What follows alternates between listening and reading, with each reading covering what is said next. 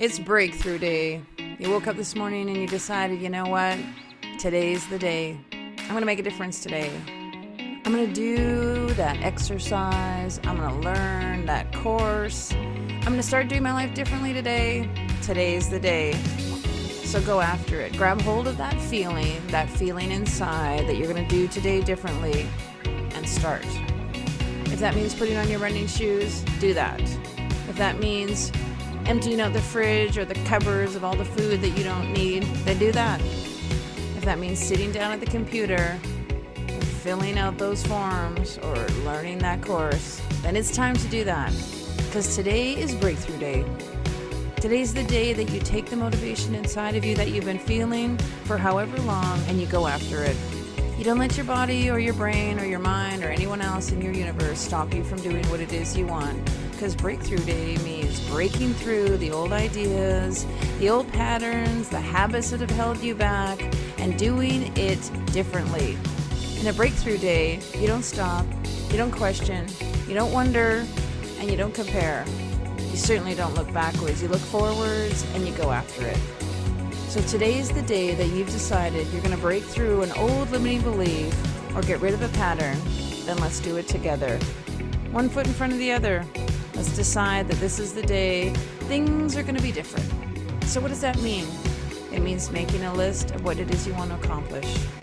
It means using positive affirmations to propel you forward. It means only positive languaging in your mind. It means writing down things that are going to help you achieve what it is you want. It means seeing success happening to you. You're going to do this. You're going to get this. You're going to figure this out. You're going to feel everything you need to feel each and every step along the way as you do it. Because when you do the work and you overcome the struggles, it gets easier and easier. Your muscles are like, I got this. Your brain is like, I can do this. Your soul is like, thank you, because I wanted this. So on a day like today, nothing can stop you. You're going for it. You're moving and you're grooving and you're feeling it. And you're taking action and you're making plans and you're surrounding yourself with people who support you. Because on breakthrough days, you can break through anything. You can break through the old. You're going for it. You're moving and you're grooving and you're feeling it. And you're taking Who says no to you? and you're making Who tells you plans, no, and it's you're surrounding impossible, yourself you with can't people who do it? support you. Who Because on says the breakthrough things days, like, you can break through anything. you're too old, you're too fat, you're too stupid, you don't know how to do it? Who are you to want such a thing? Who tells you no in all kinds of different ways that diminish your spirit and pull you down? Who says no to you? Who is not there for you in the way that you need emotionally by giving you the words no when you tell them your dreams, your ideas, and your desires? Here's the thing. No is just someone else's opinion. No is their limited thinking. No is what their brain tells them when they believe they can't do it. It's not possible, and it's way too big for them. Don't listen to anyone else's no. Know yourself. Know what it is you want. Know what it is you believe in and desire, and don't let anyone else's opinion of what you want to do stop you from going after what it is you want. No is their limited ideas. It means they can't do it. They don't see it. They don't have the vision like you do. So don't believe in their no and go after your yes. No just means new option. It means there's a new way of doing it.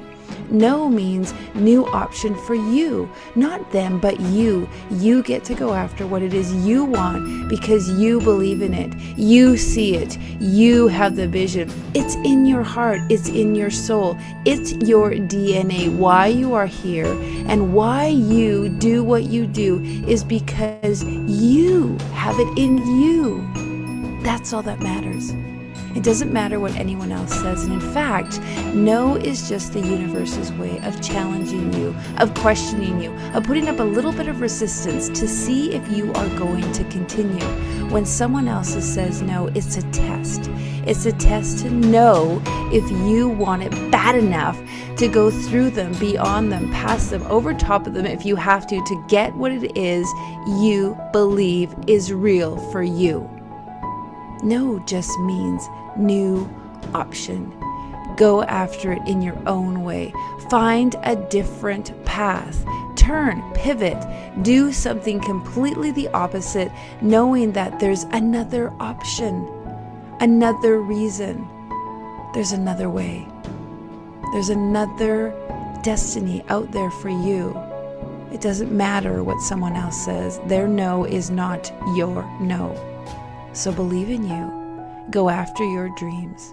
Know yourself enough to know that you've got this. This is yours. You can do this. Believe in you, ignite you, and be you. That's all that matters.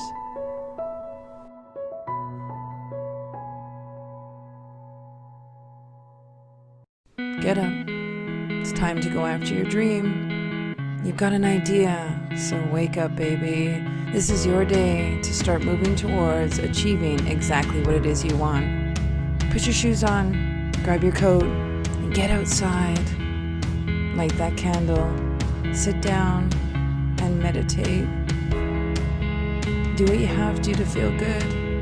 Grab some water and drink the whole glass. Stretch your body, move, reach, wiggle your toes, and get out all the old stuff that doesn't feel good, because today's your day. You're going to do something magical today. You're going to make a difference because you're going after what it is you want. This is your moment, so take it. Do something today to get one step closer to what it is you want, because guess what? The universe is waiting for what you've got brewing inside your mind, and it's excited to help you, encourage you, motivate you, and push you forward, because what you're thinking, it wants to see. So go after it. Sit down at the computer, get some work done, grab your notebook, write out that list, do some training, teach yourself something new, be a good student, learn what it is you don't know. Ask questions. Look to people who are doing what it is you are doing and emulate that. See how you can do more. What can you learn? How can you stretch? How can you push the boundaries of what you're used to and do something different? Because you gotta be different if you want different, and this is your time. You know this is what you want, and so go get it. Push yourself. Encourage yourself. Support yourself, because you can do it. You've got this.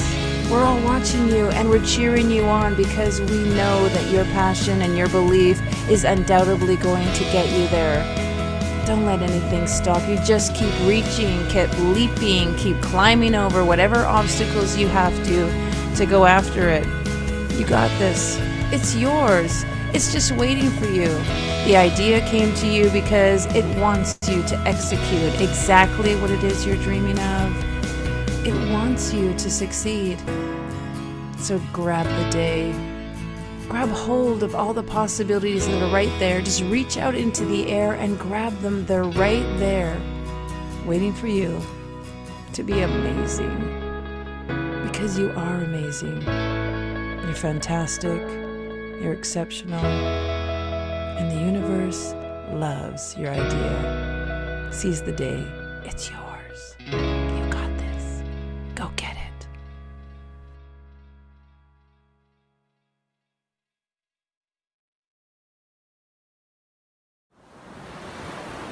There isn't a person in this world who knows you better than you know yourself. No one knows what you're capable of. No one can see your potential as well as you can. You know what you can do. You know what you want, what your dreams, your desires, everything you want to go after. You see the clear vision. You know what it is. You know what you have to do. This is the time for you to start looking within yourself and finding your strength, finding your passion and going after that. Not listening to anyone else, not wondering what anyone else is doing, not looking to the side to see who's doing what, just staying focused, looking forward. What are you gonna do? How are you gonna handle things? What's important to you, and how are you gonna put one foot in front of the other to get what it is you want? We get so caught up in the world and what everyone else is doing, and it's just noise. Focus on you. Focus on yourself, on your dreams, on your desires, on what it is you want, where you want to go. How big do you want to make your life? Go after that. See that, envision that, write that down, be a part of that. Immerse yourself in that idea, that vision, that goal. Go after that. Trust yourself. Trust what it is you're up to. Trust what it is you believe in, and believing in you is all that matters. You know how great you are. You know what you're capable of. You know what you're good at. You know what your talents are. You were put here for a reason. To show the world how unique, amazing, powerful, and dynamic you are. So go and do that. Love that. Learn that. Get everything there is to know about doing that. Then you'll be successful. Then you'll have your dream, your happiness, your contentment. Then money will come. Then joy will prosper. It's when you do what you love that the world shifts and follows you. You be the guide. You lead the helm. You're the one doing the work, and so the universe pays you off 10 times over in so many different ways. Happiness, joy, relationships, finances, entertainment, travel, experiences, all kinds of things blossom when you're doing what you love with your vision in mind, following your ambitions and going after it, your opportunity, your potential, your vision. This is your moment. This is where you get to do what you love. Believe in yourself. Believe in the power of you, and you will have the dreams. Your dreams will come true. This is your moment to ignite your life. So go after it. Go get it. Be you.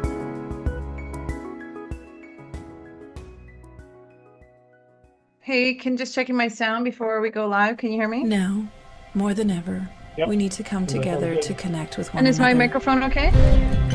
Yep. Cool. Can you hardly Hear this see at it all? blends into the background. We need to feel Hear the that? truth and who we are and let go of Okay. everything that's happened in the I past. have too much music going on. I can't hear anything else. We need to empower every person on the planet and awaken hearts, enliven souls, come together, laugh, play, rejoice, connect, create, and love.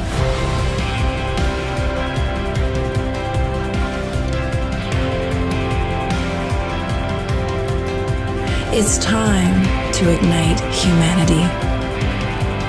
We want you to be a part of something that will impact the future for everyone. We want you to tell your story, share your Ignite moment, show people who you truly are. Be a part of igniting humanity and making a difference in the world and all of our futures.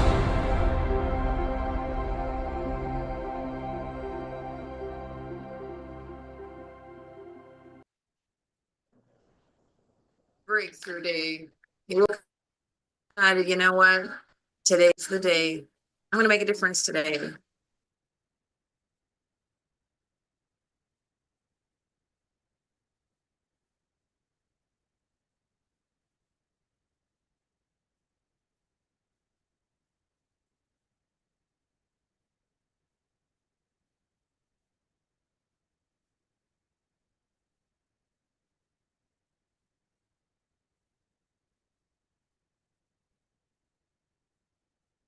Are we live? Are we live? Are we live? All right, everybody, welcome. I'm so excited. All kinds of fun technology that's happening, unfolding. Guess what day it is? Well, it's Ignitearama Day. All kinds of fun things are happening here. I just want to say hello and blessings wherever you are in the world. Big congratulations and hugs to you on this beautiful, beautiful Sunday. And we're doing something that we love to do all the time at Ignite. If you are an Ignite fan, if you're part of Ignite TV, if you're part of Ignite YouTube, you know what we love to do on these amazing weekends right after a book launch. We love to do Ignitearama, which is getting together with all of our fantastic authors. So just big hugs and kisses to you guys. This is our 26th Ignite book. Can you believe it? For those of you who've been with us since the very beginning of time, 26 books later, here we are sharing on how people have incredible Ignite moments. And today is honoring all of our authors. They're in the house throughout the entire day. We're going to meet each and every one of us on this incredible Ignitearama extravaganza. That's right. It's happening today, all day today. From this morning till late this afternoon, we're going to be meeting with each and every one of the authors. We're going to be talking to them a little bit about their book, their chapter, their story, why they wrote, why they got involved, why it was important to them. And we are even inviting in some of their families, friends, and loved ones for them to share this momentous moment together. And we wanted to invite all of you to be a part of it. And why do we do that? Well, because we know for a fact Ignitearama is a powerful, amazing, incredible thing. We've seen it multiple times. We've seen so many incredible authors and book authors jump in and make sure that we are, oh, sorry, I'm just making sure our screen is going. We are not, I'm not, there we go. Sorry, I just did that little thing with my mouse. We're making sure that authors are being acknowledged today because it is a monumental occasion to write your story and get published. And exciting, if you have not got your copy, please do so. Ignite Impact is the book that we are talking about. It has gone bestseller in 5 countries already. We'll put in the chat those 5 countries that we have gone bestseller in. We're very excited to share with you this incredible book with all of these authors. And we're going to get started right now. Coming on into the house, our very first author, our 10:15 a.m. Miss Shurston. She's going to be showing up. If you're here to see Shurston, let our studio producer know that you're here to see her. And we are going to have some fun talking about all the ways. Welcome to Ignitearama. Congratulations, Shurston. Here she comes.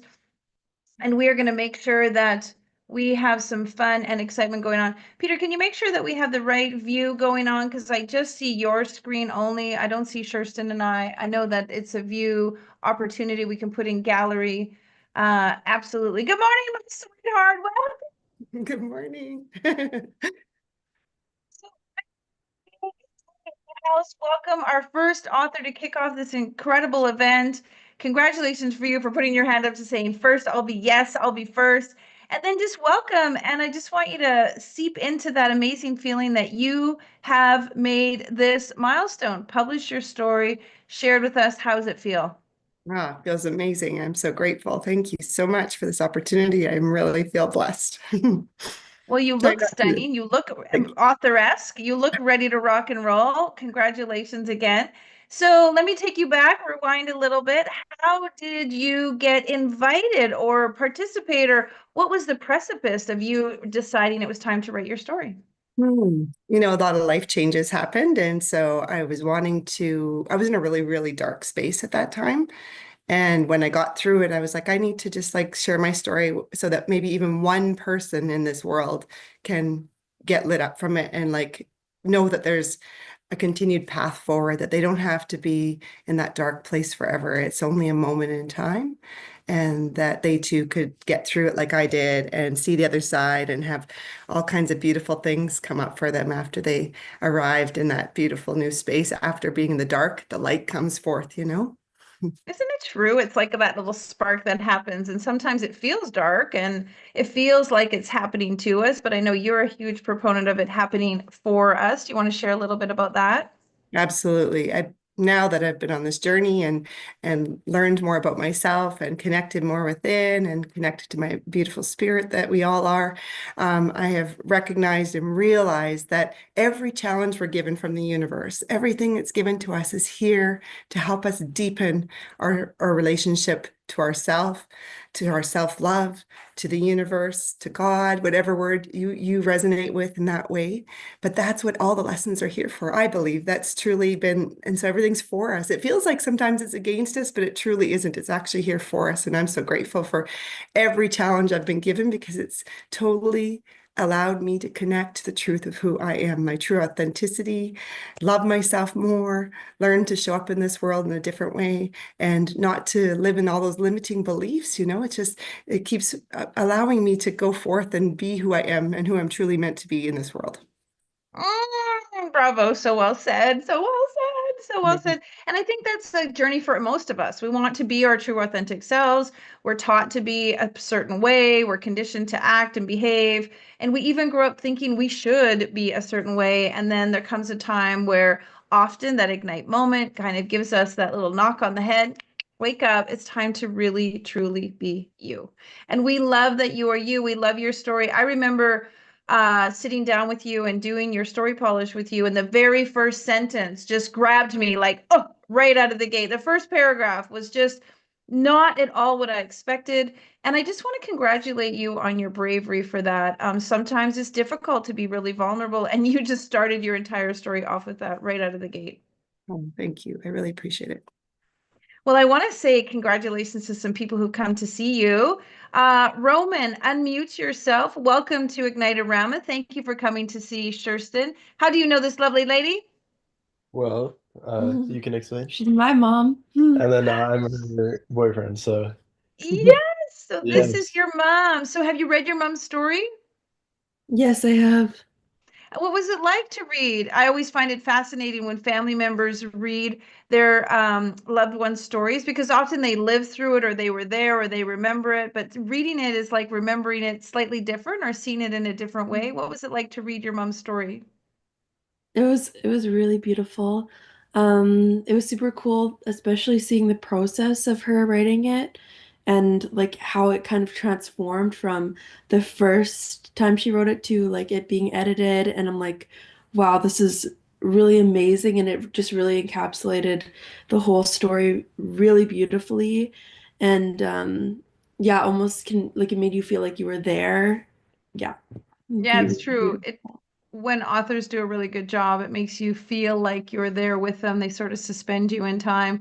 And that you've described it very well. The writing process is an unfurling.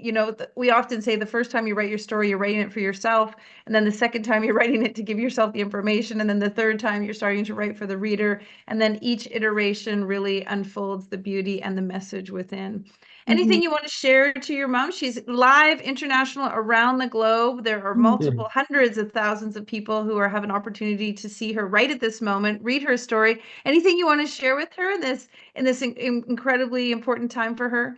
Yeah, just that I'm very, very proud of her. And she has come so far just as a person. And I'm so glad that she's my mom. Very, very lucky to have her as my mom. And yeah, I can't wait for the future Ignite copies as well. It's a beautiful book and absolutely love it. Thank you so much for sharing. Sherson, anything you want to share? I'm just so grateful you're my daughter, and thank you for being here to support me and Roman. I love you both so Of much. course, Love I love you you. You've too. been on my journey with me, and it feels like I couldn't have done any of this without either of you. So thank you. Very proud of Awesome. you. Roman, anything you want to share? No, I wasn't part of her journey when she like the part that she covered in the book, but I got to see her grow after the fact, and it's really cool to see how far she's come from when I had first met her to now. So just very proud of her, and yeah, congratulations on your book launch. Thank you so much. Of course. Awesome, awesome, awesome. I know it's kind of a little pinch me moment, isn't it? It's like book launch, like what? International bestseller. How exciting. Well, I would love to honor your co-author, one of the authors that was with you in the book, Miss Melody Carberry. Please unmute yourself and share a little bit for Sherson. Kirsten, I just wanted to really honor you and say thank you for your contribution to this book. It, of course, holds a pretty dear spot, I think, for all of us. But getting to know you a little bit, not nearly as much as I'd like to. I really just want to say being in your presence has always been such a wonderful feeling. The authenticity that sits behind everything you say and what you put out into the world and where you're going. We all need a little of that in our life, I believe. So I just really wanted to say congratulations. It's going to be magnificent. Like, hard to wait to spend some time. Thank you so much, Melody. Your words mean so much to me. I appreciate you. Thank you. Thank you. Kirsten, I know you and I have had a lot of time together, and thank you for being and honoring and being so kind to me personally and coming, spending time with me in my home. Let me ask you, for those people who may be going through some of what you've went through or experienced something similar, afraid or unsure if they should tell their story, what would you like to share with them? Oh, I believe that telling our story actually helps us on a deeper level of healing. You know, it really allows us to get out of our system and out of our pores, our cellular level, everything we need to bring out there. And also, not only that, when we allow that healing to come through us, it helps to heal other people. I truly believe we need in order to heal, we need to feel. And so, if we feel all that stuff by writing our story, it allows every layer of us to be able to heal on a deeper level. And then that healing goes out to the world because it all begins with us. It all begins with us. We need to, like Gandhi said, be the change we want to see in this world. It starts with us, the man in the mirror, like Michael Jackson said, all those beautiful things. It's so true because when we begin with loving ourselves and being responsible for our own emotions and our own just every part of ourselves and showing up beautifully kind, compassionate, loving, and empathetic, then we change the world and the world changes with us. And, that's what the world needs right now. We have so much going on, so much, stuff out there that could be affecting us. But when we don't allow our internal landscape to be affected by what's going out there, and we can stay rooted and calm within ourselves and our spirit, then we're bringing that to the whole world. Amen. Amen. Right out of the gate, folks, I hope you have a pen and paper because if you're going to be sitting here watching Ignitearama today, you're going to be getting some juicy nuggets. And that was a great one. In order to heal, you need to feel. Write that down. It's really, really powerful. Kirsten, we thank you so much for your bravery and your courage. I know that this is just the beginning for you. Do you have the bug to write a little bit more? Has it sort of been bit by the writing bug? Oh, absolutely. It was before, but this really just totally blew it up for me. I can't wait to finish my book that I was starting a while ago. And this really encouraged me to continue going on it and really put the effort and time into it because I feel it's just such a beautiful, beautiful gift when we can share what we have been through to others to help ignite them and help them to really have that moment where they can realize that they have in them what they need to also be come out and show up in the world in this beautiful way that they can. Everybody has that in them. We're all special, but we're all not special, right? We're all just beautiful beings of God, the universe, spirit, and so we're all just here, and we're here to show up and shine in that beautiful way. So. Well, you have definitely been a woman in the mirror for all of us. We've been able to reflect on the growth and process that you've gone through. We've seen it in ourselves. And so keep doing what you're doing. Thank you for the work that you continue to do, your story, your personal work, the work that you do, your transformational self-love therapy. That's always so powerful. And when you are a mirror for somebody else, it gives them the permission and the opportunity to step into their greatness and wonderful. Any last words you'd like to leave us with before we give you your big congratulations on an incredible job well done?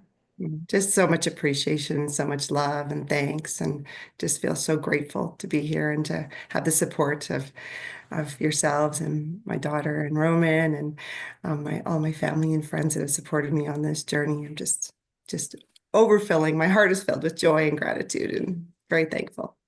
Awesome. Well, she's an international best-selling author. Let's see if my sound effect works. Yay! Give her a round of applause. Yay! Thank you so much. All right, blessings to you and wonderful. Thanks for showing up, everybody. Fantastic. Well, this is how today's going to go. Every 15 minutes, we're going to be talking with one of the authors who has been published in our book.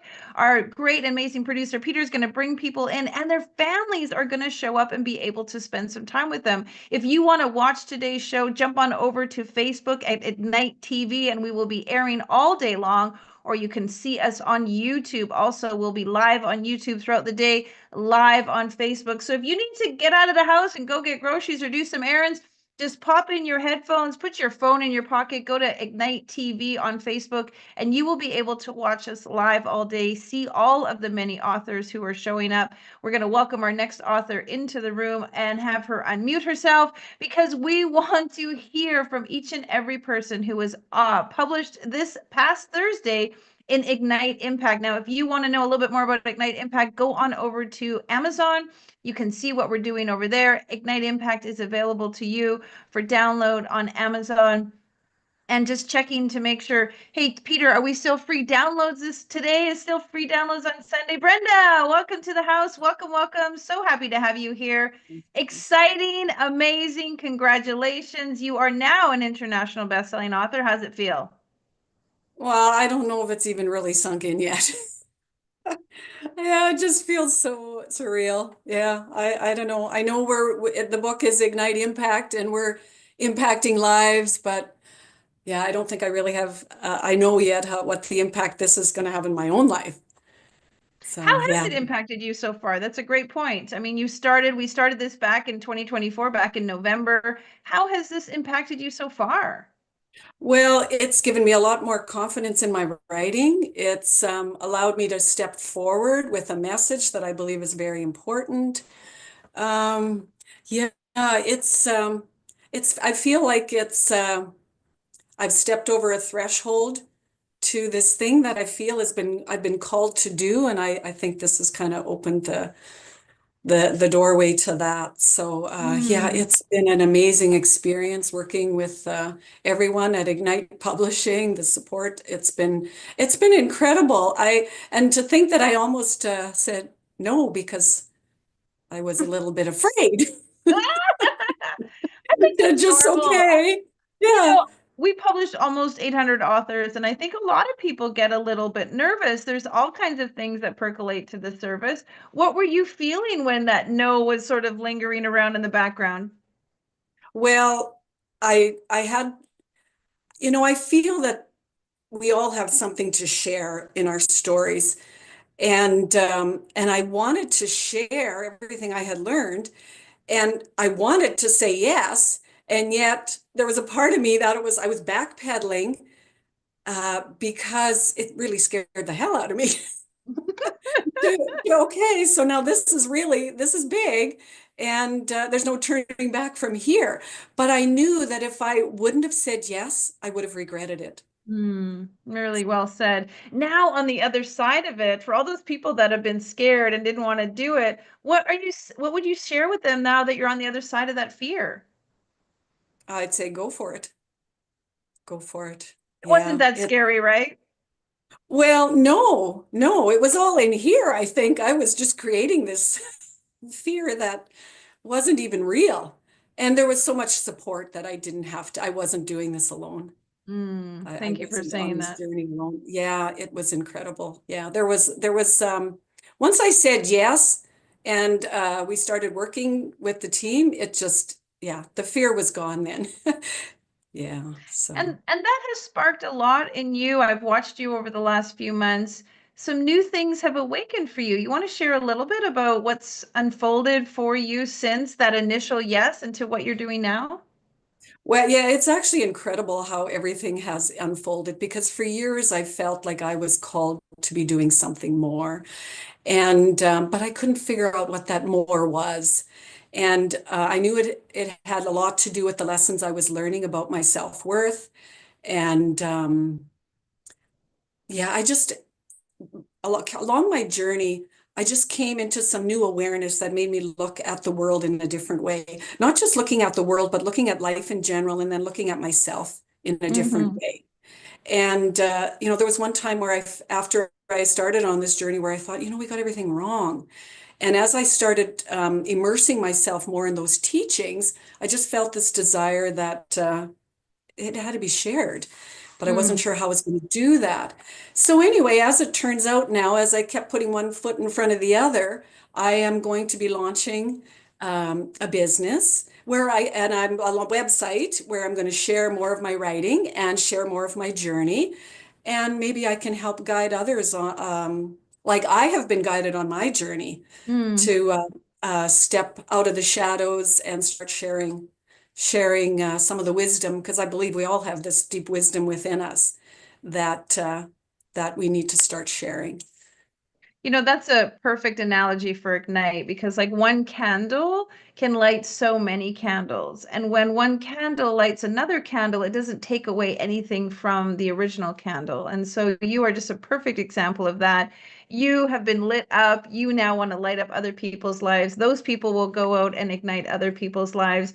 And that really was the beginning and the precedence of igniting humanity. I saw so many authors like yourself get lit up by this process and go out and light up others. And it just started to mushroom and grow and become this incredible ripple effect. So thank you for being that also for humanity, because when you step into the greatest version of you and you're doing what you love, it gives so many other people permission to do the same.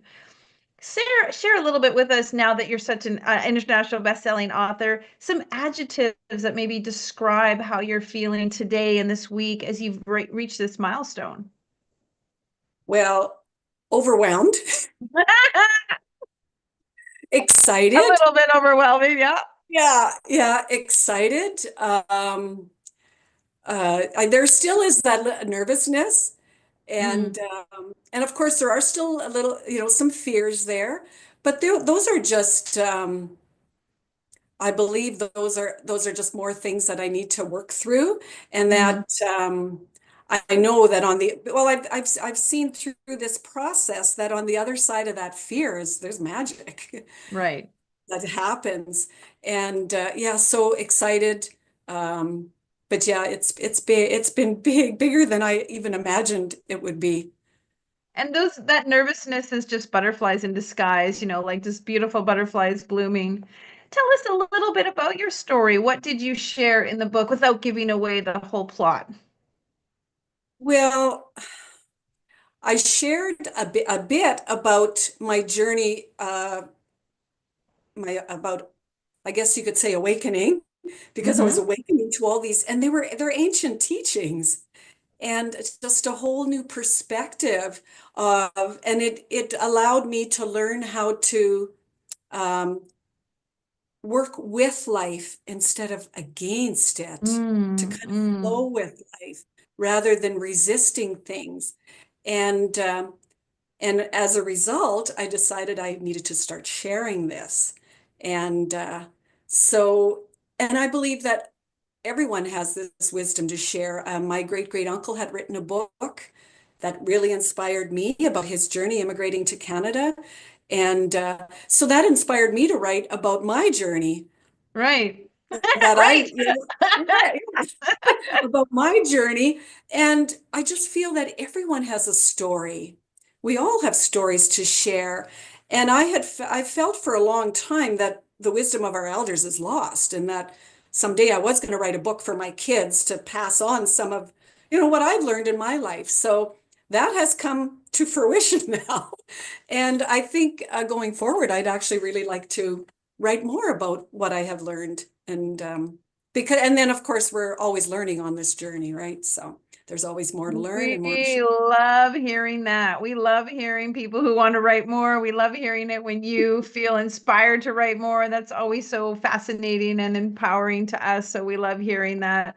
What would you say to some people maybe that have not been writing or not using words, or writing words to sort of share some of their experiences, maybe feeling like some of the fears that you had about writing? What would you share with people who maybe might be able to give them some suggestions or support?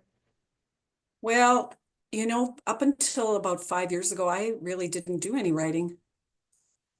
And I just decided that because I had learned this, I wanted to start writing. So I started getting up early every morning, and I started doing morning pages, and I wrote every morning. I committed to writing every morning. Some mornings I didn't write a lot, some just a bit, but I started posing my questions to the universe. And it was amazing how the answers were starting to come to me, and I was getting all this guidance and even gaining more wisdom coming through that writing. So I would just encourage everyone to just pick up a pen and a paper, find a quiet space, and just commit to writing down your thoughts.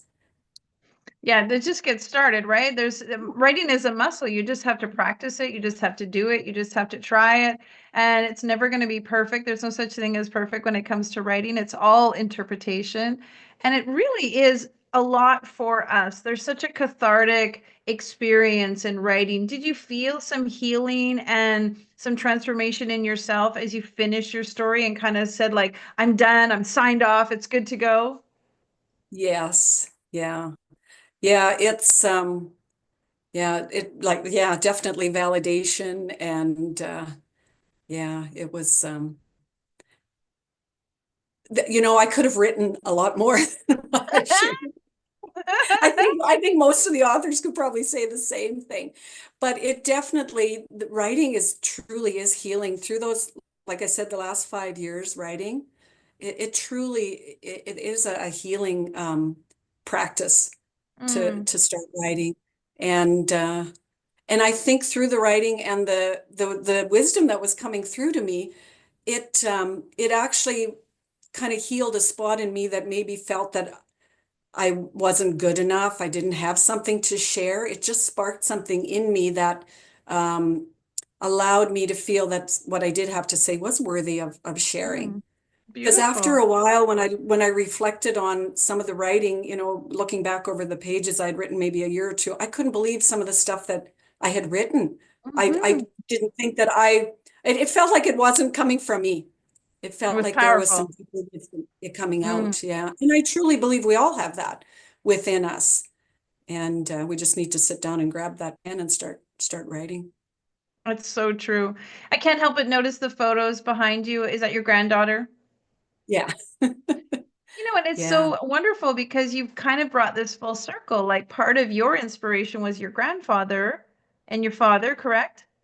Yeah. My great great uncle wrote the book. Great Yeah. great uncle. Okay, great uncle. So Yeah. family. And now you have this legacy that you're leaving behind for your family. How does it feel knowing your granddaughter is going to be reading your story one day and sort of really realizing what you've been through and the things that you have inspired, the wisdom you've imparted?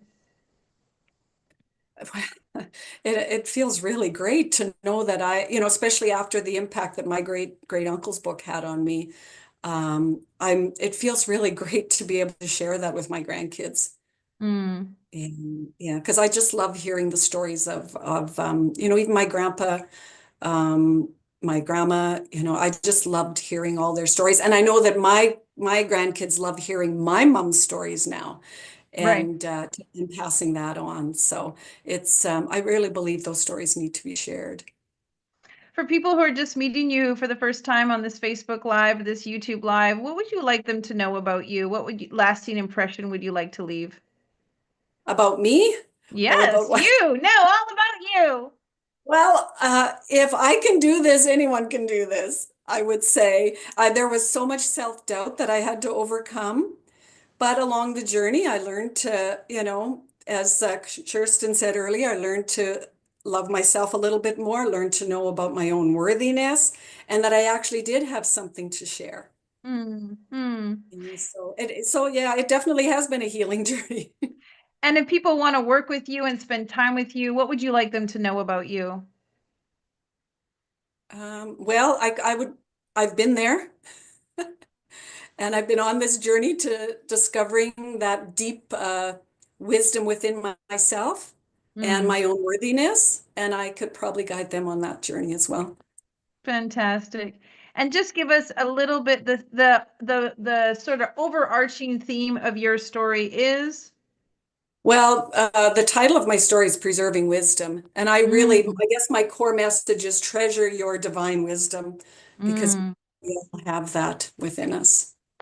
Absolutely beautiful. All right, let's give her a big round of applause. She's an international best-selling author. She's amazing. She's incredible. Yay! Thank Richie, gotta you. give Thank you. Thank you. her Yay! Congratulations. I Thank you really want you so to much. celebrate. You're Thank you very, for very giving me welcome. this Make sure you opportunity. celebrate. Thank you. You got it. Thank you so much. We love hearing from authors, and even those who said the very beginning was scary, they weren't sure, they didn't know if they were going to say yes, and then they did. And all of the authors here have said yes to this program.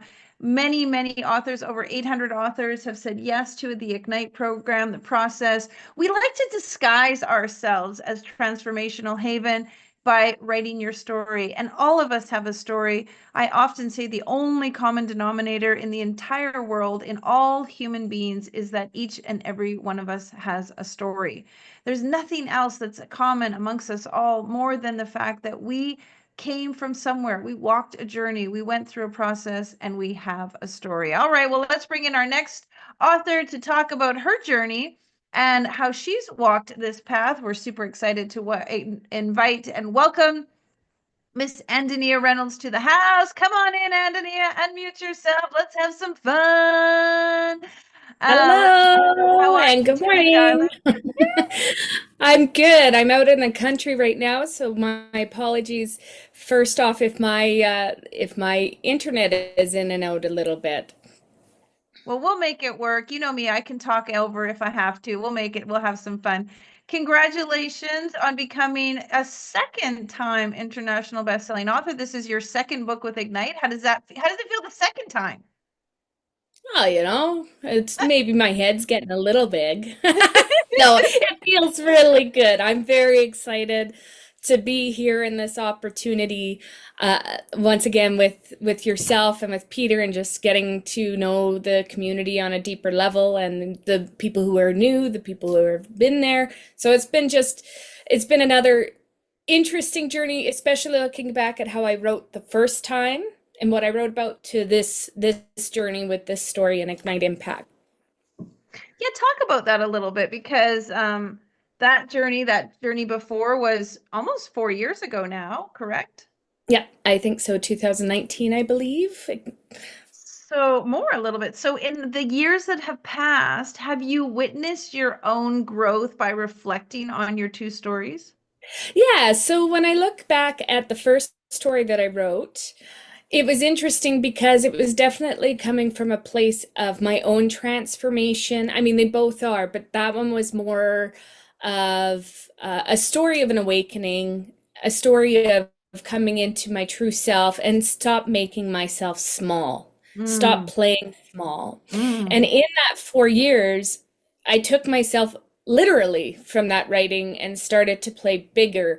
And, it took me into stepping out of my comfort zone, opening up a daycare, starting multiple businesses, because I like to do stuff. Yeah. And even going back to school full time to, really build on my social, like becoming a social worker and building on my next journey in helping people. So this story is the impact, Ignite Impact is really diving into that transformation, even on a deeper level, as to how I had really needed to trust myself, my own gifts, know that I'm worthy, the connection with myself and spirit, but also with the horse on the deeper level of where I want to come from, because it's the healing that comes from within when you stop running and you take a look and say, you know what?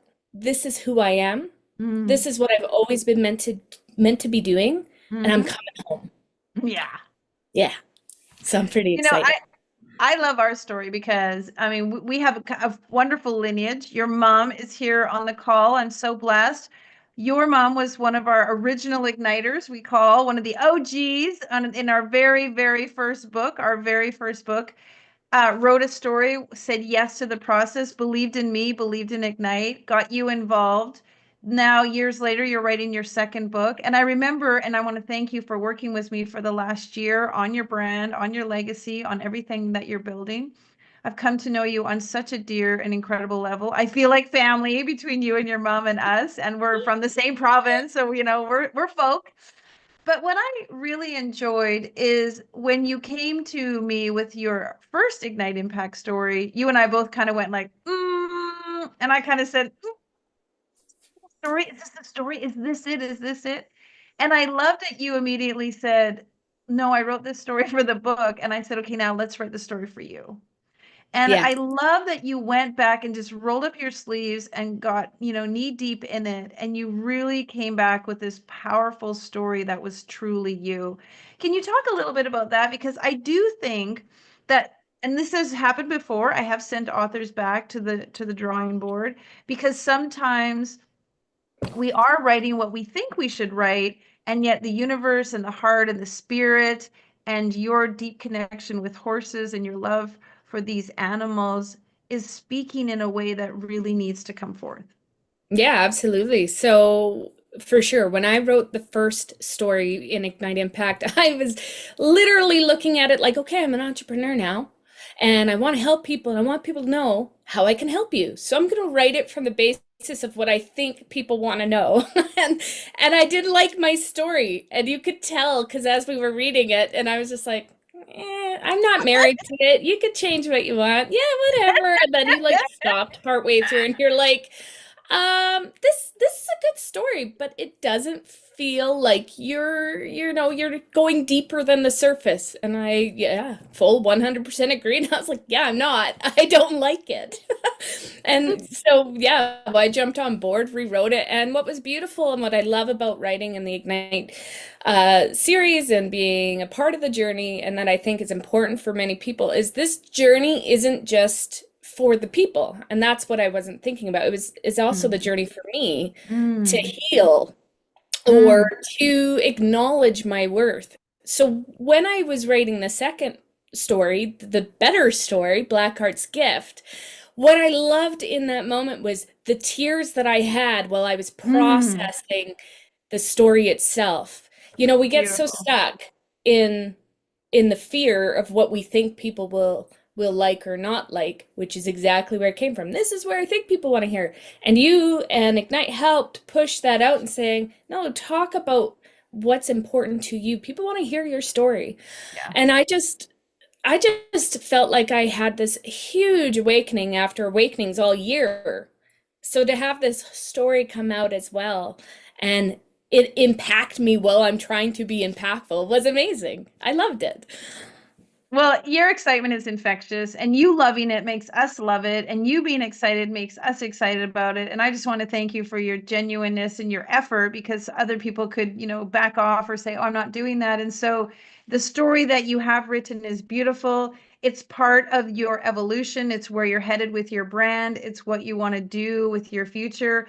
I'm super excited that you're stepping into this idea of the Mustang wisdom. Do you want to talk a little bit about that? Let's tell everybody about it. Yeah, sure. No, the Mustang wisdom is, basically taking the journey that I'm on in my own healing, while utilizing the horse to bring in for other people to come and join me and let me show you how the horse can help you reframe your mindset and set you up for success, and also just whatever you're hiding within yourself that you don't want to share with anybody, which is totally fine. The horse will help you in guiding you through that. There's so much to it, but I am very excited because I've been putting little videos up. I just got my wildies, my little Mustangs recently. I picked them up and hauled them on Wednesday, and I'm loving the conversation I have with myself while I work through my own limited beliefs. And that's the part that's so fun with the horse, is that whether you are experienced with them or not, you have a voice in your head telling you, oh, you should feel this way. Oh, I'm scared. Oh, maybe I came in too fast. And it just is all these things that the horse mirrors for you that tells you whatever you do, you can't make a mistake. We can fix it. Just try a little slower. Take a step back and analyze. So I love it. I love the Mustang wisdom in all its glory and all its beautiful things, because it's involving something that communicates you through body language and synchronicity. It's beautiful.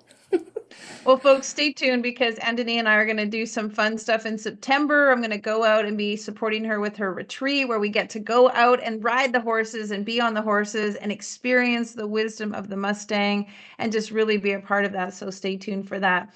Back to this book. Let's move over to Mama Phyllis. Mama Phyllis, so good to see you. Sending lots of love to you. unmute yourself and tell us a little bit, how was it again to see your daughter go bestseller? You've done multiple best-selling books with Ignite. Congratulations. I think your 5 is your champion number. How was it to read Andonia's second story? Well, I've almost worn the book out reading the first one over and over and over again. I am so proud of her and so excited for the journey that she's on, and really grateful that she includes me. Mm-hmm. So much fun. No, it's beautiful that this is like become like a family, and I do feel so much like a family. It's so good to see you, and it's so precious that you let your daughter be a part of what we're doing. Is there anything you would love to tell her that you saw between the lines when you were reading the story? There was the story between the lines that only you would know, only the mom would know, that maybe you want to share with her. That's a big question. It is a big question, and of course that would be true. That, but what did I see?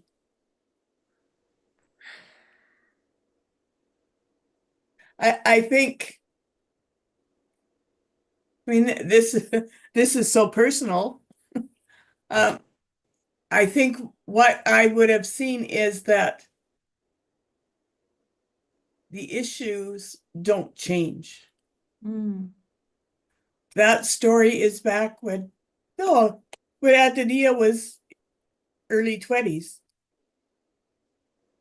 She still has that same issue in terms of letting it go. Like that's the same for all of us. Right. We have that habit. We carry that backpack with us, right? I don't believe any of us have real revelations as much as we're just reminded of what was in the past. So if anything, that's what I would see in her story about her, for her to reflect on and use her own Mustang wisdom for herself. So well said. It's true. We all go through these stories because the story is for us. It's for us to learn. And so blessings, Antonia. If you look back at that story and that time in your life and the wisdom that you gained from that, based on the wisdom you have now from the reflection of that, the hindsight of that, what would you say you've gained most from that experience? I think it's reminding myself to stop. And I say this a lot, is stop, breathe, observe, and ask myself, what is triggering me right now? Is this serving me? And that allows me the time that I need to assess and have a do-over. Right. That it's okay. Even just as recent as, like I said, standing in with the horses and they move a little bit, and I ask myself, oh, why did I feel that way? What created that space? Let's go there. Let's talk about it for a second. Of course, I'm doing it by myself, but that's like writing the book. Those are those moments like, ooh, why did I get triggered while writing this and started to cry? What is it that I haven't dealt with, or that I've dealt with, or grateful that I can write this now? Can I just share, after doing 26 books, I've written 26 stories. It still happens to me. I still write a story and I was like, oh, that's me. That little girl in the story, it still happens. And I think that's what's so beautiful about it, is that we let it happen, because too often in life we're parking things, we're blocking things, we're burying things, we're suppressing things. And so anytime we bring it to the surface, we see it, we acknowledge it, we love it, we admire it, we give it love and support, it's always for our best interest. Always. I look so forward to, of course, doing more stuff with the two of you. Always. I look forward to us spending some time together in September with the Mustang Wisdom. What would you love to leave people with now that they're more curious and more excited about what you're doing? Yeah, so I guess if you're somebody who's looking to be open to something different and exploring your limited beliefs and a side of yourself that you've even maybe already been doing, but just not getting the results you're quite been getting, come and see me. Meet me up in Many Hats We Wear. Watch for our Mustang Wisdom Retreat. Even message me about it if you want, and I'll send you what I have. I'm still building it because I want to make sure it's the most successful and built experience for the people who join. I also would say that, I have my Facebook page, Antonia Reynolds. I'm always posting on there too. So come in And if then you're I looking. always say, go read my story on page And read my Ignite Impact story book. in Ignite Impact, which has all my stuff at the end too. And of course, it's meaningful and wonderful. And all the stories in Ignite Impact they spark it. They do. That's the joy. It's so true. Well, congratulations, my darling. You're an international best-selling author Yay! And thank you for the opportunity again. again. I'm grateful. All right. Blessings to you. Oh, double applause, triple applause. Thanks, everyone.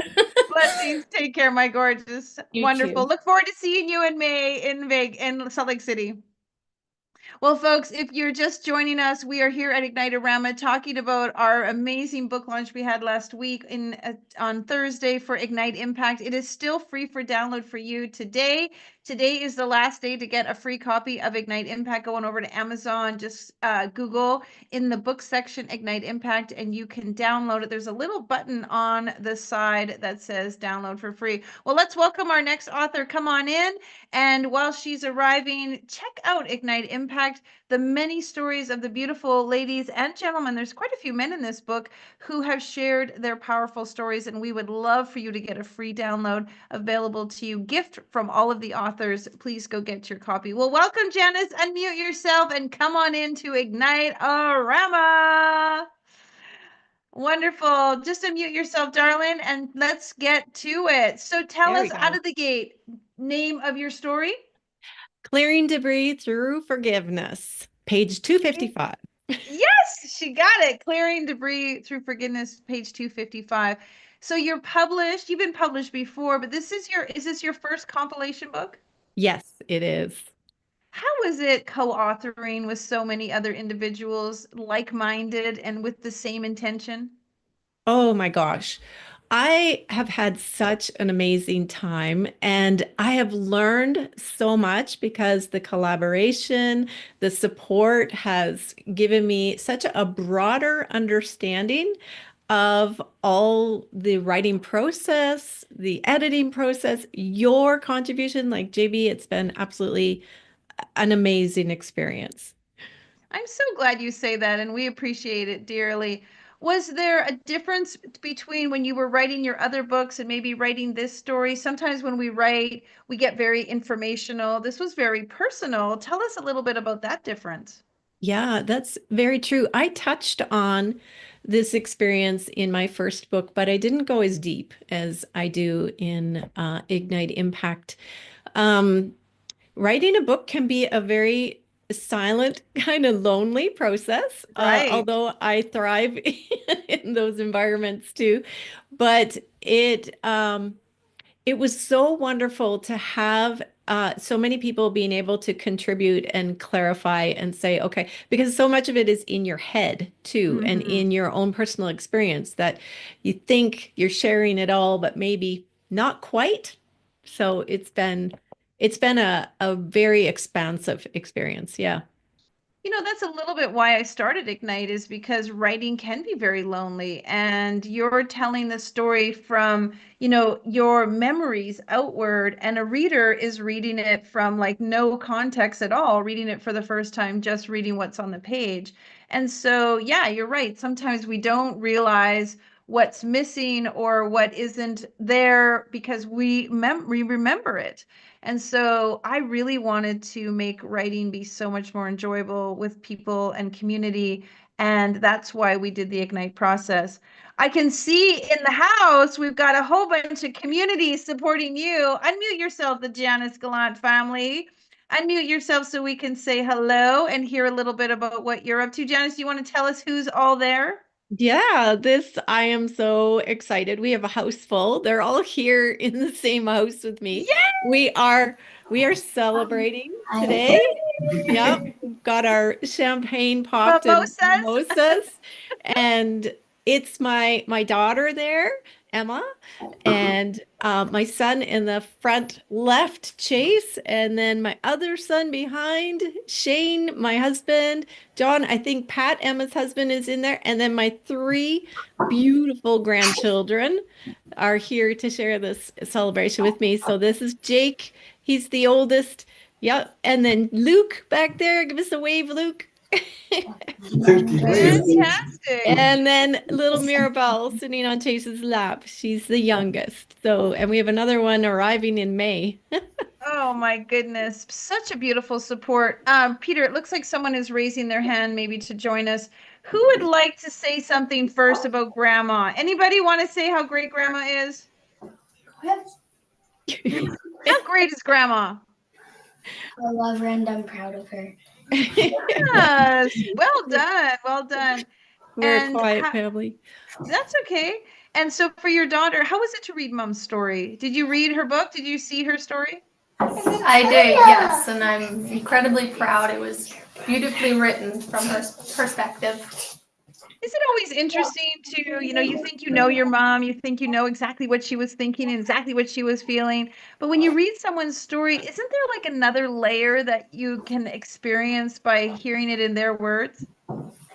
Yes, absolutely. She's incredibly strong to written the story, and to read it as an adult now to see the process of it makes me connect even more. Yeah, fabulous. And what about hubby back there? How about how was it reading Putting your him on the spot. He's the quietest.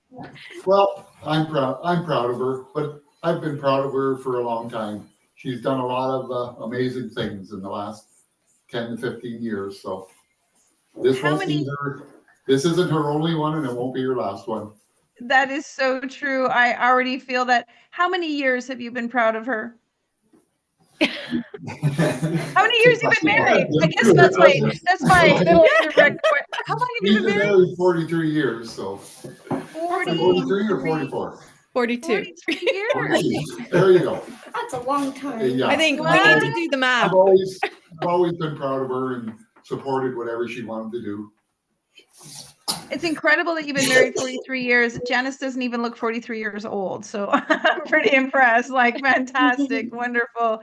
So everybody's having a little bit of celebrations. Is there cake for Grandma today? Are you guys doing something special? Muffins? Muffins. I love it.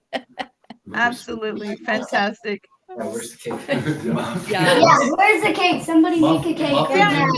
Oh, Make a Jamie cake right let it now. out of the bag. I said the word cake. I don't know. Janice, how do you feel knowing your family's reading your story?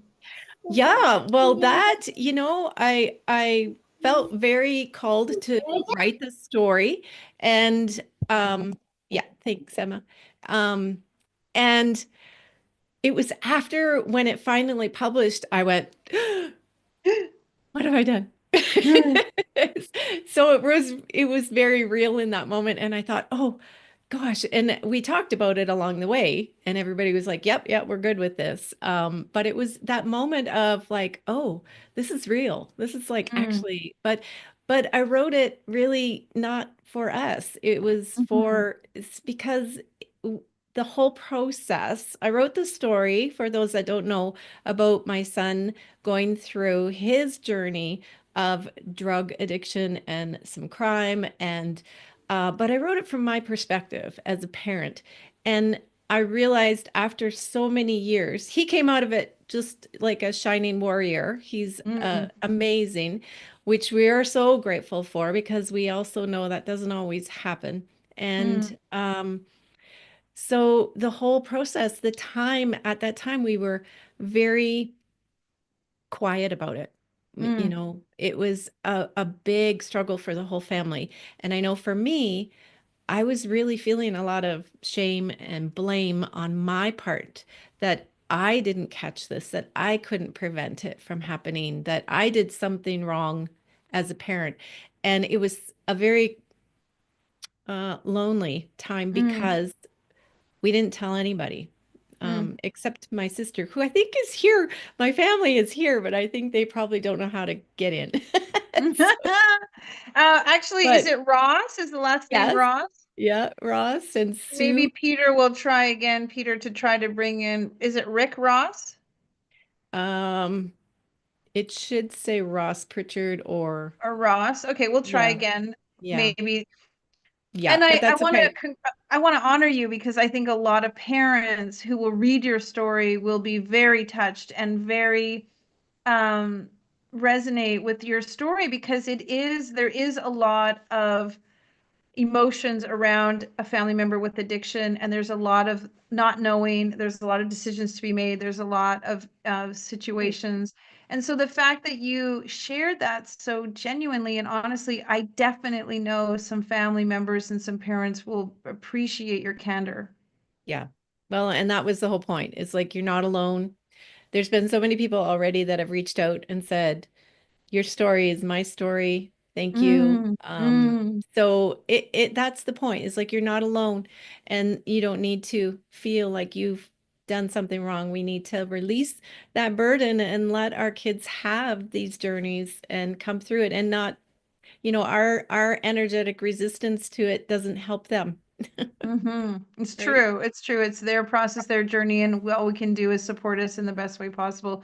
All right, Ross, are you able to put on your camera? I'm sure Janice would love to see you, and so would the audience. It's the little button on the bottom left corner. It looks like a little movie camera. You just have to click that off of the red line so that the camera comes on. And Janice, who is Ross? Your brother? This is my dad. My dad? I'm able Yes, to. Grandpa Ross. Hello. I'm And So here. happy to have you here. Say some loving stuff for your amazing daughter. Oh, And it's Janice, it's 11:11 at this exact moment. oh, how perfect. That is so perfect. So dad is here with my oh stepmom crap. Jean, and thank you, Dad, for being here. Internet connection is unstable. Would you love to say something? We can hear you, Ross. So if you Well, just you want to can say hear me. something, yeah, go ahead, Okay. say All something right. to your daughter. Well, what can I say? You're very proud of her. Well, I'm very proud of her, that's for sure. But she does a Mhm. lot of stuff, and I'm proud of everything she does. So, and she helps a lot of people too. So Does she ever? She really makes a major impact. And who are you with? I'm with Jean, my partner. Jean, would you like to say anything for Janice? Oh, I don't know what to say. It's just too emotional right now. It's pretty wonderful, isn't it? She's an Yes. international best-selling author in 5 countries. She's absolutely making a difference in people's lives. She is brave and courageous, and we just really appreciate having you here. Janice, what would you like to leave people with, knowing that your story is touching on a sensitive subject, and yet it created an ignite moment for you that put you on a different trajectory? Mhm. Yeah, it did. And the bottom line is, we carry these feelings that hold us back. We carry this guilt or shame or blame for things, anything. It's not even have to be my story or relate to my story, but for anything that you've carried through your life, the things that have happened that you feel responsible for. And this weighs us down and shows up in our life in hidden, sneaky ways. And when we can finally get to the point where, you mentioned carrying that backpack in the last interview. Oh, Rebecca and Alyssa are here too. Oh, thank you. Yay! That's my sister, and niece. So thank you for being here, you guys. When we make the decision that, hey, maybe I don't have to carry this, and we reach out to a higher power, whatever that looks like, to say, help me release this, help me put this burden down. I say in the book, love swoops in. It absolutely swoops in to show you the way. You don't have to carry it, and you can free yourself up into a life filled with more peace and joy and lightness and blossom. Yes, absolutely, and soar. And I love that you have the cover behind you. It just feels impactful and exciting, and we just love seeing your smiling face. Janice and Rebecca, we're sorry we can't connect with you, but we're so glad. It just means you have to go see Janice in person if you can. Give her some hugs in person. For Oh, all the family. Yeah, they're on the other side of the country. That's why we're Zooming. So we're grateful Yes. for this opportunity. And I'm sure Sue is here too, and Pete maybe. So thank you for being here, you guys. I so appreciate you and love you. Thank you all. Peter, if there's any way we could bring them in. And to everybody in the house, congratulations for this big celebration to be there for Janice in so many ways. This is an absolutely monumental thing. So if you have to make the doorways bigger because she has to, fit now, she's her head through, just to know that she is loving this process and we are loving her. Congratulations. Please give her a big round of applause. Janice Gallant, international best-selling author. Woohoo! Thank you. You. So love it. I'm trying to get my sound effects working. Let's go. Ready?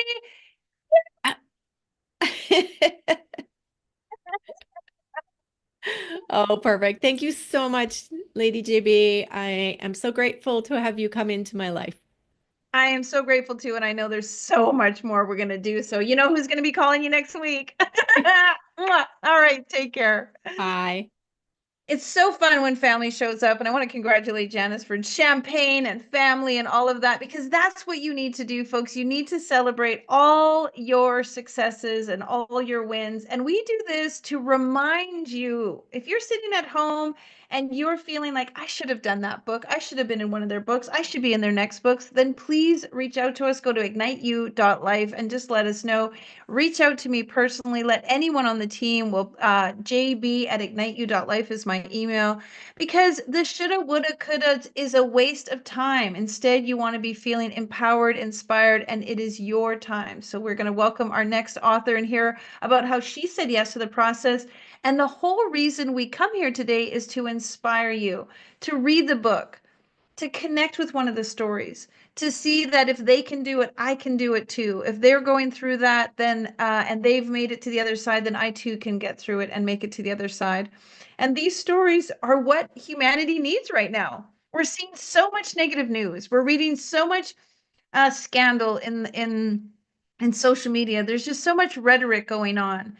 Instead, these are real people. You're getting to meet them today. Real people with real stories, with real impact, with real experiences, and they've decided to be here to support you. Their story they wrote for you to read, and we really want you to enjoy it. Head on over to Amazon and get your copy. All right, Jessica, unmute yourself, my darling. Welcome, welcome.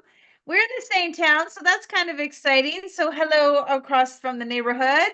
How's it feel, Miss Galore? You made an international bestseller in 5 countries. Oh my gosh, it feels like such a surreal dream has really come to fruition. Being an author has been something that has been on my list of things to achieve in this lifetime since like 5th grade is the first time I remember. I went to like a conference in 5th grade for young writers, and that's really where my love for writing started. Obviously much younger than that, but that's where it really solidified for me that I'm meant to be an author, and this is just the beginning. I'm so honored and excited and grateful to have gotten to be a part of such an impactful book that is changing lives all over the world.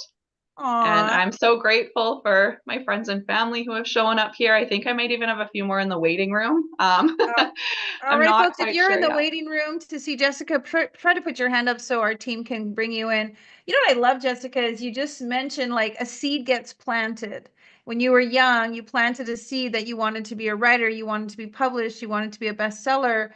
And we don't always know how long that seed needs to germinate. And I think a lot of us give up on our dreams before they sprout and break the surface. So it's beautiful that you said that. How does it feel knowing that, yes, I made that commitment as a child, and here it is now. God made this plan. The universe decided now was the time. Can you see how that germination process has been valuable? Yeah, absolutely. There's been a lot of learning and growing that had to happen to get to this point, and even the journey since I decided to fully jump into this experience and become an author in Ignite Impact, just from that moment to now has been like exponentially growth oriented and incredible in its own right. But obviously there was so much I had to go through and so much I had to grow through as well, to be able to get to the point where I had a story that I really felt solid in sharing and ready to share with the world as well. And doesn't it feel like actually that germination process is like we're grateful for it almost? Like if looking back, it may have been 10 years or 12 years and it feels like a long time, but actually looking back, you're kind of like, it's kind of perfect timing. Are you feeling like this is perfect timing for you right now? Yeah, absolutely. I wholeheartedly believe in the power of divine timing. And Right. as someone who is not a very patient person, sometimes I can really struggle with that aspect of it. But the more I've leaned into it and the more I've trusted the path that the universe has laid out for me and just followed the nudges, the more perfect everything has become.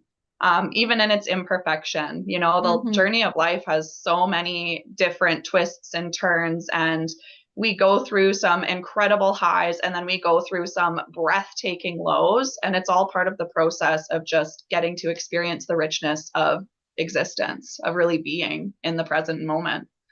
So Well yeah, it's said. been a really whole circle for me, and I'm so honored and grateful and excited and proud of myself. Like my mom really pushed me to like consider this. Like she was probably talking to me about it for like 2 months before I was actually like, okay, I'll connect with Lady JB. We'll see. And I'm Well, I grateful love she what you did. said, breathtaking, exceptional. Like that is true. Like it is breathtaking and it is exceptional and life is filled with that. And I want to honor you because you came very candid, you came very real. You stripped down in your story and talked about issues with pregnancy and marriage and relationships and commitments and it had all the salt and pepper of life was in your story. How do you feel about that? Because sometimes people get a little bit nervous at the vulnerability, and yet other times it's freeing to say like, this is my truth, this is what unfolded, and now I've grown, I've moved on from this. Yeah, for me, I have been really deep in my healing journey for about 5 years now. So I think 5 years ago, when I was first kind of dipping my toe in the thought of it, I would have been terrified. But now, like, to be able to share this story, I realize, especially with the like sensitivity of some of the topics I've spoken about in my story, which, side note, are not talked about enough as a collective.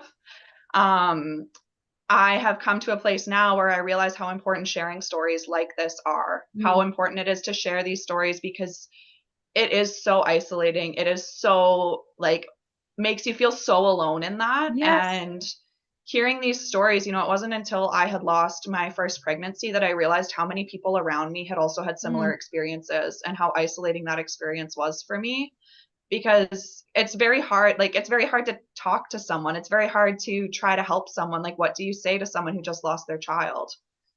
What do you say to someone who just lost their pregnancy? It's a really difficult place to be. And I think that the more I opened up when I was going through not only the first one but the second pregnancy I lost, is really where I started to open up and get help and seek therapy and really start to go into my healing journey on a deeper level. That is when things really started to shift for me, because I wasn't alone. I found community. I knew other women who had gone through similar experiences. And that, just knowing that I'm not the only one who experienced it, was so powerful for me. And you really shared a loving, blessed, warm, caring light on the subject. And so thank you for that eloquency, because that's what it deserves, and you did a really great job. So bravo. Thank you. I really appreciate that.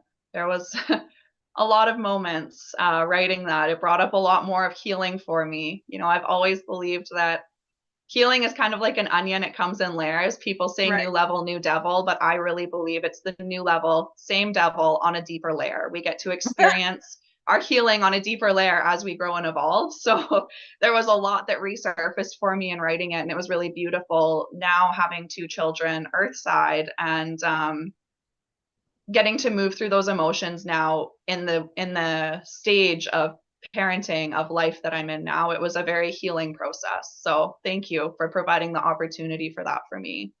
You're welcome. A total blessing all around. Well, let's acknowledge Mama, who was the little catalyst for all of this. Unmute yourself, Mel. Love to hear how that was going. So you were giving her the little mummy pressure to get her to be in the story. Now that she's completed her story, was it far beyond what you expected? Yes, it completely was, because of course, being there in those moments that were so difficult, and spending Christmas Eve in a hospital and all those other things that just, you're just in it at that time. And really you don't see the lesson, the love, the healing and stuff sometimes till many years later. To have had those moments with this beautiful soul, gut-wrenching, and just, honestly, I'm just so proud of her. So proud of her. I knew I wanted her to write. And because she's way cooler than I am, first of all, way cooler than I am. So when I grow up, I would love to strive to be a little more like her. So, And that's Grandma beside you. Grandma, how was it reading Jessica's story? Well, you've been reading now Melody's story and Jessica's story. yes. Just folks, FYI, both mom and daughter wrote in this book. So now, Grandma, Yes. you've had two stories to read. How has that been? Oh, that's so just make me cry all over again. You must be incredibly proud of the women that you've been a part of raising and you've been influencing. I am so proud of her. She is my only granddaughter. And I just love her to death. Beautiful. And I know there's Dad's only in the 16, room. Yeah, there's only 60 years between our ages. Only, that's right. And look at how much Only. you've influenced her dearly. I also know that Dad's in the room. Want to say something, Dad? Oh, sorry. Juggling. How has it been to know that both the gals in your life have written stories in this book? Yeah, no, it's awesome. So pretty cool to see, and it's quite a journey. Yeah, it's not easy to get both ladies in one book, so it's pretty powerful. They're making a massive impact. Jessica, you have a friend here, Valdine. Valdine, would you like to unmute yourself and share a little bit for Jessica?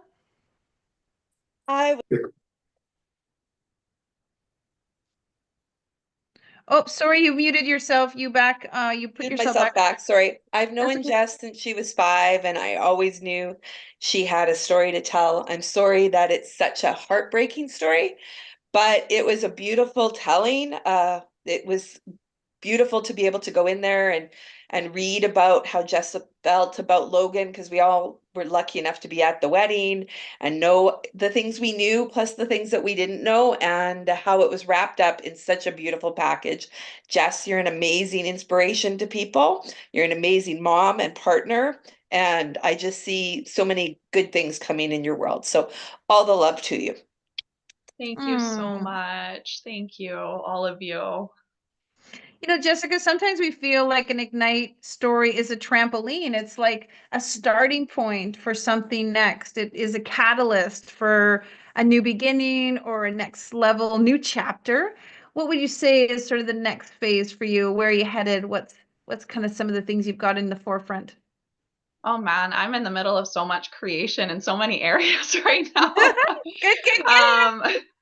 I'm just going wherever the universe is nudging me to right now. I am stepping more into my business. I am sharing my healing message with the world. I am really honoring women, especially in the space that they hold and the things that they carry. And, my huge focus right now is to build the community for women to be a part of, like women, especially in my age group. I'm going to be 29 next month, and the 20s is such a crazy age to be in. You've got like all walks of life happening all at once. So it's hard not to get into that comparisonitis kind of energy at times with it. But ultimately, what I have learned is that just really focusing on myself, walking my path, and inspiring others to do that as well is going to be the thing that supports everyone, and showing up as their authentic selves, being the best version of themselves that they can be, and really taking action towards the goals and dreams that they have. Because if someone else has done it, then there's no reason you can't do it. And I think for me, one of the other biggest things that I've had to learn in my lessons is getting help is going to get you from A to B so much faster than trying to do it your own way. And you can do it your own way, but being able to say, hey, I actually need support, or hey, I want to learn this. How can I go about this? And instead of having that victim mentality or mindset, really asking, how can I make this happen? Not why is this happening, or how is this happening for me? What is this teaching me? Not why is this happening to me? And really, deepening that mission even more, getting some clarity and continuing to build the community that I've already started. To support women in rising. That's really my big goal right now, and that looks like a lot of different things at the moment too. So stay tuned. Well said. You said it so beautifully. You said it so eloquently and so beautifully, and we just appreciate you so dearly. You, my darling, international best-selling author in 5 countries. I hope that feels fantastic and amazing. Let's give you a big round of applause. Congratulations, international best-selling author. Thank you. Go on and celebrate. Do something amazing. And congratulations for the legacy for your daughter. Great job. And we'll be talking with Jessica's mom, Mel, a little bit later on in the show. Well, Ignitearama is really designed for you to get to know the authors a little bit before you buy the book. And we want to introduce them to you so you can understand some of the scope of each one of the stories. We've already heard stories of triumph, stories of tribulation, stories of pain and sorrow, stories of overcoming and persevering. These are the stories of humanity. These are the stories of life. Every single person on the planet understands dedication, devotion, challenges, obstacles, willingness, deservability. These are human emotions that we all understand. And these are those stories. I often say that these are the stories that will preserve humanity, because these are the stories that are setting the stamp, the time stamp for what it means to be human. As we step into this incredible technological age, we have to be maintaining humanity's stories, and the will to survive, the will to persevere, the will to carry on. And truly, more than anything, the will to help someone else. If you listen to all of our authors, they shared how they want their story to help someone else. They want someone who's going through maybe what they went through to have a little bit easier time, to just have a little clearer path, to be filled with a little bit more inspiration so that they can have an easier time. And that truly is the spark of humanity, making sure that all benefit, all rise, all have a greater experience. And so that truly has been the mission of Ignite since inception. We wanted to tell stories that empowered people's lives. I had my own difficult, challenging Ignite moment that I pushed through. And for a long time, I lived in the shame and fear of anyone finding out about that story. Until finally I told that story, and it sparked in me this tremendous ability to be free of any of the shame and blame that I placed upon myself. We heard today, you have to feel it to heal it. And that's truly what happened when I started talking about my story. And so many people flooded into my life who were going through a similar story, that they too were living in shame. And if you know anything about frequency, the shame and the guilt is at a low vibrational place. You cannot be inspirational. You can't manifest. Creativity doesn't blossom when you're at such a low frequency. And so what we love to do, and what has been our mission since day one, is to empower people, inspire people. We've been blessed to be called the leaders of empowerment publishing. Forbes magazine has published me, calling me the heart-centered publisher, because these are the stories of the heart. These are the story that changed lives. And we are so grateful that so many people have put their hand up to share their story so that others can benefit, others can grow, others can feel ignited. And as Brenda shared earlier on, when you light up your life, you light up someone else's life.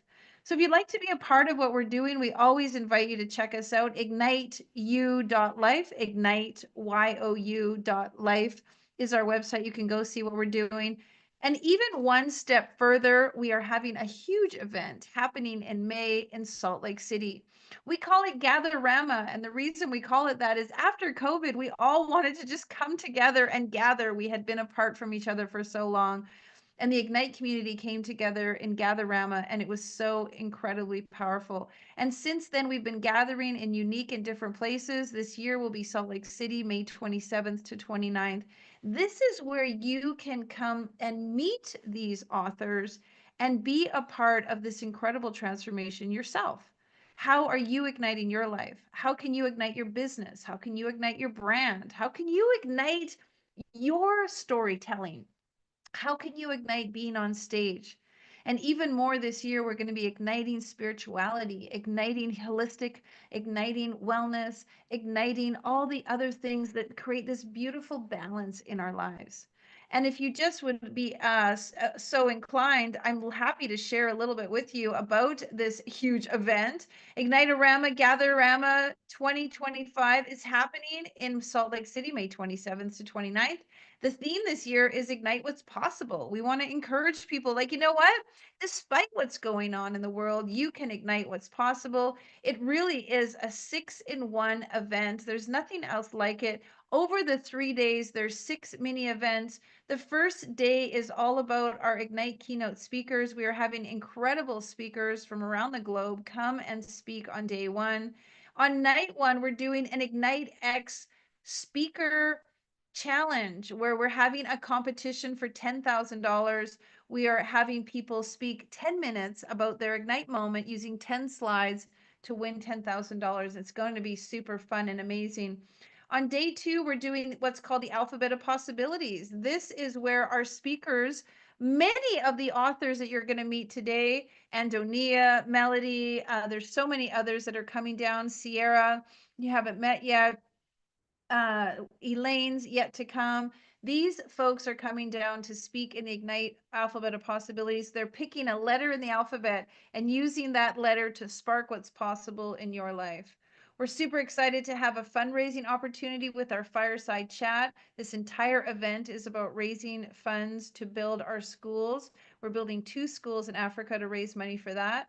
And then on day 3, we're having an outdoor scavenger hunt for people to really explore Salt Lake City and get to see all the pieces and beauty of Salt Lake City. And then on night 3, we are having our Pink and Precious Gala, where people will be coming to share. We'll be honoring our humanitarian award winners. We'll be honoring other people in our community. And we're having amazing singing sensation. The Heels come down. We're having Olympian gold medalists. We're having champion NFL players, Hall of Famers. We're having Congressional Medal of Honor winners. All kinds of beautiful, powerful, incredible, inspirational people are coming to the gala, all with the intention of raising money for our schools. And if you didn't know it, the reason we do Ignite is not only to empower people, but to empower literacy and to empower children. As publishers, we feel it's so important to ignite lives through reading. And so we are blessed to share that we have built 2 schools already in Indonesia. So excited that Ignite has been a part of our 100% of our online proceeds of our book sales go towards building and paying for our schools. And we are delighted to say that we have already built 2 schools in Indonesia. And this big event, Gatherama, in May is all about doing more of that. I have to tell you, when I was in Indonesia and I saw those kids enter the classroom after they'd been going to school in a tent for almost 5 years because of the earthquake, and the light that lit up in their eyes when they saw their classrooms and the new blackboard and the new desks and their chairs was incredible. And I just turned to my husband and said, we need to do more of this. And that has sparked in me the desire to make every project I'm involved in devoted and dedicated to building more schools. And so all of Gatherama is about raising money for the schools and about empowering you. So if you want to hang out with all of us and some of the authors that you've met so far, we would love to see you at Gatherama. Just click on gatherama.igniteu.life. We will put the link in the chat. You can always just go to igniteu.life and find it from there. But Gatherama is the place you want to be in May. And it's that win-win-win, that triple win I talk about. You get to win, our audience wins, the school wins, the children wins. It's all a win-win-win for everybody. And if you're going to do one event this spring or this summer, please be at Gatherama because it's going to change your life. Guaranteed. I guarantee it. I absolutely guarantee it. If you don't leave and come home from Gatherama and feel like your life was transformed, I absolutely guarantee it. I will give you your money back. All right, well, we're going to take a quick break so everybody can get a little bit of a liquid exchange. Go grab a snack, grab a piece of paper and a pen, get something to drink, and I will see you back here. We will be back here in just a few moments. Let me get the exact time for you. We'll be back at Ignitearama, opportunity for everybody to share our stories. We'll be back at 11:45. 11:45. See you then. It's breakthrough day. You woke up this morning and you decided, you know what? Today's the day. I'm going to make a difference today. I'm going to do that exercise. I'm going to learn that course. I'm going to start doing my life differently today. Today's the day. So go after it. Grab hold of that feeling inside that you're going to do today differently, and start. If that means putting on your running shoes, do that. If that means emptying out the fridge or the cupboards of all the food that you don't need, then do that. If that means sitting down at the computer and filling out those forms or learning that course, then it's time to do that. Because today is breakthrough day. Today's the day that you take the motivation inside of you that you've been feeling for however long and you go after it. You don't let your body or your brain or your mind or anyone else in your universe stop you from doing what it is you want. Because breakthrough day means breaking through the old ideas, the old patterns, the habits that have held you back, and doing it differently. In a breakthrough day, you don't stop, you don't question, you don't wonder, and you don't compare. You certainly don't look backwards. You look forwards and you go after it. So today's the day that you've decided you're going to break through an old limiting belief or get rid of a pattern. Then let's do it together. One foot in front of the other. Let's decide that this is the day things are going to be different. So what does that mean? It means making a list of what it is you want to accomplish. It means using positive affirmations to propel you forward. It means only positive languaging in your mind. It means writing down things that are going to help you achieve what it is you want. It means seeing success happening to you. You're going to do this. You're going to get this. You're going to figure this out. You're going to feel everything you need to feel each and every step along the way as you do it. Because when you do the work and you overcome the struggles, it gets easier and easier. Your muscles are like, I got this. Your brain is like, I can do this. Your soul is like, thank you, because I wanted this. So on a day like today, nothing can stop you. You're going for it. You're moving and you're grooving and you're feeling it. And you're taking action and you're making plans and you're surrounding yourself with people who support you. Because on breakthrough days, you can break through anything. You can break through the old.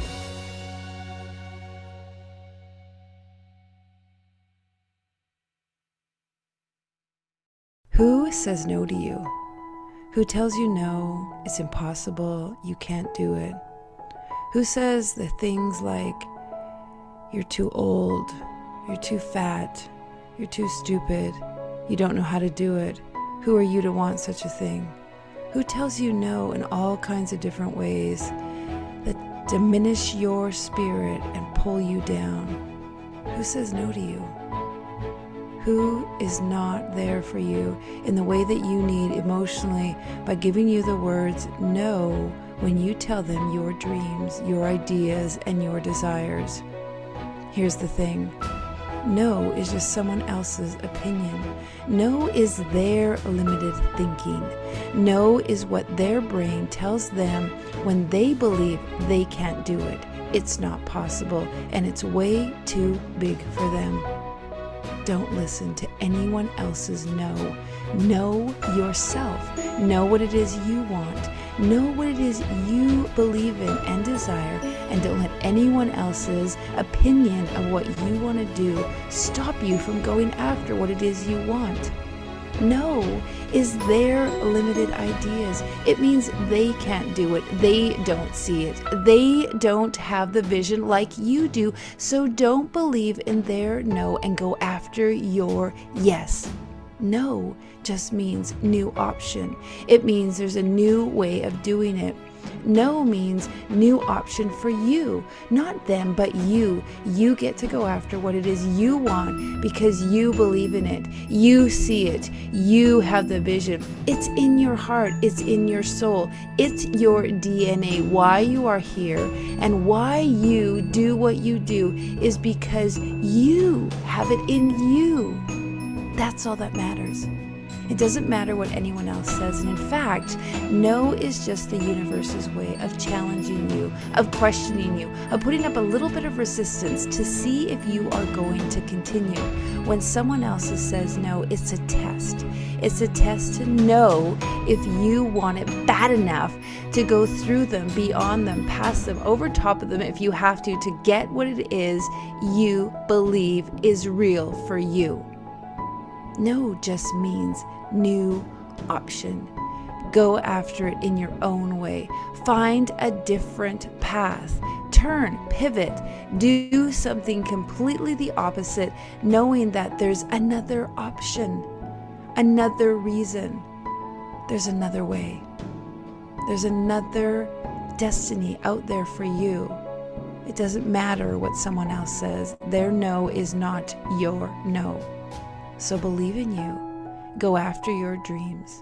Know yourself enough to know that you've got this. This is yours. You can do this.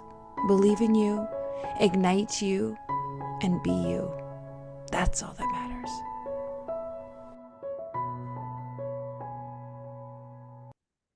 Well, big welcome back. We've had a little bit of a break on Ignitearama 2024. I was just saying to Peter, this is our first Ignitearama, 20.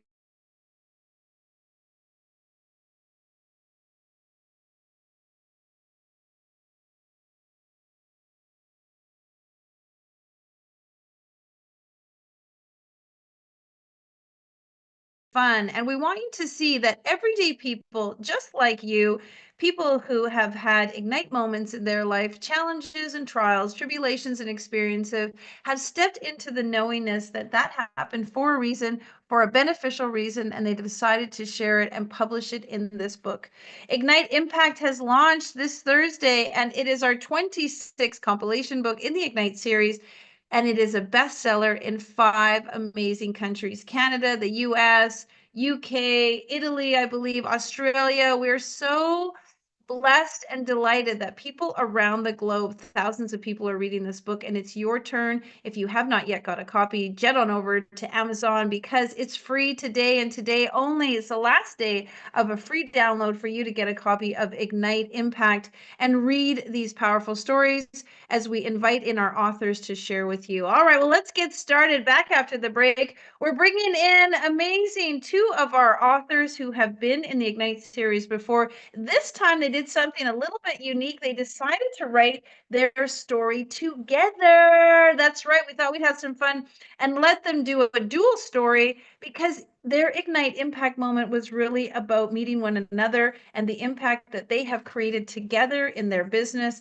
And so we're so excited to have them here. We put their story at the back of the book because it was a little bit of extra pages because together they wrote about how they are making an impact. Well, welcome, welcome, ladies. Hello, Miss Cheryl. Hello, Miss Anita. 2 beautiful people I love and adore.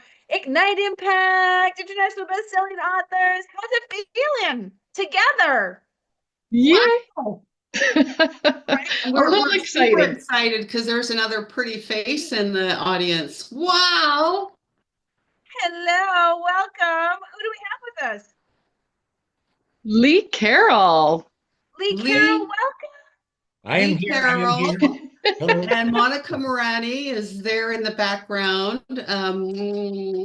And we have another one of our beautiful mentors coming on, Tara Catherine Collins. There's Tara. Hi, Tara. Welcome. I Thank couldn't see you. you at first because you hadn't spoken. It didn't pop you up into my queue, and now I see you. Lee, it's a pleasure to see you again. Blessings to you and many, many gracious thank yous. Thanks for being here and supporting these two gals who are making a huge impact, wouldn't you agree, on humanity in the world. Will you, if people haven't met them, how would you describe them? Uh-oh. How Are would you describe asking, Anita and Cheryl? who are you asking that question to? Lee. Oh, good. Okay. So the question is, how would I describe these women? These two beautiful ladies. Awesome. I would describe them as seekers, first of all.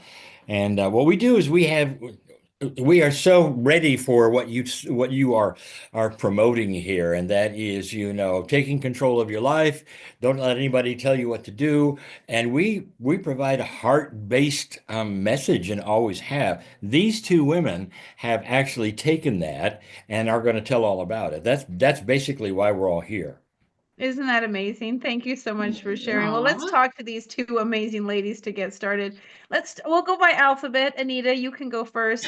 Anita, this is your second Ignite book and Ignite Love you wrote in. Thank you very much for that during COVID. This is a beautiful, awakened, spirited new time on the planet, new time for you.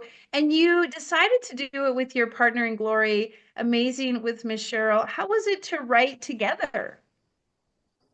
It was an interesting experience because, we have different ideas. We are the yin yang. You can guess which is which. And, after many rewrites, but, I really wanted to go back to the catalyst and share my story. And when I first brought up that to Cheryl, she was a little bit hesitant. But as it started to meld together, because Lee Carroll has been the biggest impact in my life. And it has allowed me to ripple out into the world and meet my beautiful partner, Cheryl, and so many other people. And it was really, really important for me to start our journey, start our story there. And then, the end of the story is about how Cheryl and I got our training wheels. We got our training wheels from these two beautiful people that you see on the screen, that now we get to step into inspiring other people, giving them a platform, a stage to be seen and heard in our own in-person event that we are this will be the third year. And it's called Her Inspired Journey. And I'm just feeling so much gratitude and love and appreciation for these divine light beings who, 30 years ago stepped into their area of genius, their greatness, and the ripple effect that Lee Carroll, that you have had, Tara Catherine Collins, on millions of lives has been such a huge catalyst and impact that I'm infinitely grateful for, that we now get to take off the training wheels and step into our journey to make impact, to Your inspired ignite journey. humanity. Your inspired journey to ignite humanity. It's truly beautiful. All right, Cheryl, let me jump over to you. I see the emotions are flowing, and that's always beautiful, right? Because when we really feel it, we really feel it, and you can't make that up. And so let me just share with you, before doing this, did you really realize how impactful impact is? And I say that because you've made a big impact for many. You've made impact on our lives, on my life. And I don't think we always realize how impactful we are, maybe until we look back. And so in looking back at the journey, the beginning, the impact, how it all started, how has that impacted you?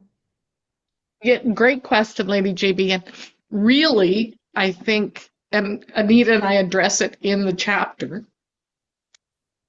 until someone tells you, you don't realize the impact you've made. amazing. It's amazing, That's actually, that one you of the chose to. reasons. Yeah, it's one of the reasons we wanted those impactful people, Lee, Tara, to be part of this. They need to realize the impact they've made on our lives and that ripple effect it creates. And it's beautiful because we learn from great teachers so that we can become great teachers. And I really believe that. Tara, if you want to share a little bit, I know you've known Cheryl and Anita for a while. How have you witnessed their impact growing? Oh my goodness. Well, first of all, I so honor them as queens of collaboration. They model the most extraordinary ability to work in harmony together. And Anita just said, yes, we're yin and yang, which is a complete circle, right? So they have chosen each other well, is what I'm seeing, because through all of the depth of their harmony together, they are making an even bigger impact, of course, because we will always do that when we collaborate and create groups like you have. So I experience them as goddesses. I experience them as feng shui luminaries, and just driven in the most extraordinary way. It's true. You know, they are very powerful in what they share. And I love the words goddesses and, you know, luminaries. It's absolutely a beautiful rendition of both of them. And let's go back to Anita. You wrote your story. You've been published. This is your second time being published. How does this time feel different? Do you see the impact? According to what Cheryl said, are you realizing the impact that you're making by people telling you? Absolutely. And the word impact itself seems to be showing up more and more and giving us more opportunity to step into that. And how can I serve the world? How can I create more impact?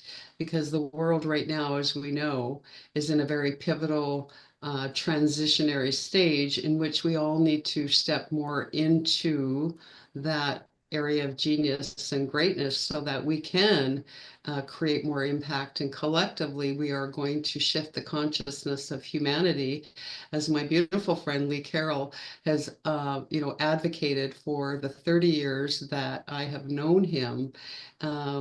His work has been monumental and pivotal in that message of collective consciousness, collaboration, compassionate action. And again, I'm just so honored and grateful that we had that divine guided encounter back in 1995 in Banff, Alberta, that created this beautiful synergy of energy, and that led me to Tara Catherine Collins and so many people. And so I am just so eternally grateful to be on the planet at this time, contributing to peace on earth. Wonderfully said. Lee, let me ask you, knowing Anita for 30 years, what star seed essence have you seen that she has really blossomed into? If we all come to this planet with a mission in mind, with a divine guidance, divine assignment, and just watching Anita over all of these years, can you share a little inside info on her for those of us who may not know her or watching this recording or this live stream? Sure, I'd be happy to. You know, Anita, the first time that we saw her was she was a host in Canada for the Crying Work, and that remained. But the biggest thing that you start to see is, if you're aware at all, and you start looking at who is who and why, you see the goddess aspect. And I want everybody to look at this team for a moment. It is a team. And she is one of them. She may be the one that you're talking about right now, but you've got Lady JB as one of the team, and people are looking right now for good news. They're searching for impactful things. The whole idea of Ignite And I can't think of anybody better that has grown into this than Anita. She is from the very beginning. She actually mentioned this. Boy, I would like to do something. Wow, I would like to make an impact. Boy, I'd like to talk about what we feel here and what people are feeling here. Is there a way? And there has been. And if we've grown into this over all these decades, suddenly we're looking at it. We're looking at media. We're looking at ways to get to millions of people with good news, finally, with things that are meaningful and make sense instead of the political stuff that you see in the media. So Anita, right away, we always call her Goddess Anita. So, and maybe she didn't even know it, but I am not surprised at all. I mean, look at the team. I mean, look at you, Tara, Anita, Cheryl, and of course you, Lady J. Thank you. So, Thank you so much, Lee. I appreciate that so much. Cheryl, you've had an emotional process in this. We worked on your story. Folks, if you don't know, I meet with all of the authors before their book goes into their chapter goes into the book. I do a polish with them. We read every single word together. We go through it. Anita and Cheryl and I, we hit the Guinness record, the Ignite record of a 5.5 hour long polish. It's usually like an hour and a half, 2 hours. We went 5.5 hours. It was beautiful. It was heart. It was sentimental. But Cheryl, it did bring up some emotions for you. How have those emotions been processed? How are you feeling about them now? What is the big emotion? I didn't realize I was so emotional until I start talking to you. I don't know what it is about you, JB. Ah, unbelievable. The emotion is appreciation and support for those that have been there for us and continue to. Yeah. And it's also a bit of vulnerability that I'm not accustomed to. Let's just say that mostly. So doing this live broadcast wherever. Millions of Hello, people. these are tears. To answer your question, there's always more layers to continue to process, and I'll continue to process. Support has been a big one. And some of those that have always been there to support us are here now. And that's what's important. Well, you use the word appreciation, and we appreciate you. You appreciate each other. You're appreciating your guests. Your guests are appreciating you. Your readers are appreciating. It's really a powerful word because not enough of us are acknowledging the appreciation that we have for one another in this human experience. And that's truly what it is. We're undergoing this incredible human experience, and to appreciate how each and every one of us maneuvers through it is so powerful and beautiful. And we just honor you for the vulnerability, and we absolutely support you. It seems that you've had another guest arrive. Marilyn Harper, would you love to unmute yourself and share a little bit? You've shown up to the party, the Ignite Impact Party for Cheryl and Anita, honoring their international best-selling author of a compilation book in 5 countries. What would you like to say? Well, sorry to be late to the party, but you know, better late than not at all. Better late than never. We love that you're here. And I love seeing all y'all. I'm going to actually be in Florida next weekend with Lee Carroll, so that's going to be exciting. And Anita and Cheryl just amaze me at every corner. They are phenomenal women, and they have taken their talent, their skill, their passion, and ignited it into best-selling books, ignited it into podcast business, just an amazing encounter with people to help change the consciousness of the planet, maybe one room at a time, one space at a time, because it's really a powerful, almost an explosion of energy when you meet Cheryl and Anita together, because they're both strong women, and they encompass this incredible love frequency that, you don't always get with people. And I'm just honored to be able to get to the party at all. Thank you so much. We love that you are here. And I admire you also for sharing. It's true that they have this beautiful frequency, and it's not necessarily what we would all classify as the best relationship in the world, because that's what people always think. Everything is best and wonderful, but it is so beautiful and best in the fact that they are both themselves with each other. That's what I love when I see them together.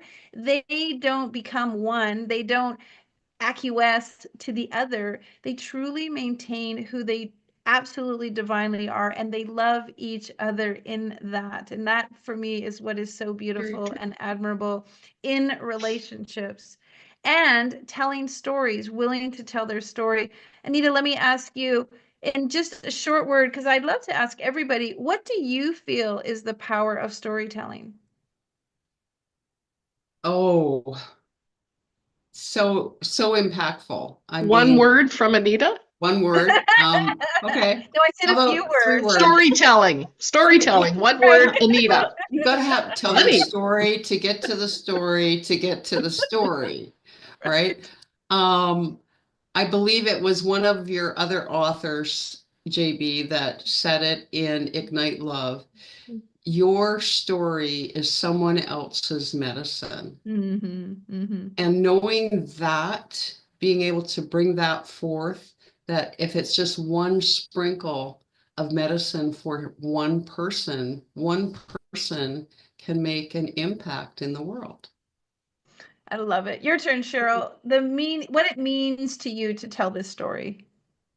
I think when we share, in particular this story, because even part of our quote is about trusting those intuitive hits when you're suggested or strongly advised by your guides or intuition to follow that journey, follow that path, follow those breadcrumbs. The story itself unveils. We think we can write the story, but we have no clue who the characters are.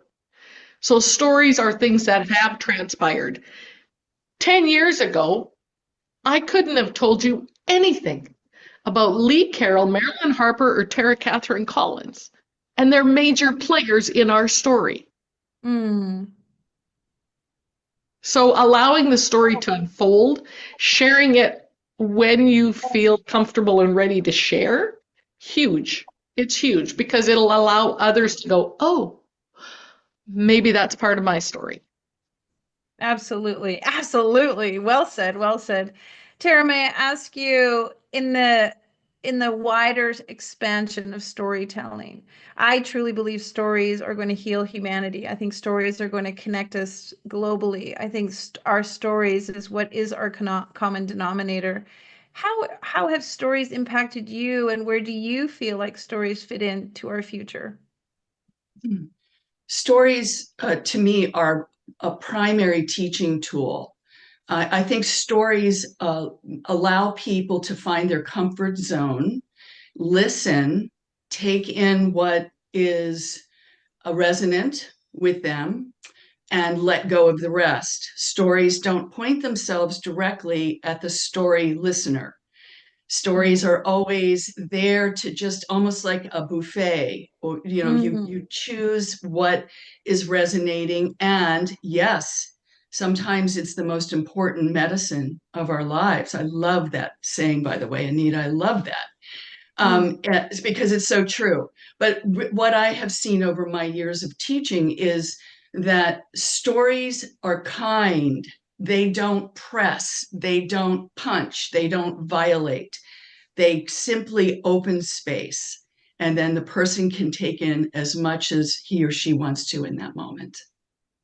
Beautifully. Well said. Well said. Marilyn, what say you about stories and the power of storytelling? I think stories to me, represent knowledge and remembering. With storytelling, people really love stories. They really, as a storyteller myself, people have a tendency to remember the point that you're wanting to make when you tell a story about it. They may, and the story will bring them to your point that you're teaching or facilitating.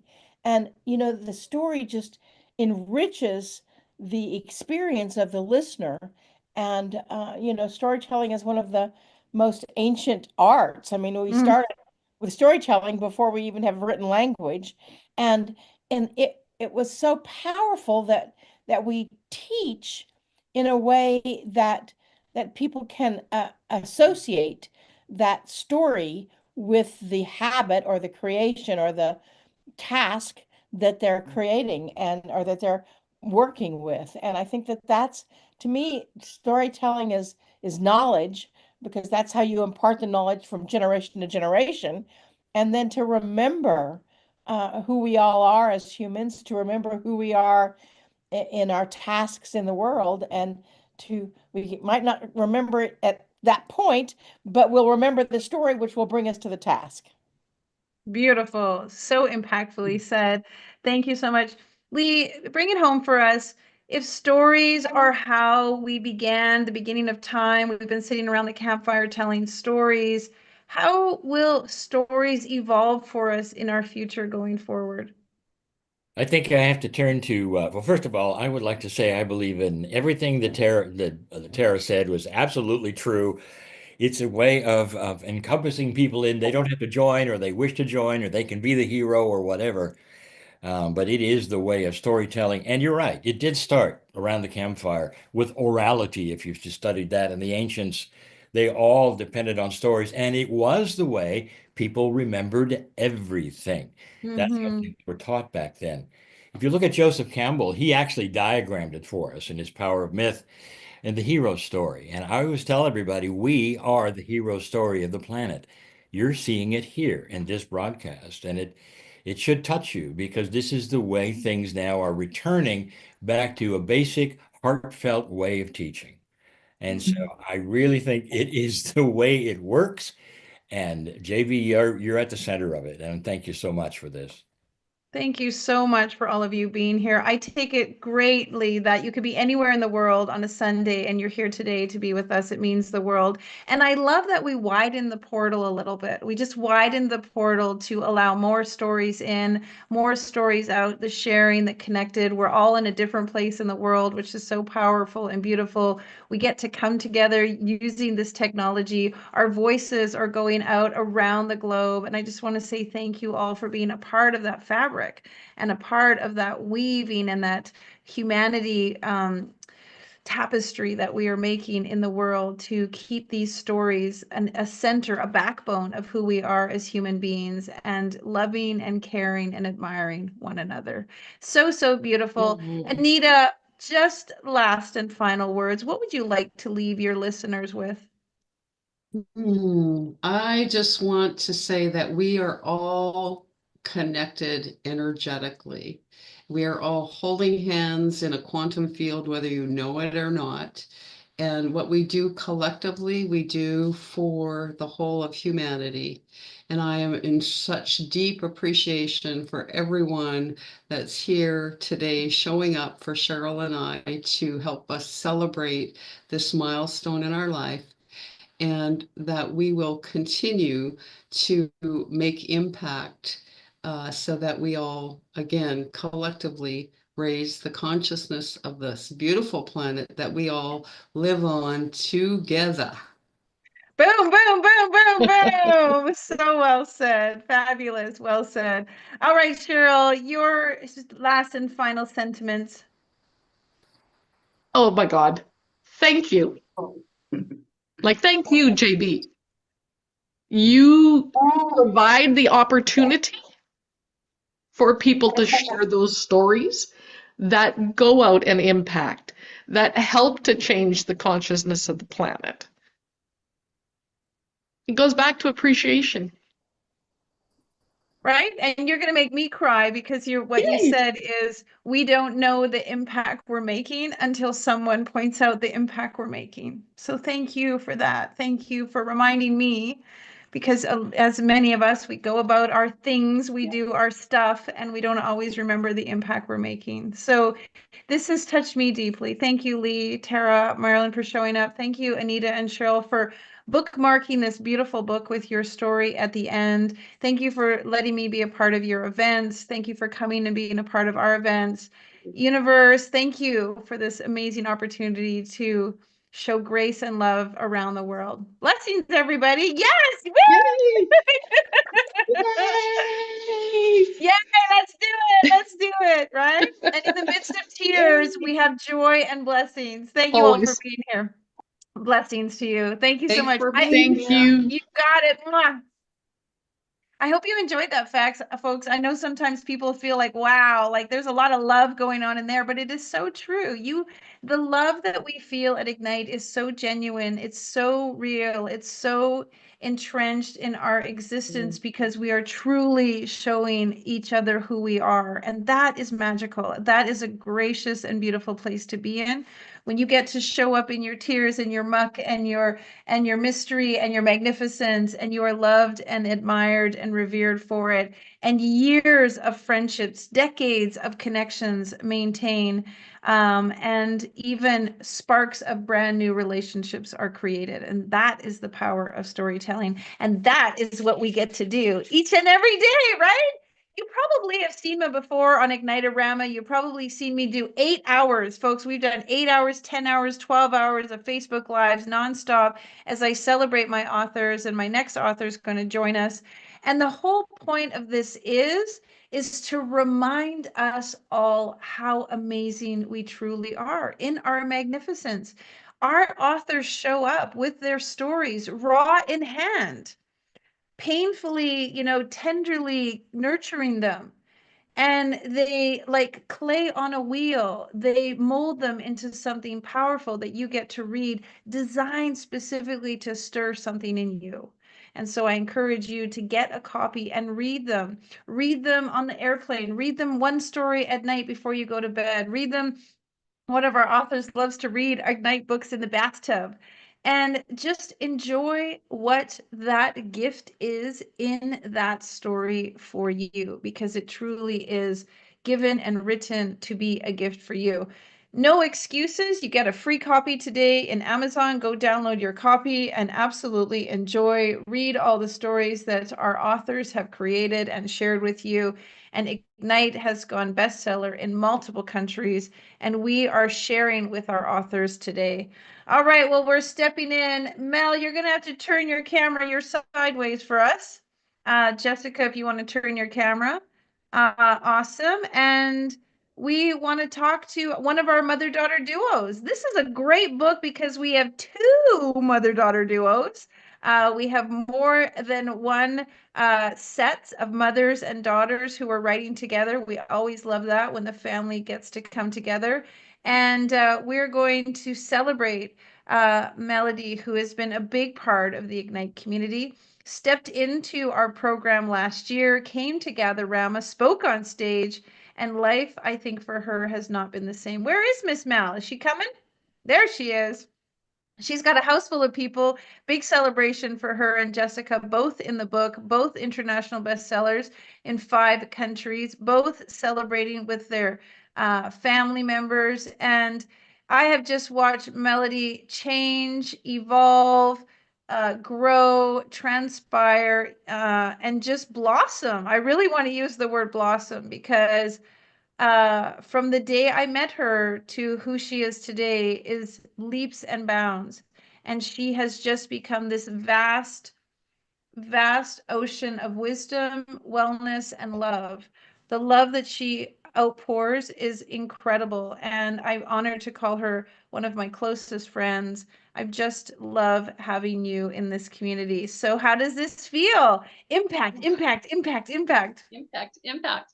I am so honored to be within this group of people, watching our authors speak this way, be celebrated this way, have our friends and family join us this way. JB and Peter, I am over the moon. I just don't know where you could feel the kind of love that's being shared here today. And right? for me, I know people, They think it's a job. It's not a job. This is the funnest thing I get to do. Right, exactly. And to be part of that is just, it has been an incredible process. Writing has been something I wanted to do probably most of my life. Started with poetry. I wrote for my grandparents' 50th anniversary sort of thing. And even my husband, when we got married and, those kinds of things, I always felt I had it in me. But we all have such beautiful stories, and some of them are incredibly gut-wrenching, and some of them are how-tos, and some of them are all about love, the heart, all of those wonderful things. And for me, it really is about the heart. And it was Anita and Cheryl who brought me to you, JB. So I am forever eternally grateful to those girls in All in Alignment for her inspired journey. Because of that, I didn't realize the fast friendship there would be behind all of that as well. So I am grateful for that as well. You've read a few Ignite books, and so how has the stories that you've read impacted you?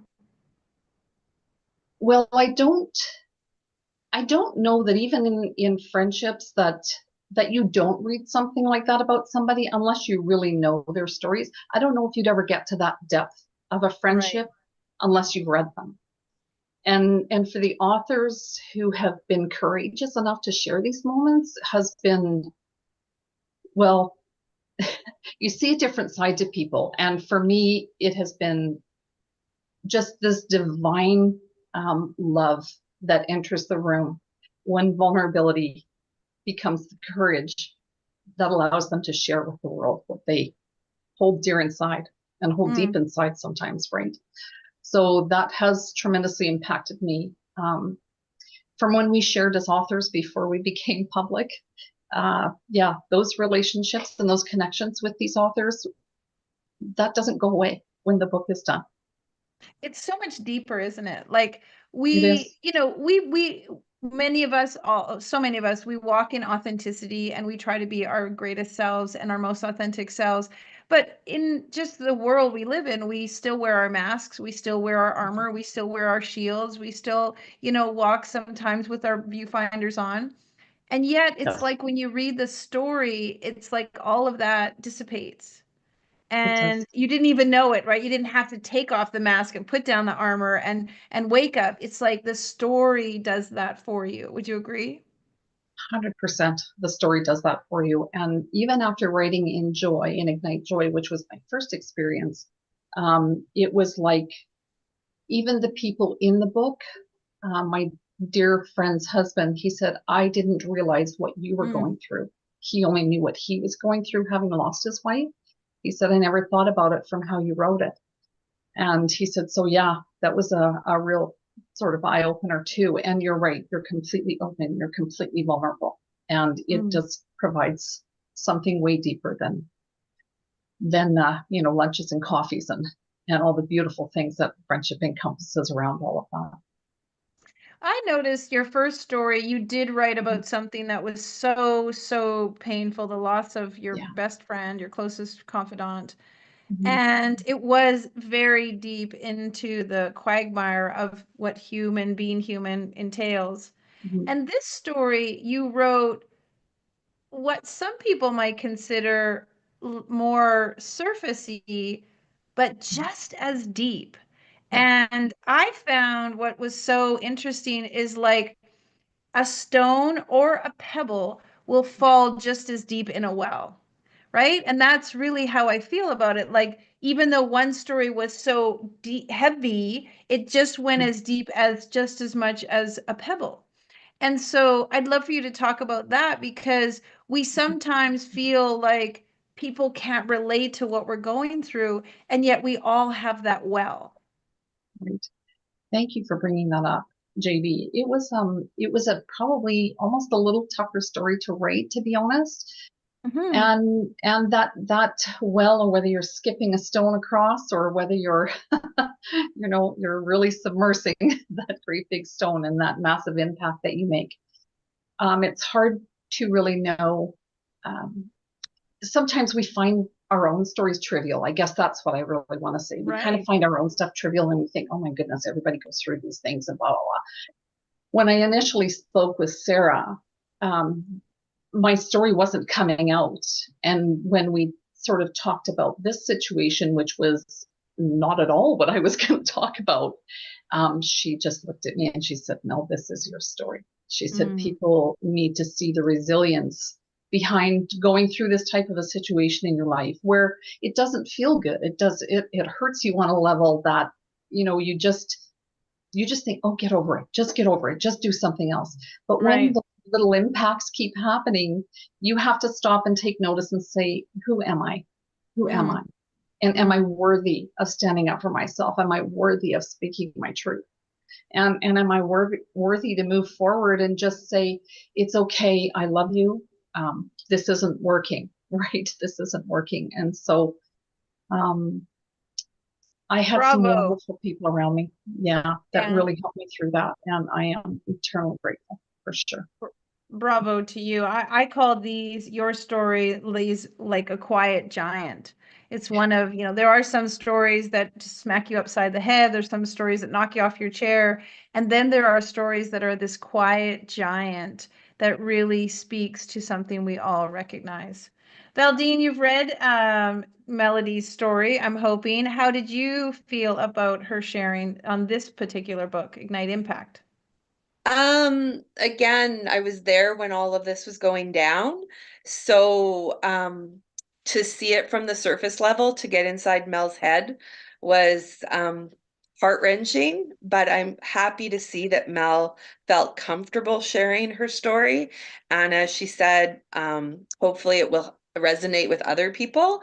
And her message is always to be kind, not to be right. And so to see it written down, it just felt so great to see Mel be able to express herself, because she does so much for other people, and to be able to put some of this in the rearview mirror. Some of this will drive her forward, but hopefully some of the pain will be able to stay in the past. So kudos to Mel, a great chapter in the book, and I love her dearly.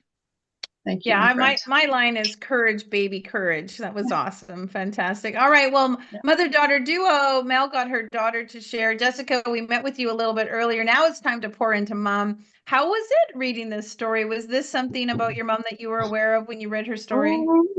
Wow. Yeah. No, well, I was there like Val while mom was going through all of this. So to really like see it from her perspective and understand what was happening in her head, like obviously mom and I talked a lot while she was going through it, but to actually like see it put actually see it put on paper.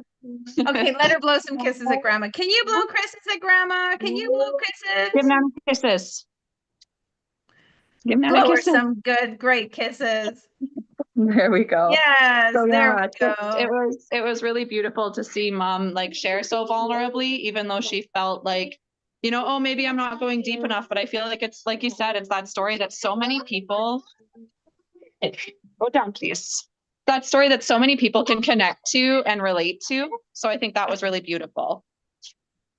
Well, I appreciate you sharing that. And what does your daughter want to say to Nan? What do you want to say to Nan? Anything? What do you want to say to Nana? Hi, say darling. Good job, Nana. Say good job, Nana. Hi, darling. Thank you, sweet girl. Thank you. And so, Mel, you've got 3 generations there. Your mom, your daughter, your granddaughter. How does 4 generations? Thank you. How does that feel? Just, being surrounded by that feminine love. I come from a long line of incredible women. My grandmother, which my mom's mom was also sort of part of my first story, because it is such a magical thing when women gather and when they are in your own lineage. It is just such a different, it's a gift that not everyone gets to experience. And I have to say the privilege is immense, and I feel it every day because they're by who I am today. Well, I'm just going to have to be your cheerleader for a moment. Mel has been phenomenal in our community. She's a big part of Ignite. She's coming down to Salt Lake City to speak in our Alphabet of Possibilities and share her message. She is growing her brand, growing her business, growing her message. She is working on her own solo book someday yet to come. She's really stepping into her greatness. And we have just all witnessed it so much. And Mel, we just want to honor you. You are a big inspiration for everybody in the community. And I personally want to just say, folks, when nobody shows up, Melody shows up. When some of my classes are empty, Melody is there. When I'm late and I'm running late, Melody is there. When I sleep in, Melody is there. When I need something, Melody is there. And so she lets me be human. She lets me be real. And that's a true friend. That's a true person that you can count on. And I just want to say for everybody, thank you for being you. Thank you for the kindness that you give. Thank you for showing up at my house with presents. Thank you for just such being a beautiful person. And we love you in this community. We just can't wait to see you shine your light even brighter. Thank you for those immense privilege, JB. Those words lay on me like a warm blanket, and I will count on them many, many times, I'm sure. Thank you. Peter, thank you. Fantastic. Awesome. Well, your husband is there. Your mom is there. Daughter, granddaughter. Congratulations, folks. We know that Miss Melody Carber, international bestseller, second time in a row, this time for Ignite Impact. She's doing something amazing. Let's give her a round. Thank you.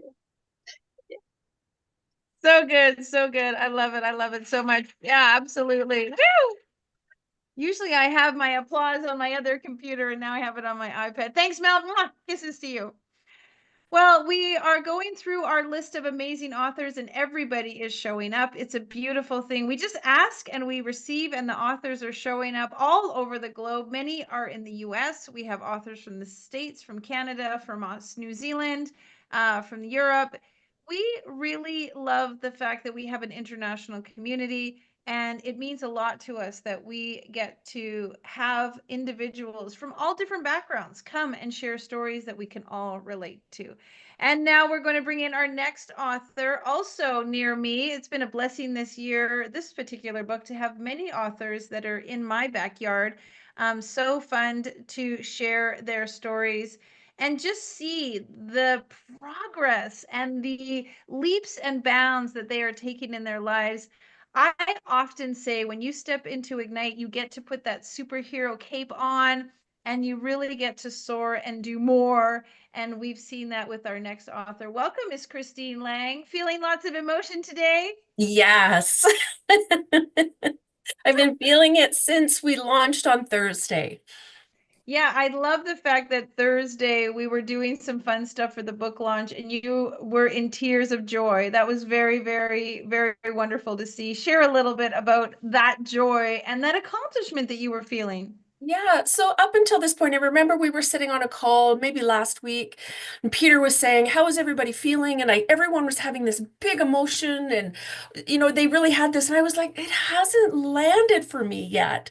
And so I was okay with that because one thing I know, like we process things as they're meant to be and when they're meant to show up. And then I don't know what it was about that. I'm gonna probably cry again. Like that morning, it was like it really occurred to me, this is a really big deal. Like what we did is a really, really big deal. And my husband, this is Curtis. Curtis, please mate me. Lady JB Owen for the very first time. Curtis, delighted. I love your wife. I hope you know we meet every week and we talk about so much and we're on the calls all the time. You're probably wondering, thank you for letting me graciously take so much of her time and play and hang out with her. I appreciate you dearly. There's Janice and Jerry. Those are Curtis's aunt and uncle, but I've claimed them as my own. Fantastic family. We're so glad. Well, let's start with you, Curtis. So Christine came home from an event, said, I'm going to write this story in a book called Impact. What was your first impression? Not surprised. I was not shocked by it at all. She's always been wanting to tell her story in her own unique way, and she found a great avenue through you to to write her story, and I appreciate all of your work, working with her on the book and her story.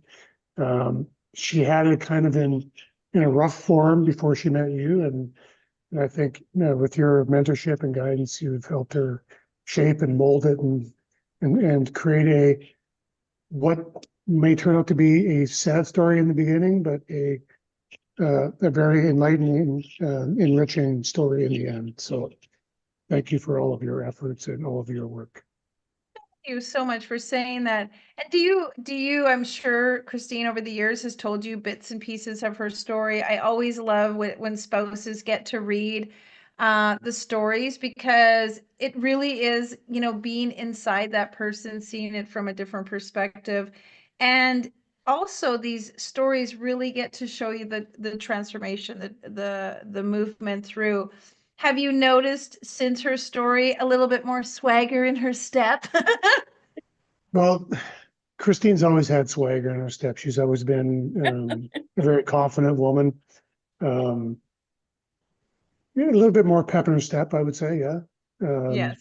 But she's always been confident. And over the years, the 20 years that I've known Christine, right from the beginning, she's shared her story with me. And it was nice to see it in a form instead of a story here, a story there. It was nice to see it in a form and read it in a form, from the beginning to, okay, this is where she's at today. And I couldn't be more proud of her.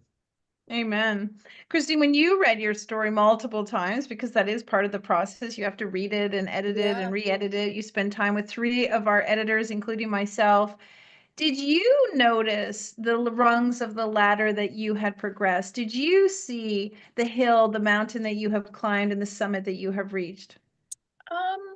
Yes, I would say probably the most surprising, I know it's not quite answering your question, but what surprised me the most was actually when you and I were doing the last polish, and there was that one point, I don't remember exactly where it is, but I choked up. And it was like I was reliving it, and you helped me see that it was actually just me mourning that, that 16-year-old girl or that 6-year-old girl who had had to do all of those things and be resilient right from the beginning and fight right from the beginning. But it was nice to kind of put it together. And, Curtis and I, like you said, we've been together for 20 years, and he wasn't too surprised in the story. And he'd heard all of those stories, but like sort of in bits and pieces. But it is kind of cool to kind of see how it is. And how far I really have come, because really, in my wildest dreams, the improbability of that high school dropout, sitting here today having this conversation, having my friend Neva here, my oldest friend, and she's older than me too, so I can say like double old, but we've known each other for, what did we say the other day, like 40 years or something like that.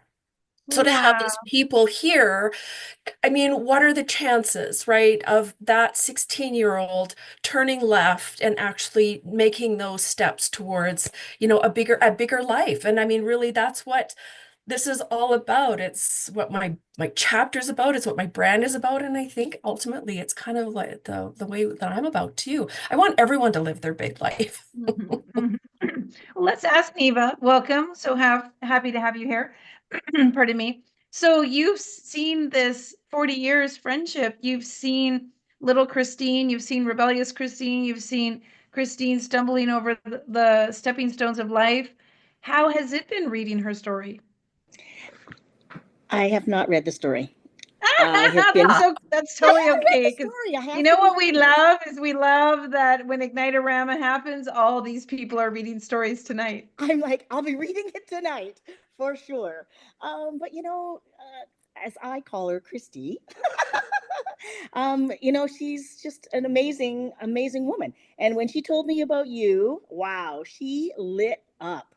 And, I was really excited for her, and I'm so proud and so pleased that she is achieving. She's doing it.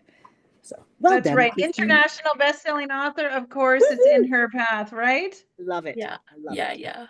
And it's funny because Fantastic. Neva and I missed a whole bunch of life together. We grew up together. We played soccer together when we were like young teenagers. I don't know, maybe 10 or 11. And then I was at the airport maybe, I don't know, 20 years ago, and I heard this laugh. Neva has the most distinctive laugh in the world. And I just went, oh my God, it's Neva. And we've been, so we've been back together for the last 20 years or so. Great. But yeah, it's just fun. It's very fun. I love it. And now your aunt and uncle are here? Yes, they're I claim them as my own. And let me unmute yourself if you can, Jerome. Have you folks had a chance to read Christine's story? Wonderful, wonderful. You just have to press the unmute button if you can on the Zoom. The It's in bottom the left, bottom where it says left. audio. There you There go. It's taken a minute. There you go. We hear you now. Yeah, we Okay. we were both anxious to read it. So as soon as I brought it up to read, I passed it off to Jerome to read too as well. And we knew a little bit about Christine's story, but we didn't know all the details. filled in a lot of gaps. Lots makes sense now, right? And it was, What a courageous woman you are. yeah. She laid her soul bare in it, and I give her a lot of credit. It's not easy to do that kind of thing, and it helps us to understand her more. We met her not too long after she met Curtis, I don't think. He might have kept it secret for a little while.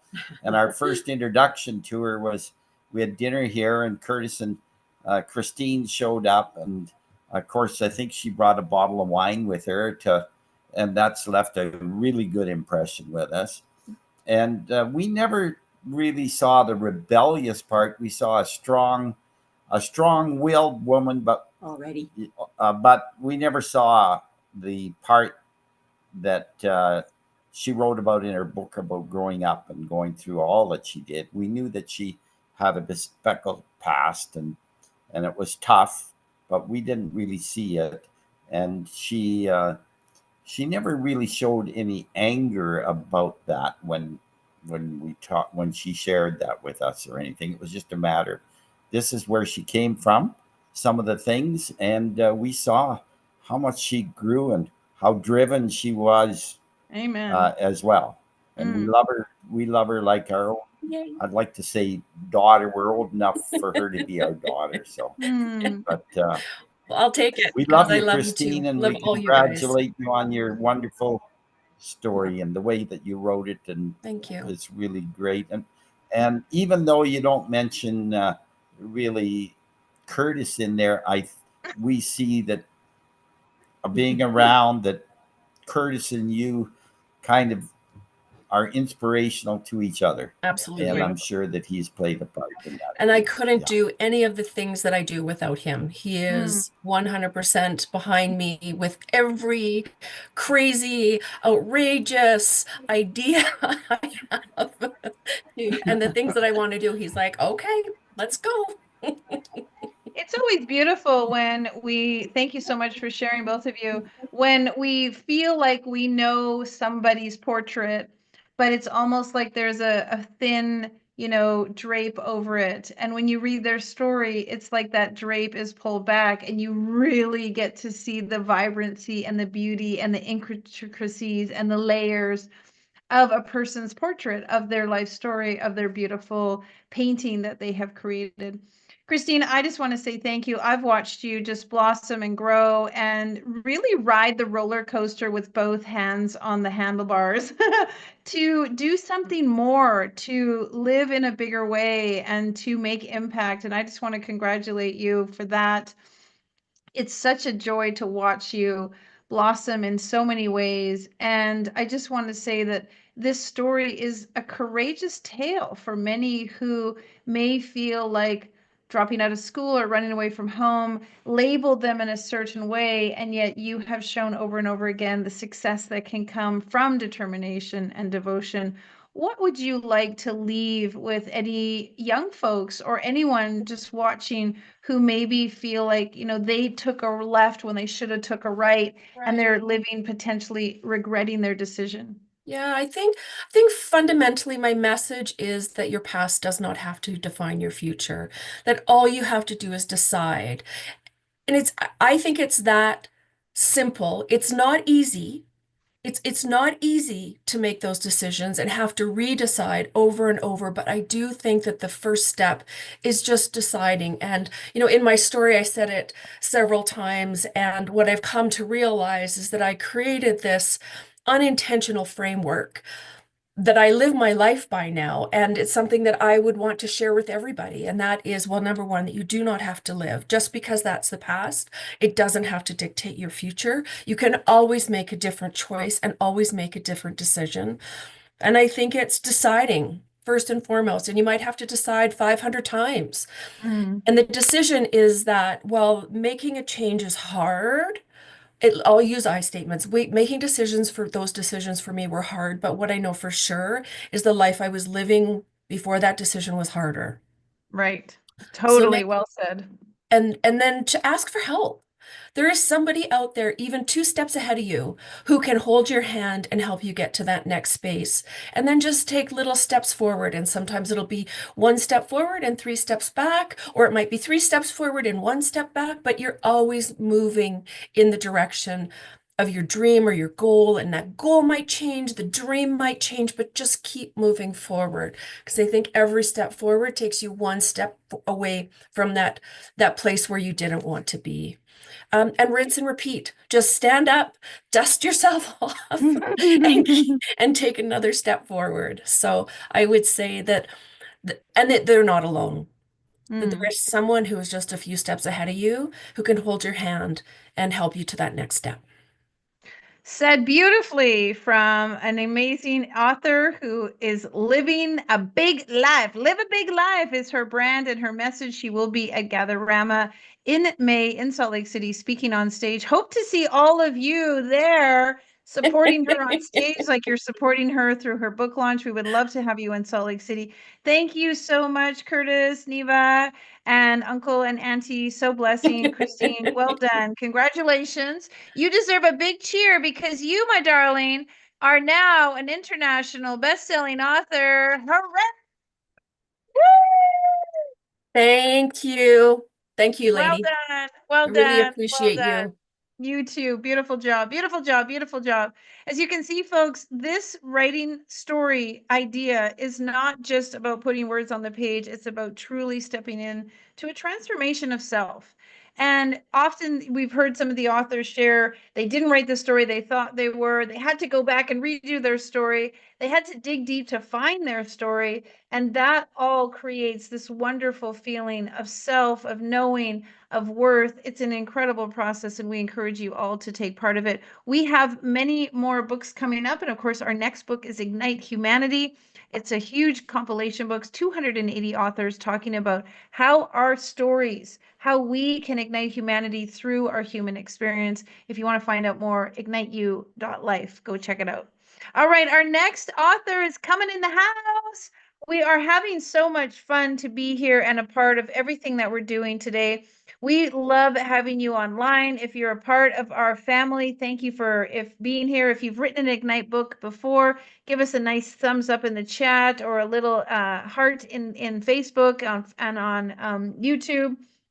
And if you're thinking of writing your story, let's say heck yes, and let's talk and connect. Reach out to me and my team so we can support you. Jennifer is in the house. She is here. Yes, she is. Hello, my darling. Welcome, welcome. So happy to have you here. And you're wearing pink in honor. Thank you for wearing pink. I love it. Another wearing pink. So blessed to be here. How are you feeling? Are you riding the best-selling author wave? I honestly, I feel a little bit behind that I didn't get on board and take the time to invite people up, but that's okay. We have a wonderful community here, and I've been so blessed and the love poured on outside of this. So I'm speechless. I'm never speechless. I always have words, and Was there someone special that reached out to you that was really heartfelt, that sort of really kind of made you realize how incredible you are in this process? I had two lovely friends who I work with in business. And I know that our friendship means a lot to both of us. Two separate friendships means a lot to each of her. But they have been pouring the love out on their own Facebook pages and sharing my posts and spreading the love. And their words have just touched me.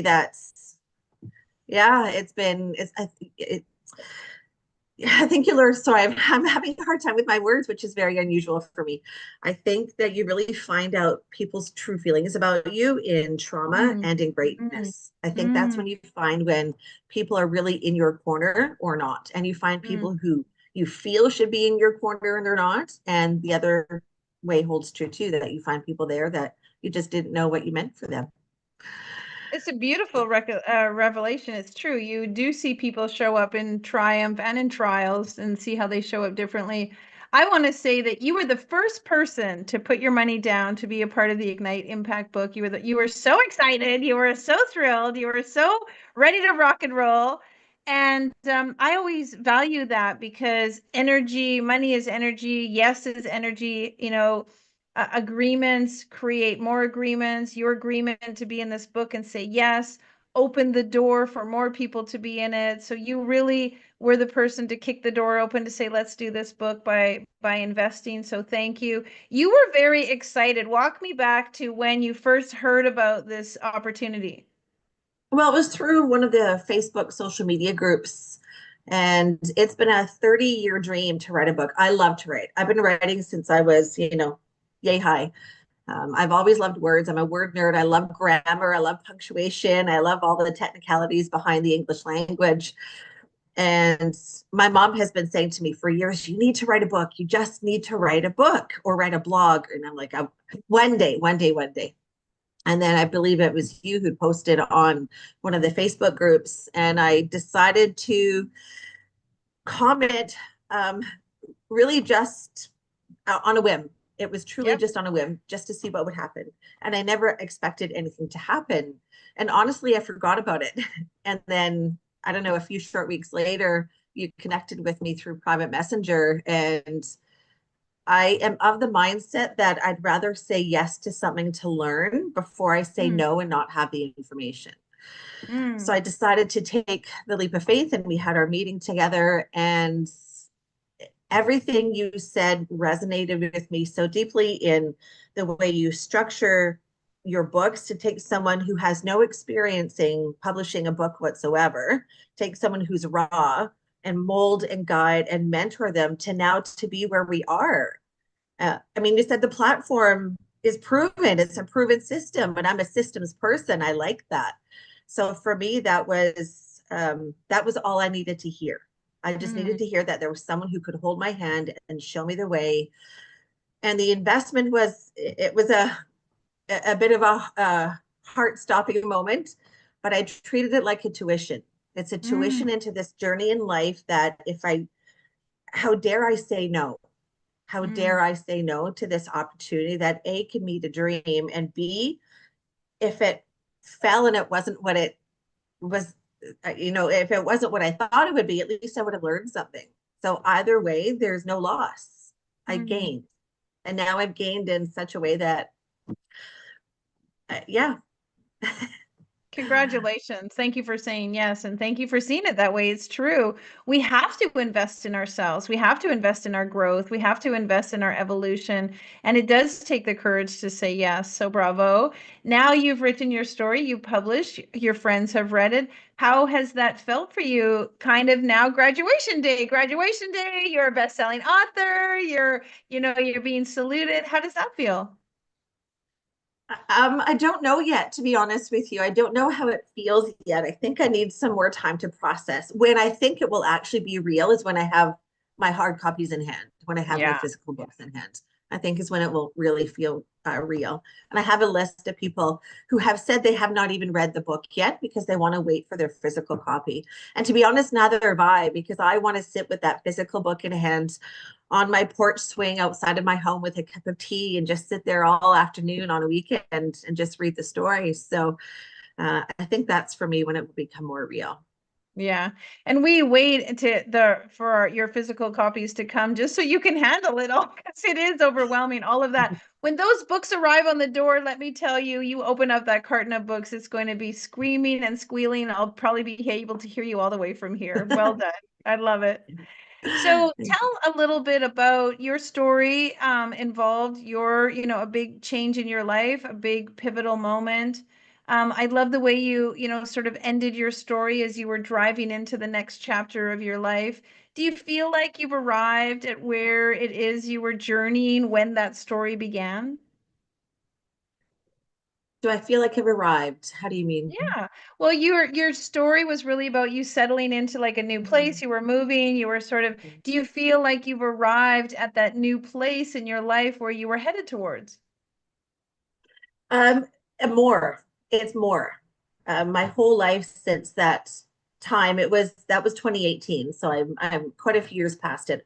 Although I'm learning from this process that the emotions are always at the surface and they're still raw. And I think that's what grief is like. Grief is like waves. I think the waves just become smaller, but they're still there. But this life that I have now, because of that experience, I'm so grateful that it happened. And it took me years to say that. And just to be able to say that you're grateful for when someone crashes you and breaks you in such a way that I was.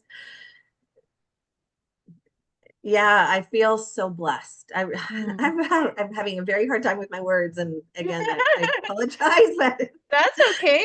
It means it's real. It means it's, like none of this is canned, none of this is planned, none of this is prepared. Nobody rehearsed any of this. This is real. This is genuine.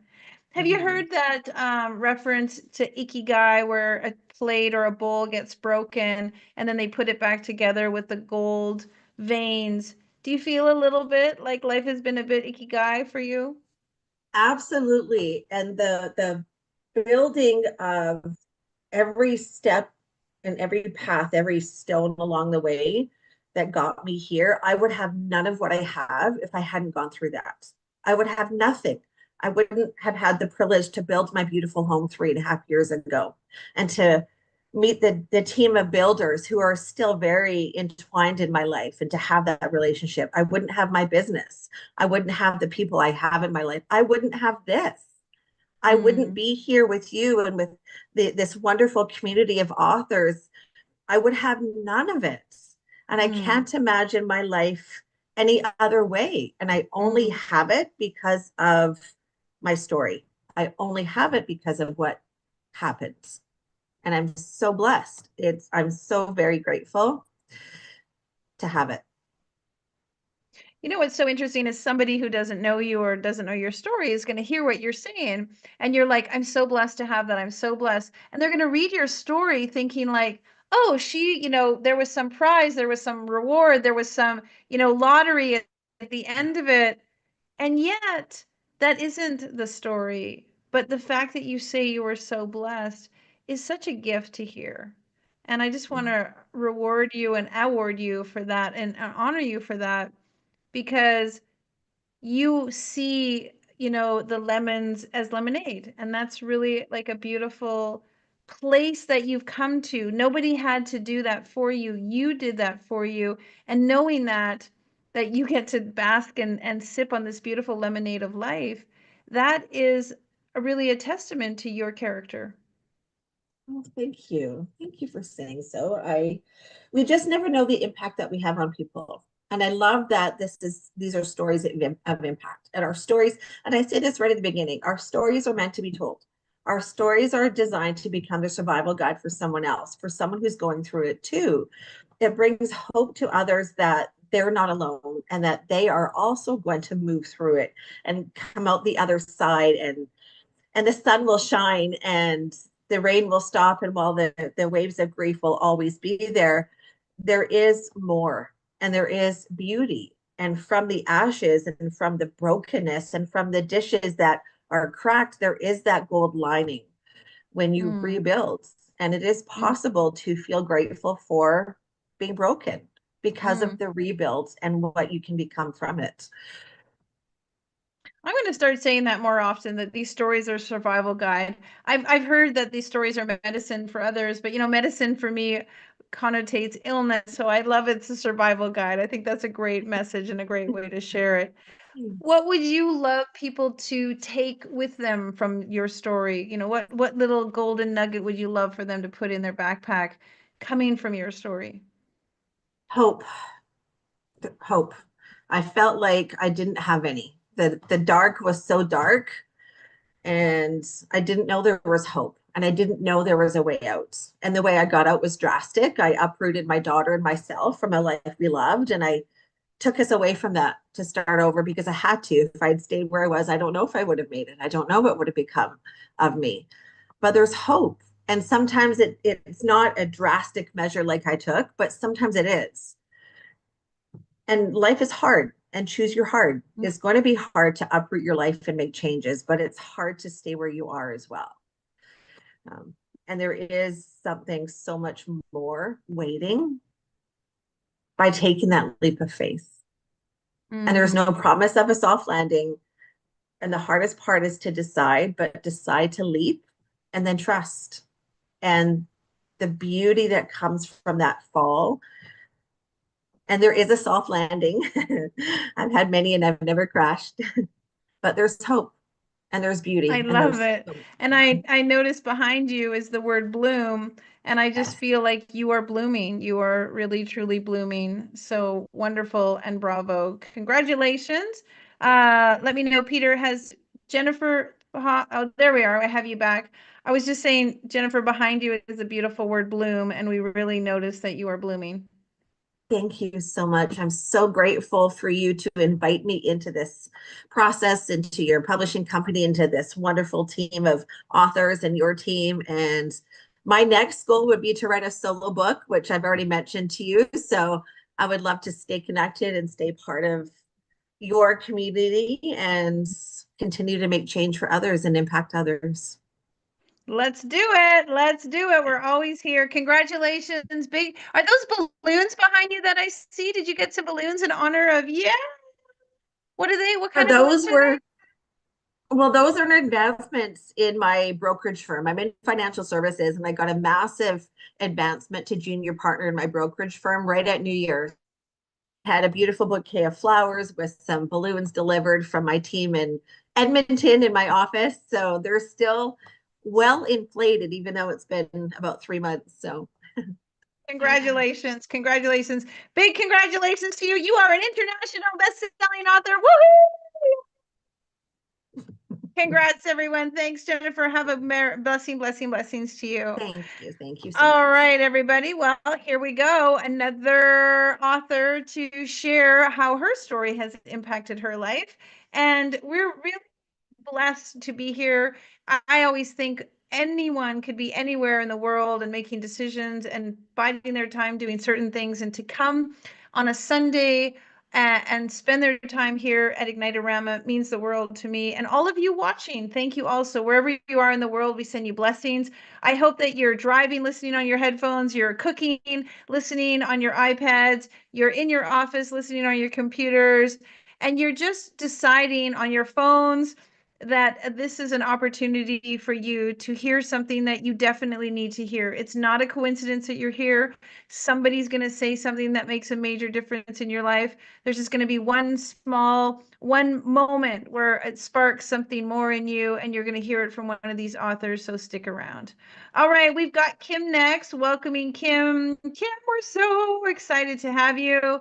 So congratulations to you. This is big and beautiful. Oh, we need a little light on you, my darling. You're a bit dark. Yes, we want to be able to see your beautiful face. Yes. Go in front of the light. That's right. Go in front of the light. There we are, so we can see you. Because this is your moment. You're looking beautiful and gorgeous. Congratulations. Best-selling author in 5 countries. This is a really monumental time. There you are, and thank you for wearing pink.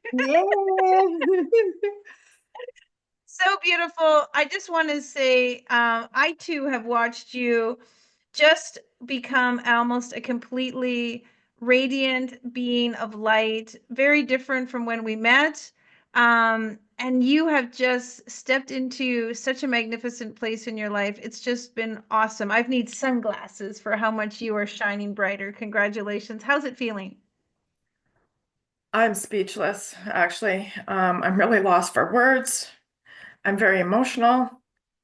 Um, it feels unreal. Um, and yeah, having a hard time believing where I'm at. So, yeah, I want to thank you and the Ignite team for showing me where I can go. Right. And that I dreams love it. do come true. Yes. You just got to show up for yourself.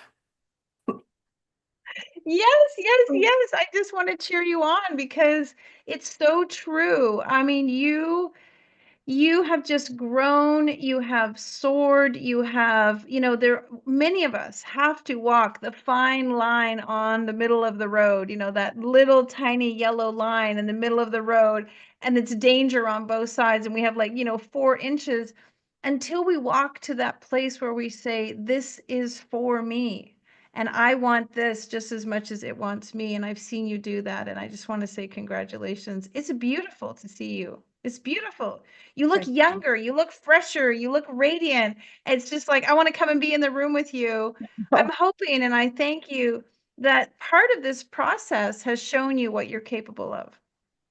Oh, it definitely has, and some, actually. Like, wow, it has given me such a strong foundation to be able to become the true authentic self that I am meant to be. Well said. Well said. So tell us the title of your story. Rising Up. Rising Up.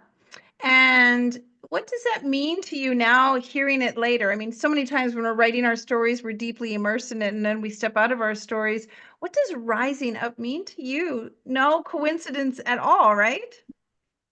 Yes, what it means to me is I was in a pretty dark place for like at least 3 years. And there was a sliver of light that shone through that darkness, and it was pretty powerful to be able to come through all that dark and now be the light shown for other people. I hope that my story can impact and heal some people and get through the hard times that come into our life. Do you find sometimes, like, I've read stories and of my own that I've written, and I feel so much compassion for the girl in the story. It's almost like, not like they're another character, but it's like another time warp or another time portal. And who I am today, I look back at the girl in that story and I feel so much compassion for her and sometimes sadness and weeping for what she went through. And there's this real melding of or unifying of the fragments sometimes in our lives when we read the stories and really love and have real compassion and reverence for the person we were in the story. Did you feel some of that happening for you when you look back at who you were to get through all of that? Wow, I couldn't have said it better myself. Like the word compassion really ignites inside of me because that's where I have found I have, as reading it through the steps of the editing, each time was more compassion for that lady back then to what I am today is like, wow. Right. It oozes out of me, the compassion. I can see it, I can feel it, and I see how it affects people around me. So Yeah, it is. because sometimes we judge ourselves, right? Like we're like, oh, I should have done that, and I wish I'd done that, and why did I do that? And when we're in it, we're so judgmental. And when we're out of it, we can actually see like, wow, I did the best I could, or I actually really came out, amazing, or I did way better than most people would have done in that circumstance. And it shifts the way we view ourselves because we can be so critical of ourselves at times when life isn't perfect. Absolutely. Yeah, I was very judgmental, very critical, and stepping into that compassion and actually looking from my heart with my eyes, hearing with my ears from my heart, and speaking the words from actually my heart has been a profound action that I have taken for me. And yeah, I can see the ripple effect it has. When I first talked to you about writing your story, what was your initial reaction? Oh my gosh, like, this is actually really happening? Like, what? No, this can't be true. Like, I'm not good enough for that. Um, there's no way. Like, how am I going to do this? I suck at English. But wow, you have allowed me to flourish. Right. And now there's some new things on your horizon, right? Next step, next version of you. Tell us a little bit what's unfolding. The next version for me, well, I'm coming to Gatherama. Yeah. I'm really excited for that. That is huge for me. I've actually picked I'm going to be a speaker at Gatherama. So Yes. wow, that I've never spoke. This is the most here I've spoke in front of people. So yeah, I'm really excited for that. And yeah, my mom and I were moving our business. We got kicked out of the lease that we're in. So yeah, we're starting at a different spot June 1st. So right after Gatherama, things Right? are Your just business is moving. yes, Yeah. it is. Let me ask you this. If someone was sitting in, so if the Kim of last year is sitting in the audience at Gatherama and you're speaking on stage, what do you want her to hear? What do you want to tell her? You are the one. You are beautiful inside and out, and live your dream because you can. Beautiful. Well said. Well said. So have you been celebrating since you went bestseller in 5 countries? Well, to be honest with you, I was in transit. I just finished a retreat, a spiritual healing retreat in Guatemala. Right. So, when we got launched, I was in a 20-hour flight. 20-hour flight. Yeah. So actually, it really hasn't hit me until I see my name come on the screen here. Right. So, wow. It's so exciting. My heart is so full of joy, and I'm so proud of me. Yeah. Well said. Well said. Tonight, when you go to bed, you're going to have to scroll through Facebook and see all of your other authors and all the posting and all the celebration. I hope you know we've gone bestseller in Canada, the US, the UK, Italy, Australia, like boom, boom, boom. Every single time you go to those countries now, you get to say you're a bestseller in that country. And it's a really like you now are going to start speaking all over the world because you are a bestseller. You're going to be on stage. You're igniting your life. And you should be so proud of you. Thank you. And I am so honored to be a part of this community. Thank you so much. Thank you for saying that. So let me ask you this before we wrap up. Is there something that you envision this book or one of your books, for example, will do or impact someone else? Yeah, I hope it can help. I've always wanted to write my story and I've always wanted to help people heal. I just wasn't sure in what kind of way, but I hope when people read my story that they know that there is that light. Even if it is a sliver, you can come through. So never give up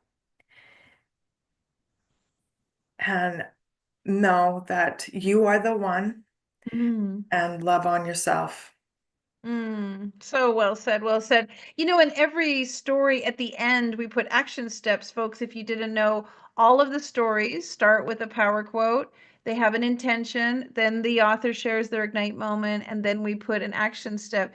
Kim, do you remember what your action step was at the end of your story? What action would you like to inspire people to take to ignite their lives? Self-love, do spiritual retreats, and dive deep because you are worth it. What's the one thing you came home from Guatemala that was different than other retreats that you've done now that you have put into the consciousness this new powerful version of yourself? I'm worth it.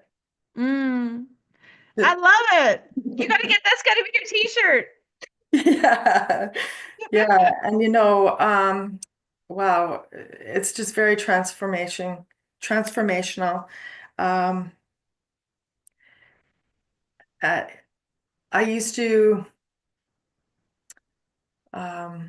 abandon myself.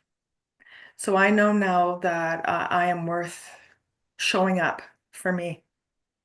You know, folks, I said since the beginning, since 9 o'clock this morning, write these things down, write some of these doozies that the authors are sharing. And Kim, I just want to say, like, I'm worth it. I'm proud of me. I love me. Like, we don't say this enough to ourselves. And it's truly something that we should remember and say as often as possible. Thank you for reminding me. And just, you know, we're all mirrors of each other. So I see you, I acknowledge you, I value you, I honor you, and your light is just filling up my battery, my light. And so thank you for being exactly who you are. Well, thank you, Lady JB. You have been a huge inspiration in my life. And same with the Ignite publications and your whole team, Peter, and all the authors. God bless you. Thank you. Yay. Well, yay. I'm going to see you in a couple of months and hug you in person. Big hugs. Congratulations, best-selling author. Kim, thank you so much. Beautiful, beautiful, beautiful. We'll see you in person in May. I am just filled with gratitude from all of my authors. It really fills my cup. And folks, when your cup is full, you can serve others from your saucer. And that's what I want to share with all of you. We absolutely find individuals, they find us. It's no coincidence. We come together in this beautiful union of knowing that our story is going to make a difference. And together, 35 authors share their stories. We put it in a book. This one's called Ignite Impact, and we use those stories to ignite humanity. That to me just makes the most sense ever. Like that is just such an easy equation to say yes to. So if you have a story and you have something to share and you've been through something and you've decided to be the hero in your journey, not the victim or the villain, and you know that you have the ability to ignite just one other life instead of going down a path of despair, you help them rise to the champion that they are. And Kim just said it, you're worth it. You're amazing. You're incredible. You just need someone to give you that life preserver. I often say all the time, I have a dream to one day fly a helicopter, but there's no way I can fly a helicopter unless somebody shows me how to use all the knobs and dials. I would never be successful at getting the helicopter even up off the ground if I didn't learn how to use all those knobs and dials. And what we do at Ignite is really teach you how to do that with your book, with your story, with your business, with your brand. You have heard from countless number of people who stepped into this program and into this ecosystem and have taken an idea and let it catapult, have stepped through the pain and into the beauty of who they are, and who have really chosen to use their story as the catalyst for something phenomenal to help others. And I encourage you to do the same. If you feel like writing your story is something you want to do, please reach out to us at igniteyou.life. Now, the reason why we do this and some of the love and passion behind it comes from the fact that we are building schools. So I'm going to take a moment just to share a little bit of with you of the vision. When we first started Ignite, we were like any brand new company. We were struggling along the way to get our feet underneath us and become viable and profitable. When that eventually happened, we made a conscious decision in our business to do something to give back. And because we publish books, we know the importance of literacy. We know how important it is for children to be able to read.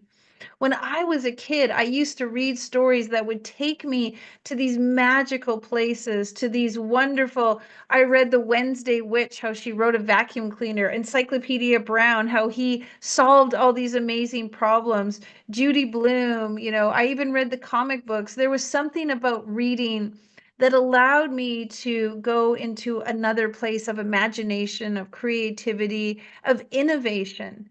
And folks, if we think about the problems we have in our world right now, imagination, innovation, and creativity are the three things that are going to solve those problems.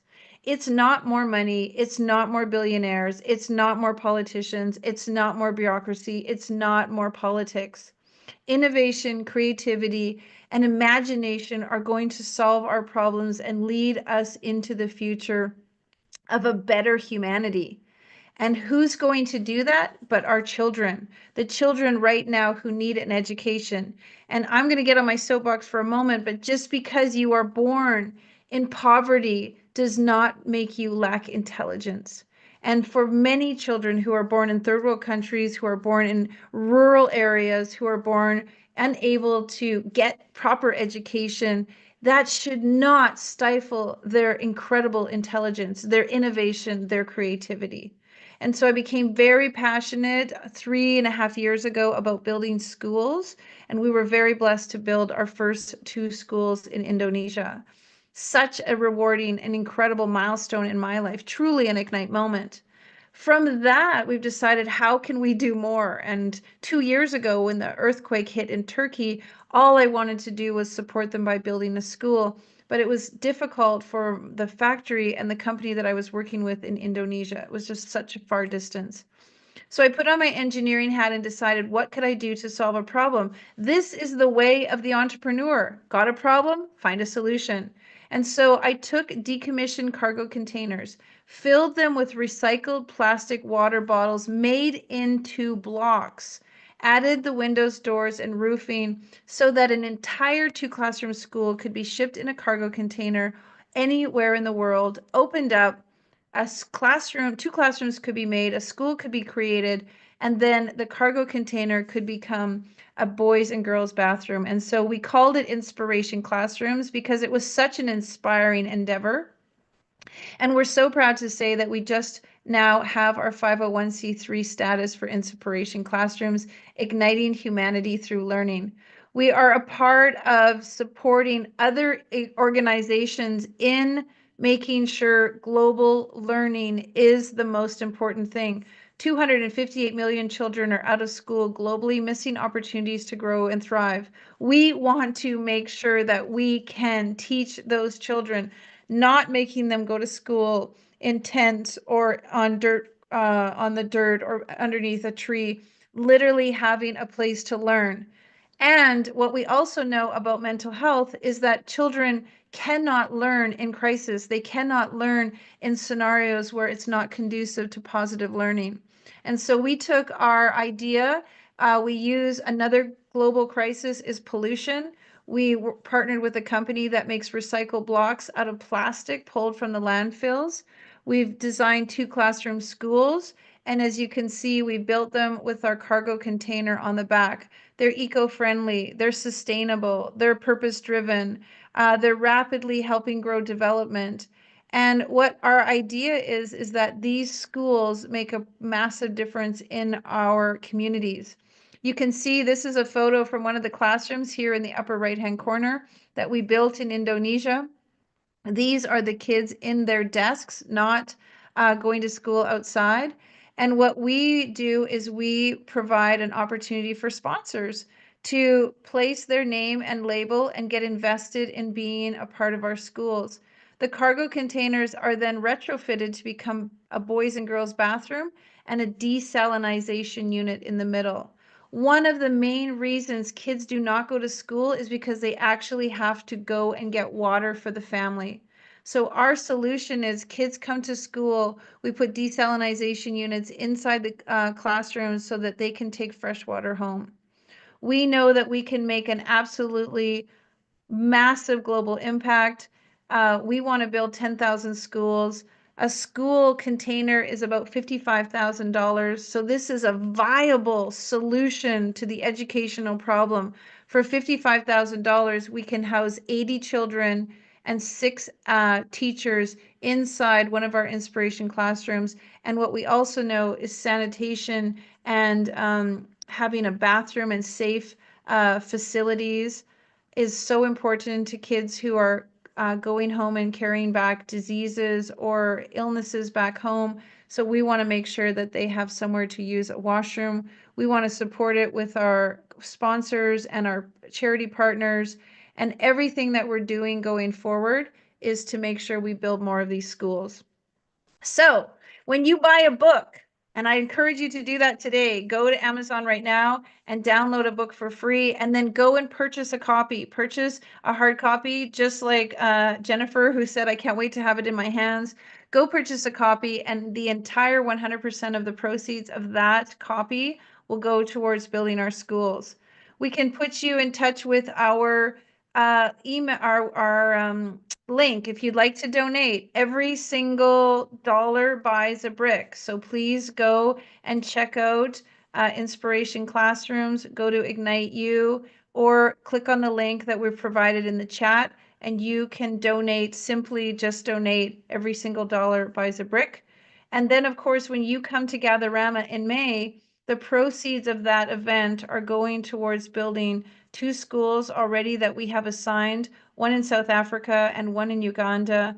We're helping build a skill center for one of our authors who is involved in a project there, partnering with his charity.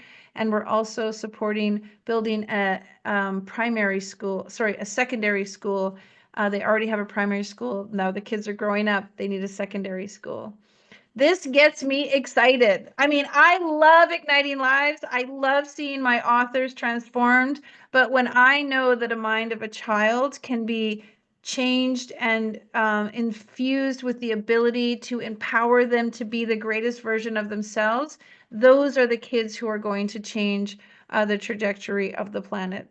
So please go to Inspiration Classrooms. We have a donation link. Or you can go and check us out at Myriad Canada or Myriad USA. We are devoted to building schools, and I just love it by telling stories. All right, we're going to take another little 5-minute break to give everybody a chance to get a snack, to go download the book, and to hear a little bit about more what we have to say to ignite your life. See you back here in 5 minutes.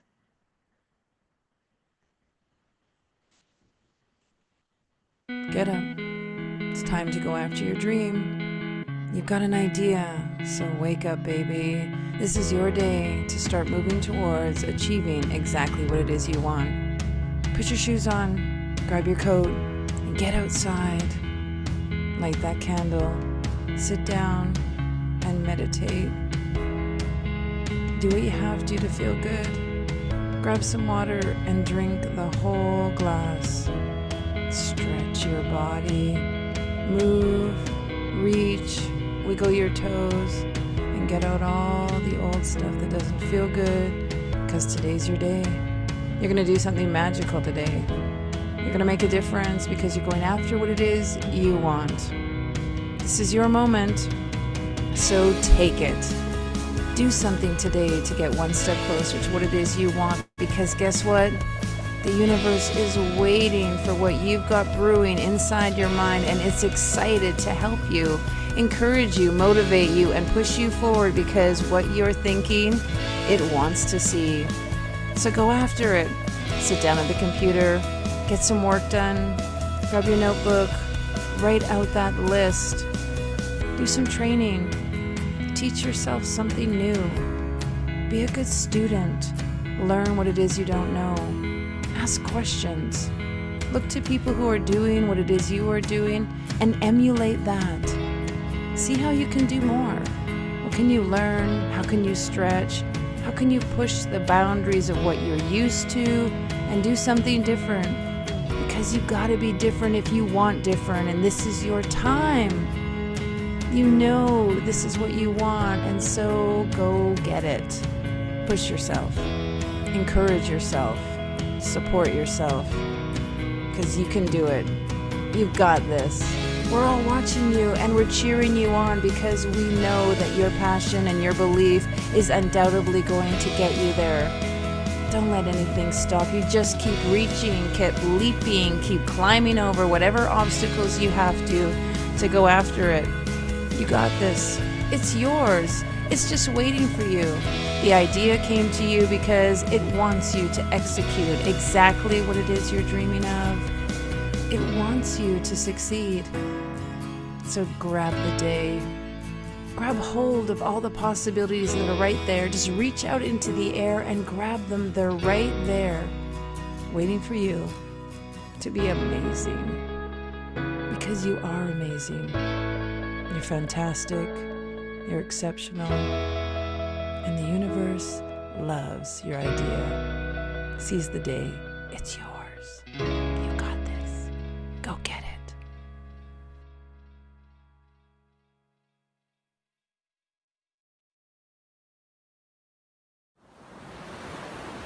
There isn't a person in this world who knows you better than you know yourself. No one knows what you're capable of. No one can see your potential as well as you can. You know what you can do. You know what you want, what your dreams, your desires, everything you want to go after. You see the clear vision. You know what it is. You know what you have to do. This is the time for you to start looking within yourself and finding your strength, finding your passion and going after that. Not listening to anyone else, not wondering what anyone else is doing, not looking to the side to see who's doing what, just staying focused, looking forward. What are you gonna do? How are you gonna handle things? What's important to you, and how are you going to put one foot in front of the other to get what it is you want? We get so caught up in the world and what everyone else is doing, and it's just noise.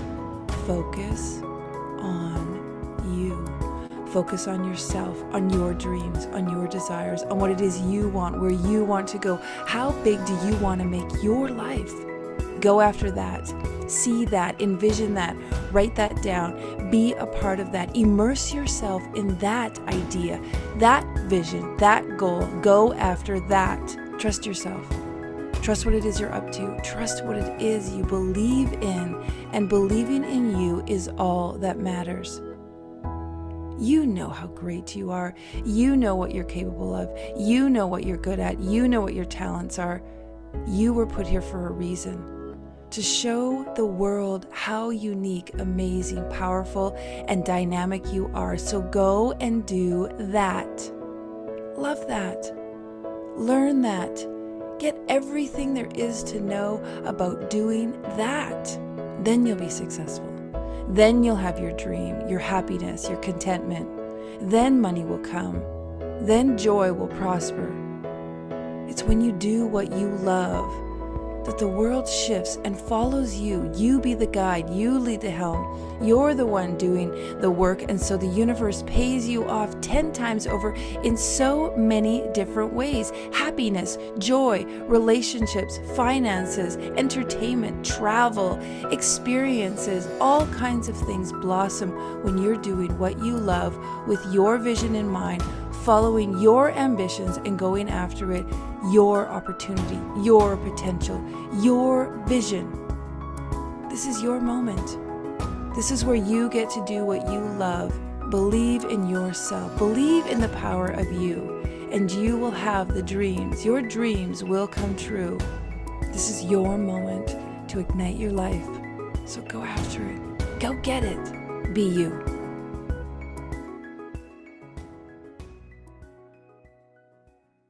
Welcome back, everybody. I hope you listened to that video. Go out and get it. Be you. This is your moment. So go after it. I just love it. It inspires me. I know it's my voice and it's my video, but I watch it every time I see it. I absolutely love it.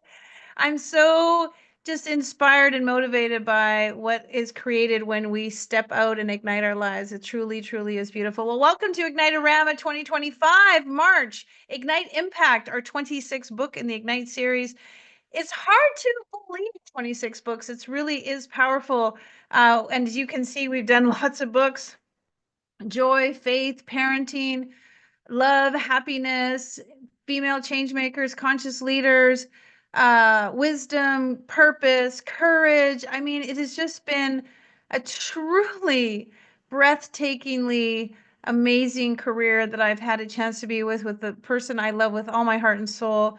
Thank you, Peter Geeson, for just being the wind beneath my wings and supporting me through every step of the way. All right, let's keep going.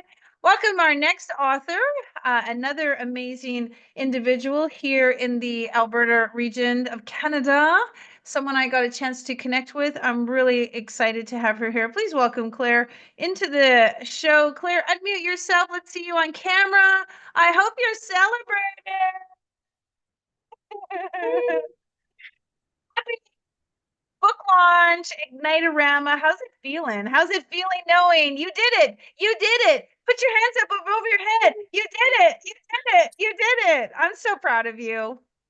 It's exciting, but yet I still feel surreal. I still can't believe that I actually am part of an best international selling book. Yeah, it feels surreal.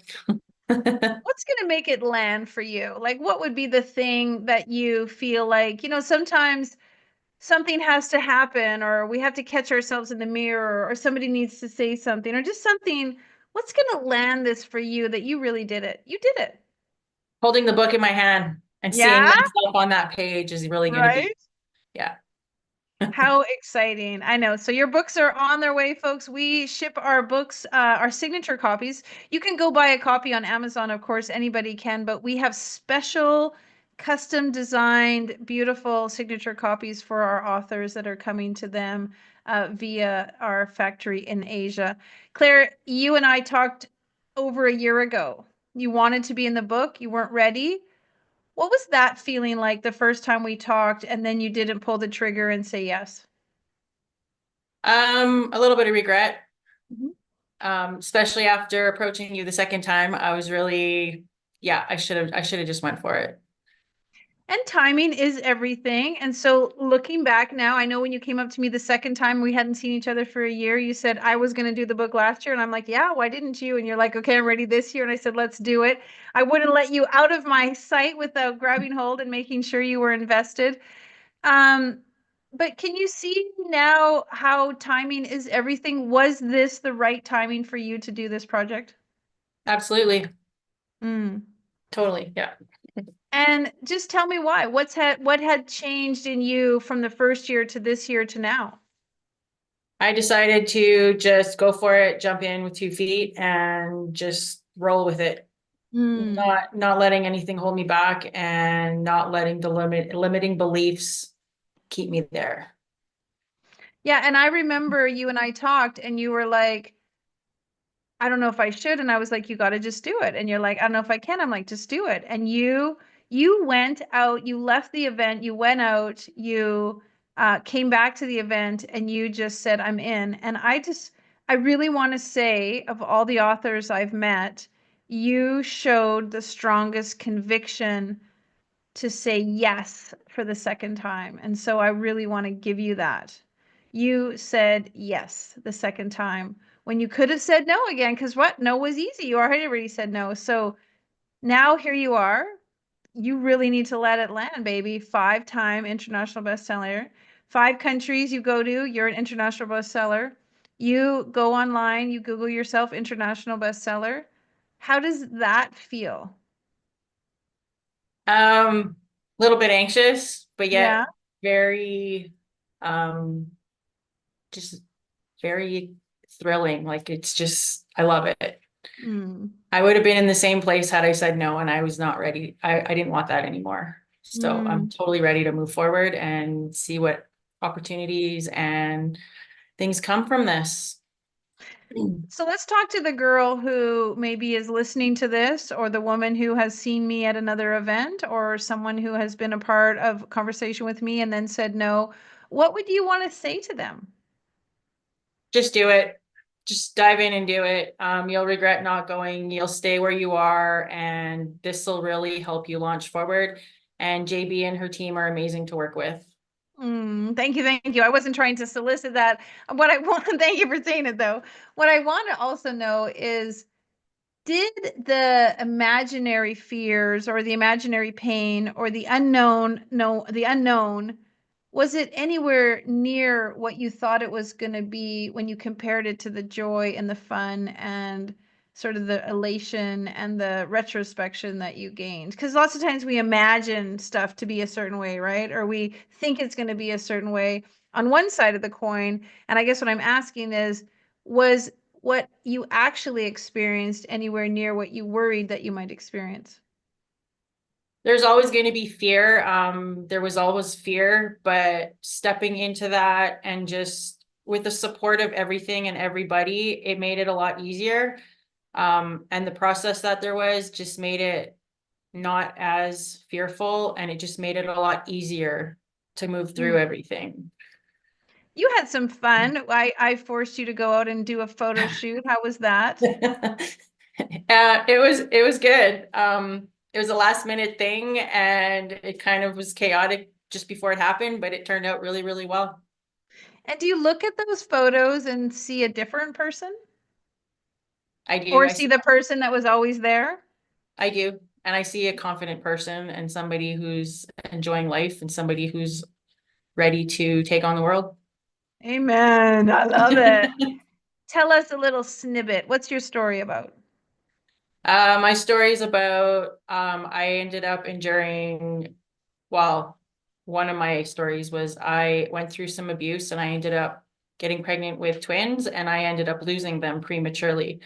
So the whole journey through that was a different was a whole process. And I thought things were one way when they weren't actually what they were when I was healing from it. And it just made me really open up my eyes, and I tripped upon some healing modalities and stuff that really sparked the healing in me. And yeah.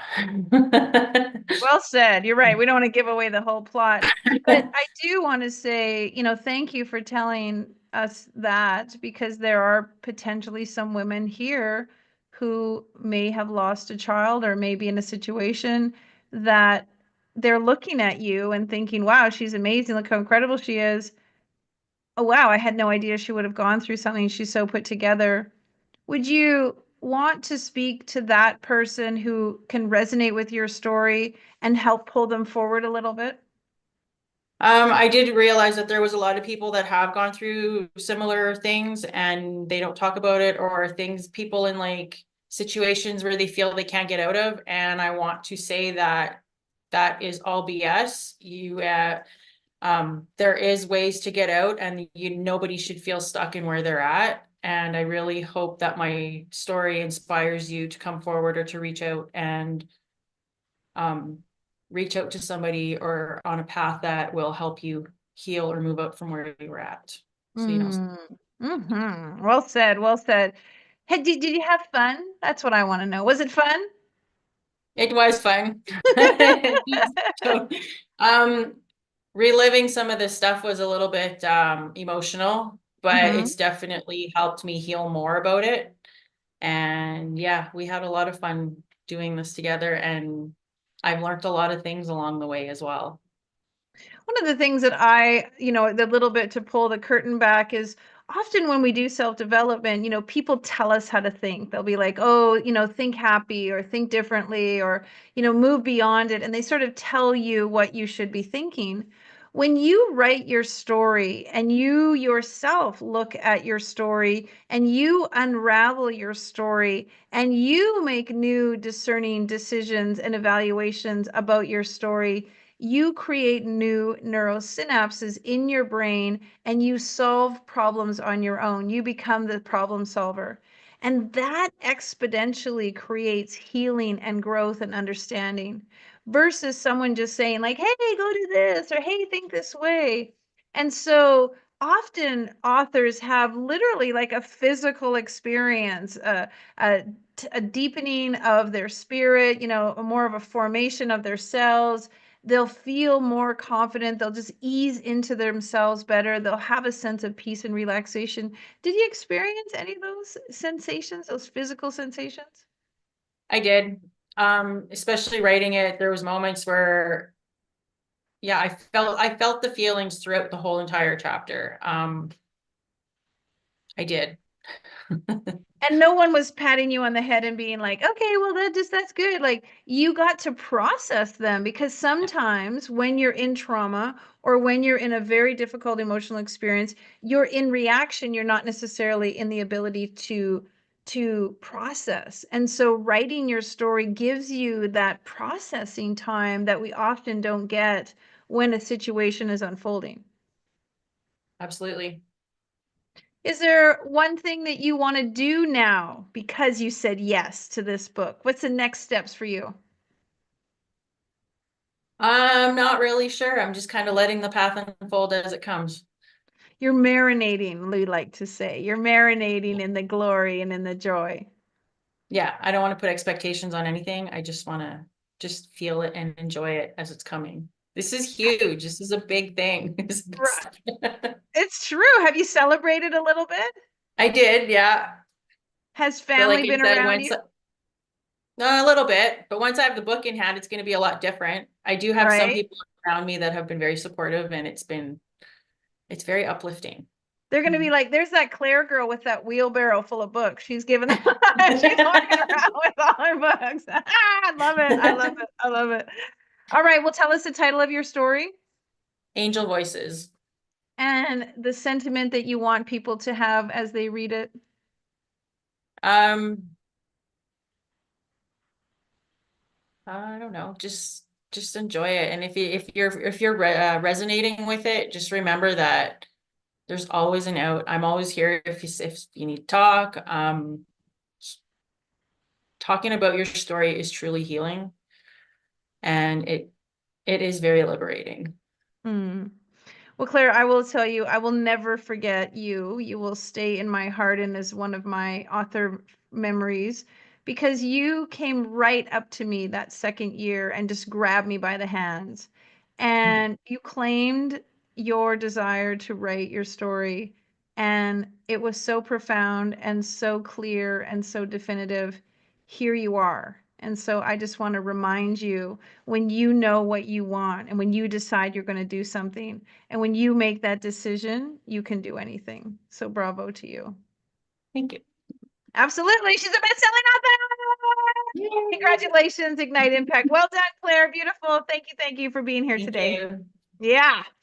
All right. Well, you can tell this is not just saying yes to a project, putting your money down, and then showing up at the end of it all. We have been on a beautiful 5-month journey together. Normally, our book process is about 4 months, but we started this before Christmas, so we all got an extra month together.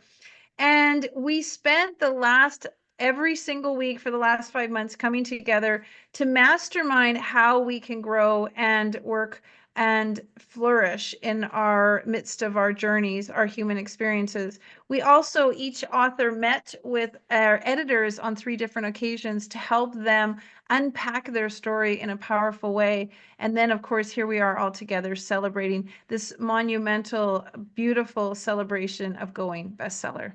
All right, well, we're bringing in one of the amazing gentlemen of our crew. We had quite a few male authors in this book, and I'm always impressed when the men decide to step into their vulnerability and their ability to share something profound. Welcome, Joe. Welcome, welcome. Super excited. That's right. Just went bestseller in Australia.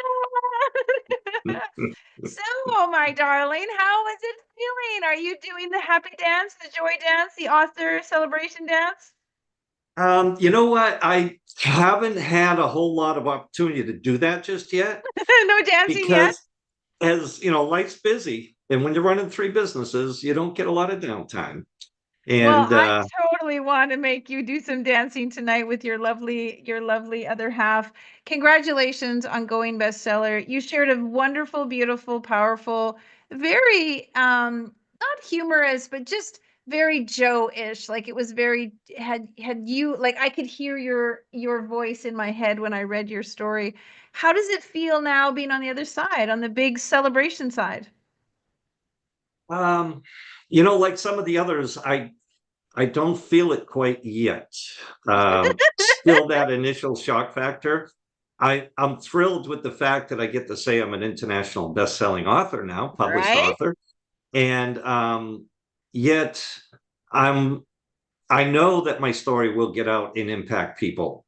And that to me is a very powerful feeling. Even if it just impacts one life, saves one life, changes one life, it was well worth it. And I just want to say on a note too, before you get into it, I wore pink today for you. I'm so glad. I noticed. You look fantastic and dapper. I love it. Tell the folks a little bit about what your story is about.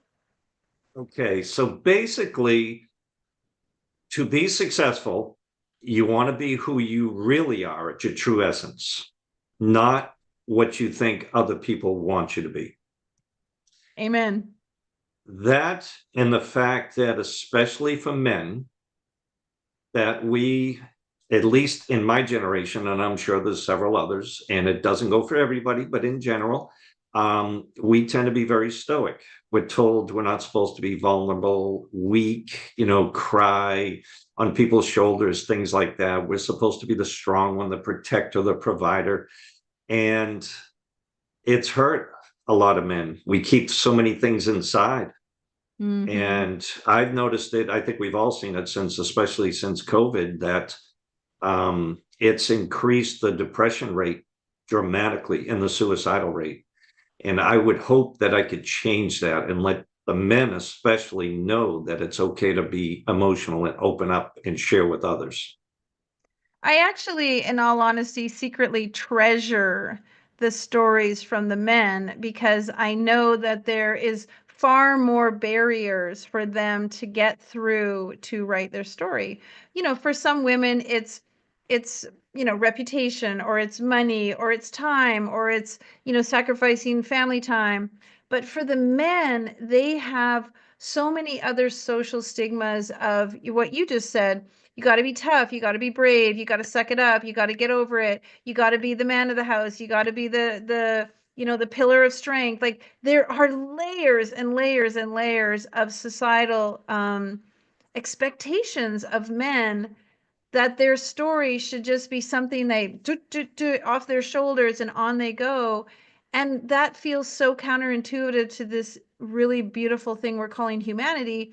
Whereas, how can you take a very powerful, difficult, struggle-some time in your life and just ignore it or brush it under the rug or not feel it? And so I'm very, very grateful when gentlemen share their story, because I know that they have pushed through so many other placeholders in life where they weren't allowed to share in other arenas. So I just want to say thank you for that. Thank you so much for that. Thank you. And thank you for offering me the opportunity and inviting me, because otherwise I may not have done it. Right, I know. So Joe was a winner of his chapter from one of our contests that we often have.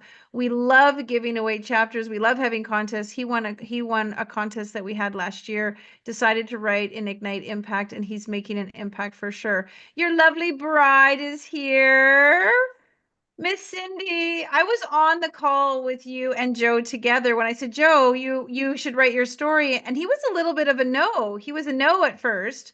And now he said yes. Now he's written his story. How was it for you to read his story, knowing where he's some of his background, where he's come from, some of these expectations?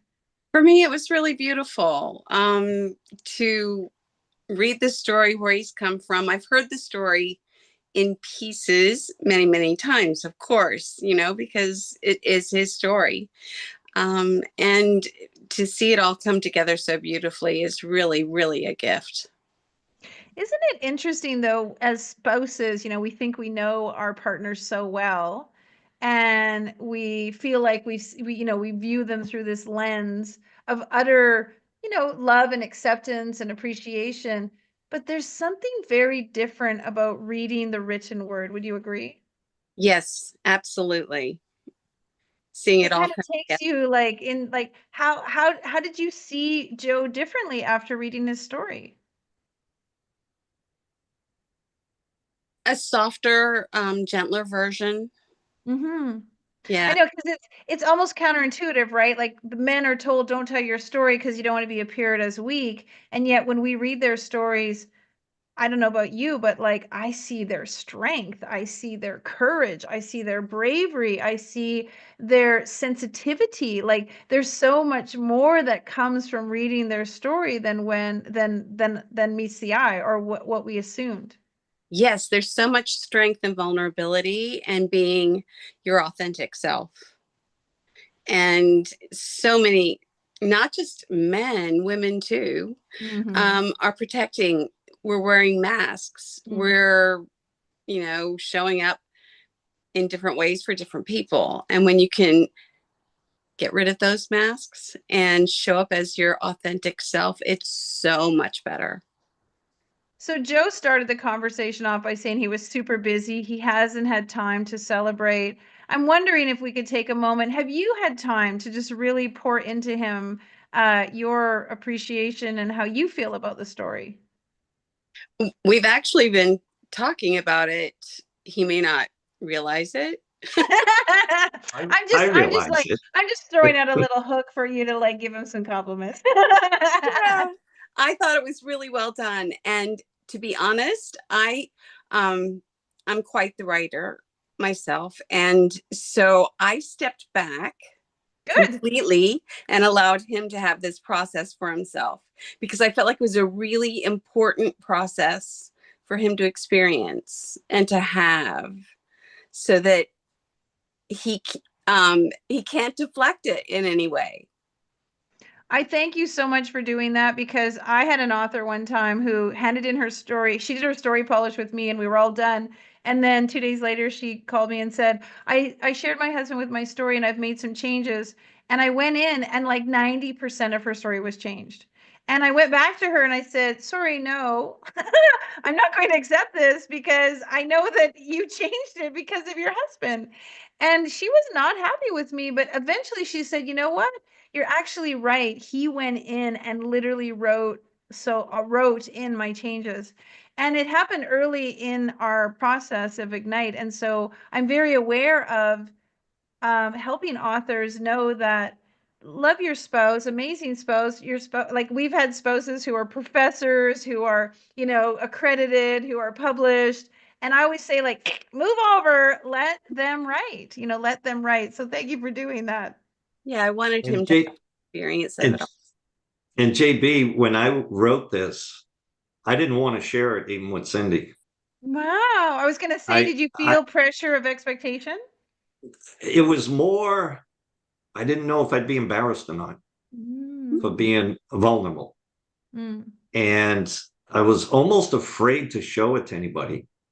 And then as time got closer, I thought, well, might as well read it because it's coming out now. After my first editing session, right. And we were with my family over in Ireland during the holidays. Right. And I said, what the heck, let them read it. And so a couple of them did. And they thought it was great. Of course, Cindy read it then too. And she did help me edit just a little bit, but nothing that changed the story at all. So that was very nice, very supportive. And I love her for that. Beautiful. Well, let me give you a tiny little bit of suggestion. When your books come and arrive, it's so delicious and yummy for the two of you to go into bed and Joe, you read your story to Cindy out loud from the book, and Cindy, you just listen. It's like some of the best aphrodisiac I can ever. It's absolutely so great. I know it's a G-rated show, but I just want to share. Go and read your story to your wife and do it while you're, propped up on a pillow. And it is so intimate and special. It really, really is powerful. Make sure to do that. Yeah, absolutely. So Joe, you probably, there's lots of men listening to this program. What do you want to say to them in regards to supporting them and telling their story? One of the things I discovered in developing my story was women have said that they wish men would be more open and more emotional and show their feminine side more. Because we both have that masculine and feminine energy in us. Right. And the women said they'd love their man more for that. And my immediate, of course, reaction was, God, I wish I knew that decades ago. Have you read any of the other stories from the guys? I read 5 of the stories so far. One from the gentleman, Michael, I think it was, and 3 or 4 other stories. And I can't wait to get the book and read all of them. Yeah, it's really powerful when you read the other stories because there's like this synergy, this vibrational frequency from you and your other authors, and it's like you're just, on a very equal playing field, so it feels really beautiful. And so, Cindy, I know, of course, I'm going to be knocking on your door to be in one of our next books. I know you're the writer, so now you get to go through it next. But let me ask you, Joe, with this now, this feather in your cap, this accolade, this you've reached this stage, this best international best-selling author. What would you like it to be the catalyst for?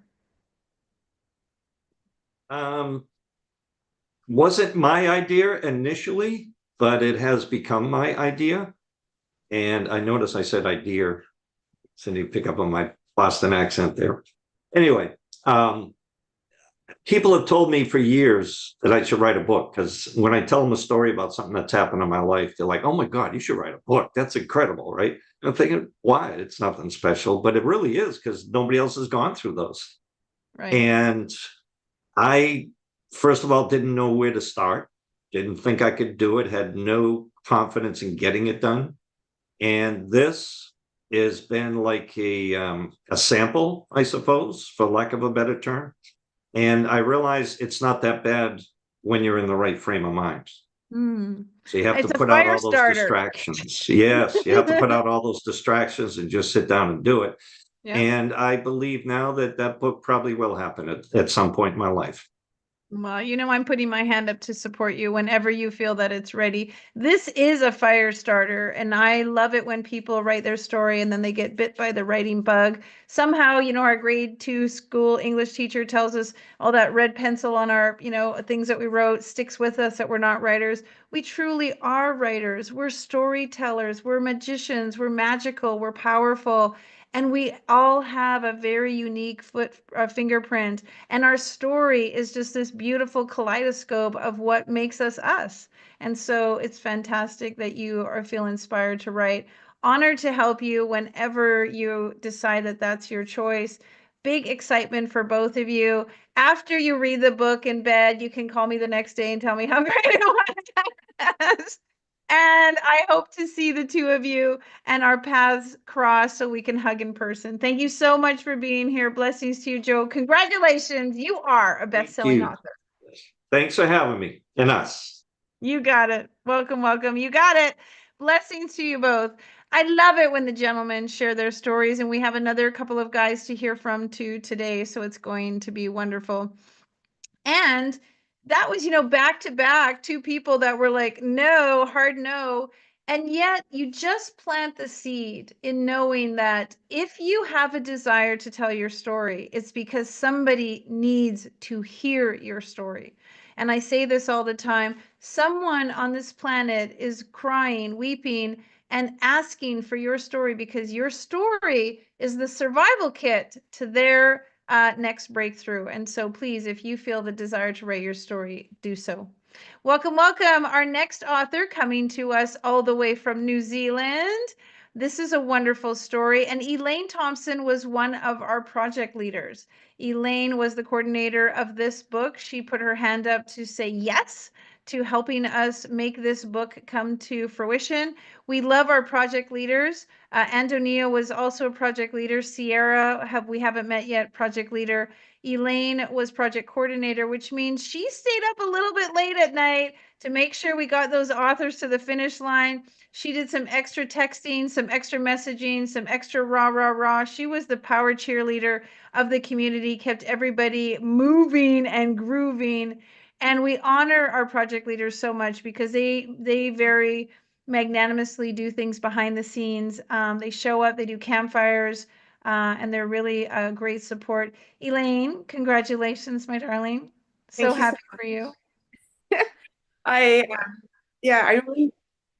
Oh, are you? Sorry. Not only is she an author in the book, but her name is also on the cover. We honor our project leaders by putting their names on the cover. So you've got your name on the cover, and you've got your name listed on Amazon as one of the authors of the book. Again, how does it feel, my darling? Well, right now, I'm so emotional. My mum's just come into the room. I've got feedback happening. Oh, That's okay. Yeah. Hi, Mom. So, yeah, it's the whole journey has been incredible and surreal. I have my Kleenex here. From the time I said yes a year ago to actually winning the writing scholarship for Ignite Joy, to now coming and writing Ignite Impact. That's exactly what's happened in my life, is I just had this huge impact because I said yes. So I'm so grateful, JB, so grateful. Elaine, you remind me of, when Wonder Woman went in the, went in the booth and like spun around and came out as Wonder Woman. Like that was that's in you.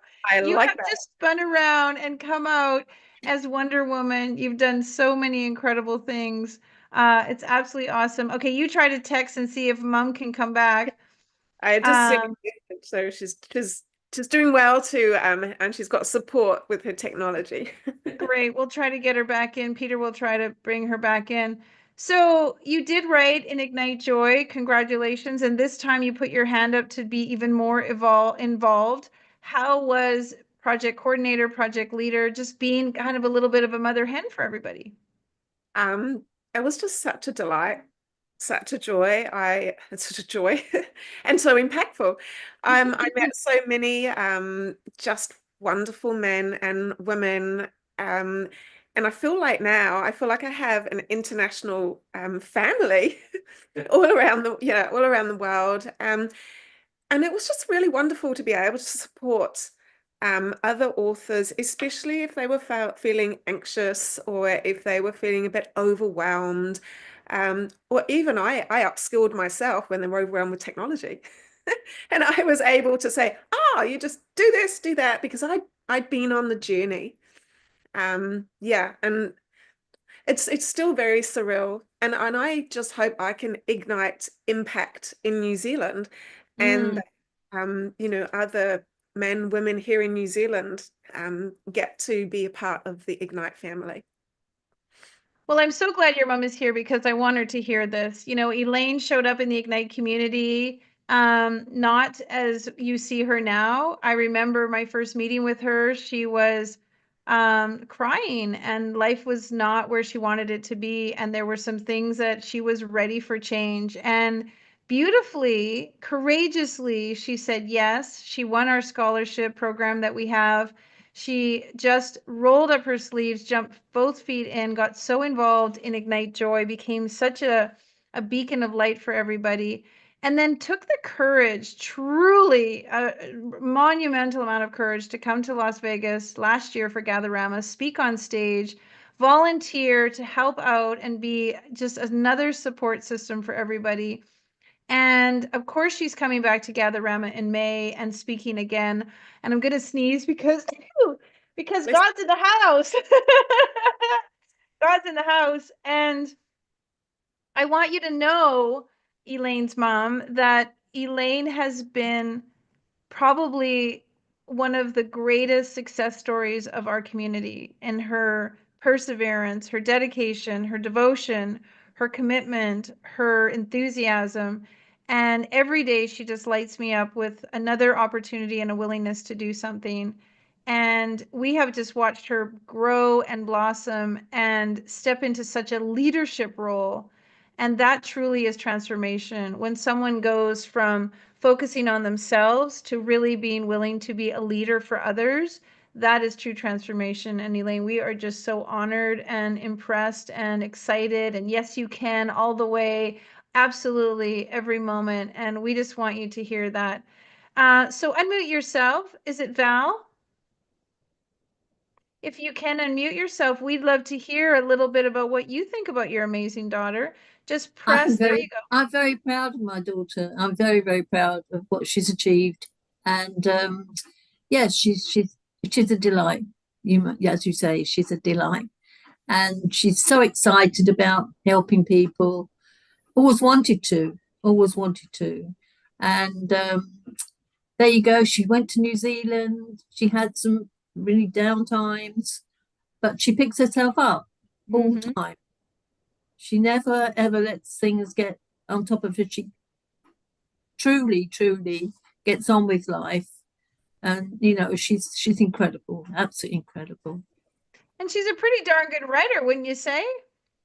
Yeah, actually, yeah. She's, to be honest with you, she's always a good writer. She loved poetry, and she always used to love writing. Always loved to write. She always liked a new biro pen and a new book, and the way she would go. She was brilliant. Yeah, she really is wonderful. I know she's coming to see you in the fall. You must be excited. Hopefully, yeah, it'd be great. Be lovely to see her. Yeah. And I'm just very excited for her and all the work that she's done. So I hope that we get to spend some time together. And thank you so much for coming all the way. I know you're in England, so you're on either ends of the time zone. So blessings to you both. Elaine, how does it feel to have mom say such nice things? Oh, I'm glad I got my feelings. Don't you dare. Yeah, first off, I just want to say please. that when I was down and out and single, living in a bedsit, when the bottom really fell out of my life, my mum was just always there across the other side of the world, checking in with the hospital, checking in with me on Skypes and supporting me however she could from far away. And I think that would have been really hard for a mum to see her daughter broken first from a not so fruitful marriage, and then living a life of chronic pain and going through all those operations. So I really have the warrior personality that my mum has, because she also had a life where she had to just pick herself up. So I'm so grateful for your words, Mum, and thank you, Mike, for getting Mum on Zoom today. And I just want to say that if it hadn't been for my mum's support to get me to that point, and it hadn't been for Shantavi and my mum supporting me to come to Las Vegas, I wouldn't be in the place I'm in now. So I really just want to do Shantavi, my mum, my friends and family proud. And just light up other people and know that they can actually say yes, you can, and know that as I say, hope is the magnet that attracts joy. Well, I almost feel like it's Houston countdown. Like Elaine, you're like the rumbling, like rocket, like the blazing fire. Rocket fuel is just ready to take off. It's so beautiful where you're headed, and we love watching you. Shantavi, this has been an exciting journey for you. I know there were so many times we were on the calls with Elaine. It was 4 a.m., 5 a.m., 10 p.m. You were in the background, the lights were on, and you really were a support system for her in this amazing, crazy journey that she said yes to. Ignite can be very all-encompassing. When you say yes, you're in, you're all the way in. It's a bit of quicksand. You go all the way in and you're doing everything. And I just want to say thank you, because there were lots of times we knew you were in the background just supporting her. And that's a really beautiful, courageous thing for a partner to do. Yeah, I just knew that she had to go. Yep. That was my goal for her, and I could see her growing and becoming who she is because of that. Yeah, there's no way I wasn't allow her not to go. As soon as you gave her that scholarship, I just heard she had to go. Elaine, if you turn your sound off for a second, it'll be easier for Shantavi. So Yeah. now here we Yeah, there are we at go. Gatherama 2, and we want Elaine to come to Salt Lake City, and the quicksand has spread because you're coming also. Yeah, I don't know how she convinced me, but yeah, I'm going. I'm going to go. I'm so excited that you're coming to Gatherama also. You're going to be really supporting everybody. Folks, Shantavi's going to come and be our on-site photographer and be taking photos and capturing those moments for everybody at the event. Really, really powerful. Sometimes, you know, I have the most amazing husband who is always the wind beneath my wings, and lots of times I get to be out in front. Can you share a little bit that feeling where Elaine has really stepped out in front and really wanting to do something more, wanting to be, you know, on stage, wanting to do something, and yet we as women, we can't do it alone. We don't even want to do it alone. It's not who we are. And having that wind beneath our wings is so powerful and so precious. I hope you realize the support that you have given her to really allow her to spread her wings. Well, to me, it's the least I can do, because I see her foremost as my partner, and there's nothing in the world that I want to see her grow more than anything. And with or without me, I just think it's everybody's right to be an individual, and also to give back as well. You know, the community service that God has basically, or the rent that we pay back to the universe and to God.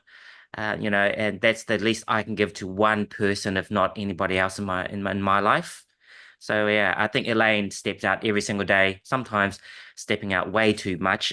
It's amazing.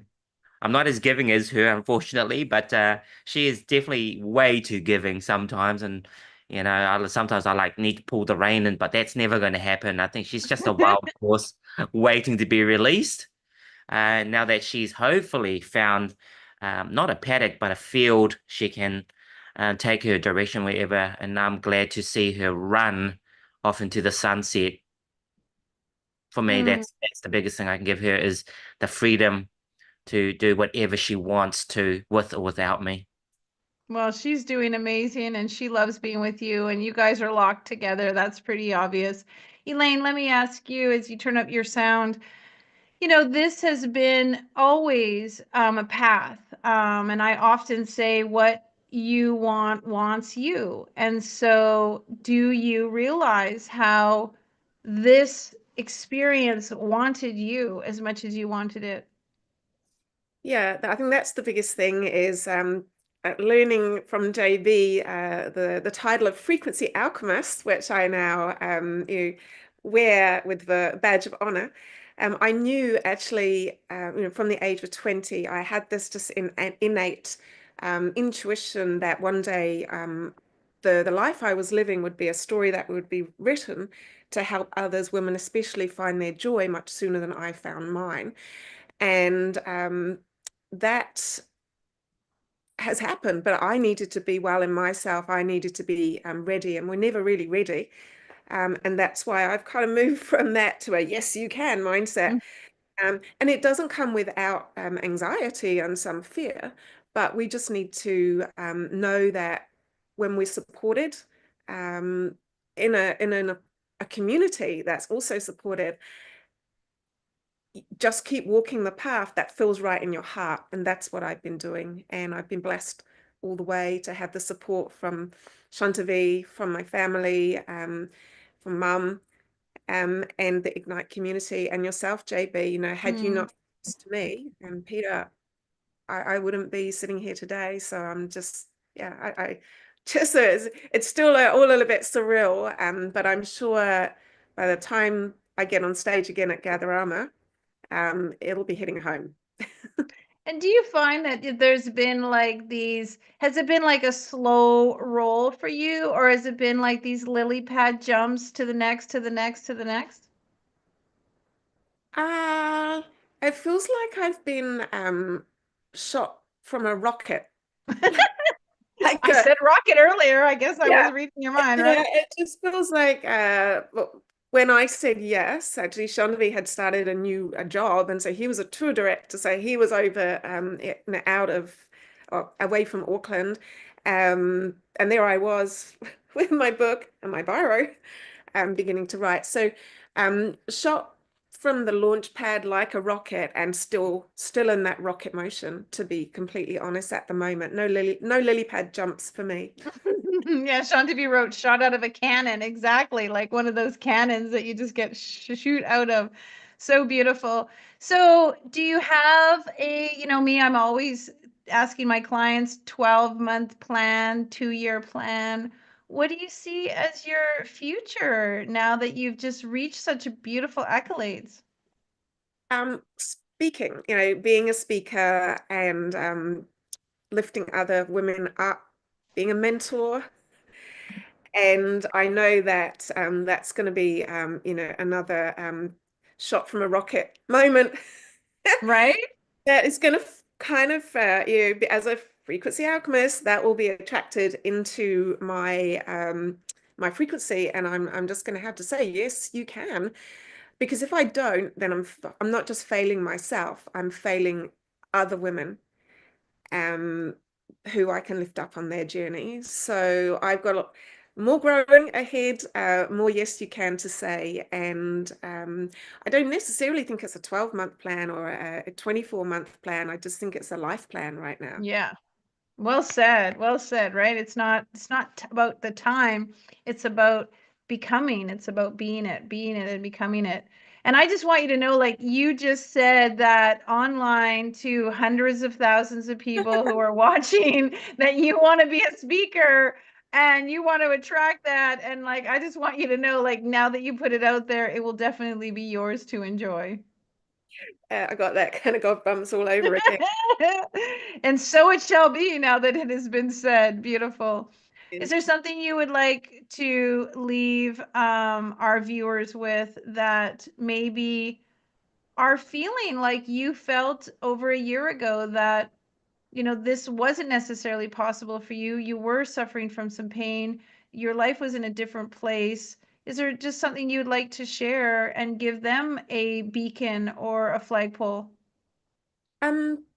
Yeah, gosh, so much to share, but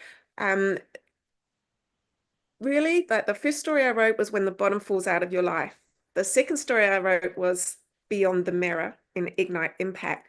And so to any ladies out there that have past mental narratives that have been brought on through other people's words, for them just to see beyond that mirror. We can silence the inner critic. We can recode those narratives, and when we change our frequency on the inside, we change what we attract on the outside. And that's the 3 actionable steps that I talk about aligning mind, body, and soul. And then we can become our magnet of greatness and find our most purposeful path in life. I love it. I love it. I love it. She's an amazing student. Elena's been a part of everything that we're doing, our Ignite Legacy program, our Ignite Humanity program, our Ignite Gatherama program, Ignite Was Possible, like really fabulously well said. I honor you. I just congratulate you. Well done. Well done. Well done. Any last words you'd like to share before I give you the big clap? Oh, just thanks, Mum, for coming on today. Thanks, Shantavi. Thank you, JB, and the community here, and Peter. And see you soon, Mum. Yeah, Mum, unmute yourself. Anything you want to share? Now that you've figured out Zoom, just unmute Mom if you can. Mike can't hear. Oh, maybe she can't hear. Can you unmute her? Mom, any last words you want to share with Elaine? Yes, I do. I would love to send. Oh, she knows it's awesome, my love. She knows that I'm here for her any day, night, whenever. She knows that. And I will always be there. Always be there. She's Such wonderful. beautiful words. Such beautiful words, Mom. We're all going to take those words in today. Well said. Well said. All right. Congratulations. She's a best-selling author. Well done. And thank you, Shantavi. Take care. Blessings. See you in Salt Lake City. Beautiful, beautiful, beautiful. I love sharing with the author's journey because many people think that, oh, it's just easy. Oh, they just made it. Oh, they just got there. Oh, they didn't have to do anything. And folks, the truth is that many of us need to crawl out of the quagmire that our life has put us in. Because I remember being at an event last year during the Oscars, Sharon Stone was speaking, and she said a beautiful line. She said, "It's not about how you fall that people are paying attention to, it's how you get back up." And I thought that was really beautiful, because the truth is we all face those moments where we fall, where we are down on our knees, and it is how we get back up that makes a difference. Now, if you've been watching us throughout the day, you've heard about Gatherama happening in Salt Lake City, and you've heard about some people being speakers. Now, we are doing something extraordinary. We have secured the trademark for IgniteX. IgniteX, that's right. And IgniteX is a really amazing cross between TEDx and American Idol. It's an opportunity for people to come and be speakers and share their Ignite moment in what's going to be a phenomenal speaker celebration and competition. Let me just share a little bit with you. IgniteX is a stage where storytelling ignites transformation, and winning is part of the impact. Now, TEDx is a fantastic, phenomenal franchise and company and mission and vision. And it is really geared towards ideas and technology and data and facts. IgniteX is really about transformation, personal evolution, self-development, all the things that TEDx is not. So we wanted to create something that was different. IgniteX is all about telling your personal story, telling that Ignite moment. And what we want to do that's also different from TEDx is we want to have a grand prize of $10,000 in cash. IgniteX is about sharing your Ignite moment, that moment that changed everything for you. It's different because it's real and raw and authentic, and it's about those moments that made a pivotal change in your life. So 10 speakers are going to get together and share for 10 minutes 10 slides that could win them $10,000. Now we have a few openings for our our IgniteX speaker competition. And that's why I'm sharing it with you, because somebody listening to this may want to participate and be a part of our IgniteX experience to win $10,000. There's so much going on in this incredible program that we are offering. You are going to be mastering your authenticity, solidifying your integrity, and you're going to be on stage transforming humanity with the powerful stories that you share. Our event is going to be live streamed to 192 countries. That means you have the potential for over 6 million people to be seeing your 10-minute conversation, your 10-minute talk, and you're going to be able to do it in front of a critique of judges. We're going to have expert judges who are going to come, and they're going to adjudicate and help choose the winner. When you speak at IgniteX, you impact audience, community, and other speakers who are watching you, and you get to make change for the world as we live stream this to 192 countries and share with people your incredible Ignite moment. You will get access to the video, and you will be a part of helping us build one of our classrooms and be a part of us changing the world. When you come and be an IgniteX speaker, there's a $10,000 cash prize, a 10-minute presentation, 3 months of stage training, performance on an iconic stage in Salt Lake City. This is a beautiful theater of 1,700 seats. You're going to be featured on the Ignite Humanity TV show. You're going to be live streamed for global exposure, media recognition. You'll get complimentary tickets for your family. You'll be part of the movement. You're going to get unparalleled networking opportunities, audience engagement and feedback, and you're going to get a chance to leave a legacy. I'm going to put you in one of my feature articles in USA Today. I'm very blessed to be a columnist in USA Today, part of the IgniteX experience. You get featured in that. and you're really going to get to make your dream a reality. We're going to film you throughout the entire process. When you arrive, all the rehearsals, we're going to take you through a media circus. We're going to get you to rehearse, and then you're going to participate, and then we're going to choose a winner. And we're going to film it all so that you can keep that as part of your sizzle reel. We're looking for just a few more speakers, so we wanted to share that with all of you in case you or somebody you know might be a potential opportunity for them to speak on our Ignite X stage at Gatherama. All right, now let's get back to our interviews. Welcome, welcome. I'm so excited to bring another one of our gentlemen who have been a part of our community, who has been sharing with us a beautiful and amazing story. We're going to welcome him into the room. Super happy to have you here. Hello, my darling Matt. How are you? I'm doing great, Lady JB. How are you? I'm blessed and excited, and a beautiful day. Since 9 a.m. this morning, I've just been talking to authors nonstop, and it just fires me up, lights me up, and I'm super excited to talk to you. You're over on the East Coast of the U.S. You're an international best-selling author. You've gone bestseller in 5 countries. Your story is phenomenal. Does it give you goosebumps?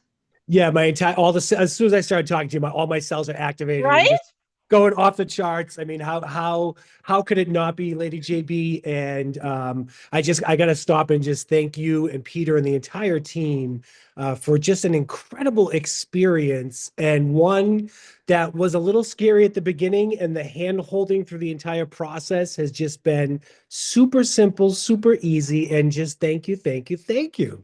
You're welcome. Did you love all those 11 o'clock texts? Because it was like 2 hours ahead in my time zone. So I would text you and then be like late at night. I'd be like, hey, Matt, how's it going? How's your story? How's it? Did you love all that hand holding? Yeah, I mean, listen, I'd be lying if I said there was no anxiety on my part.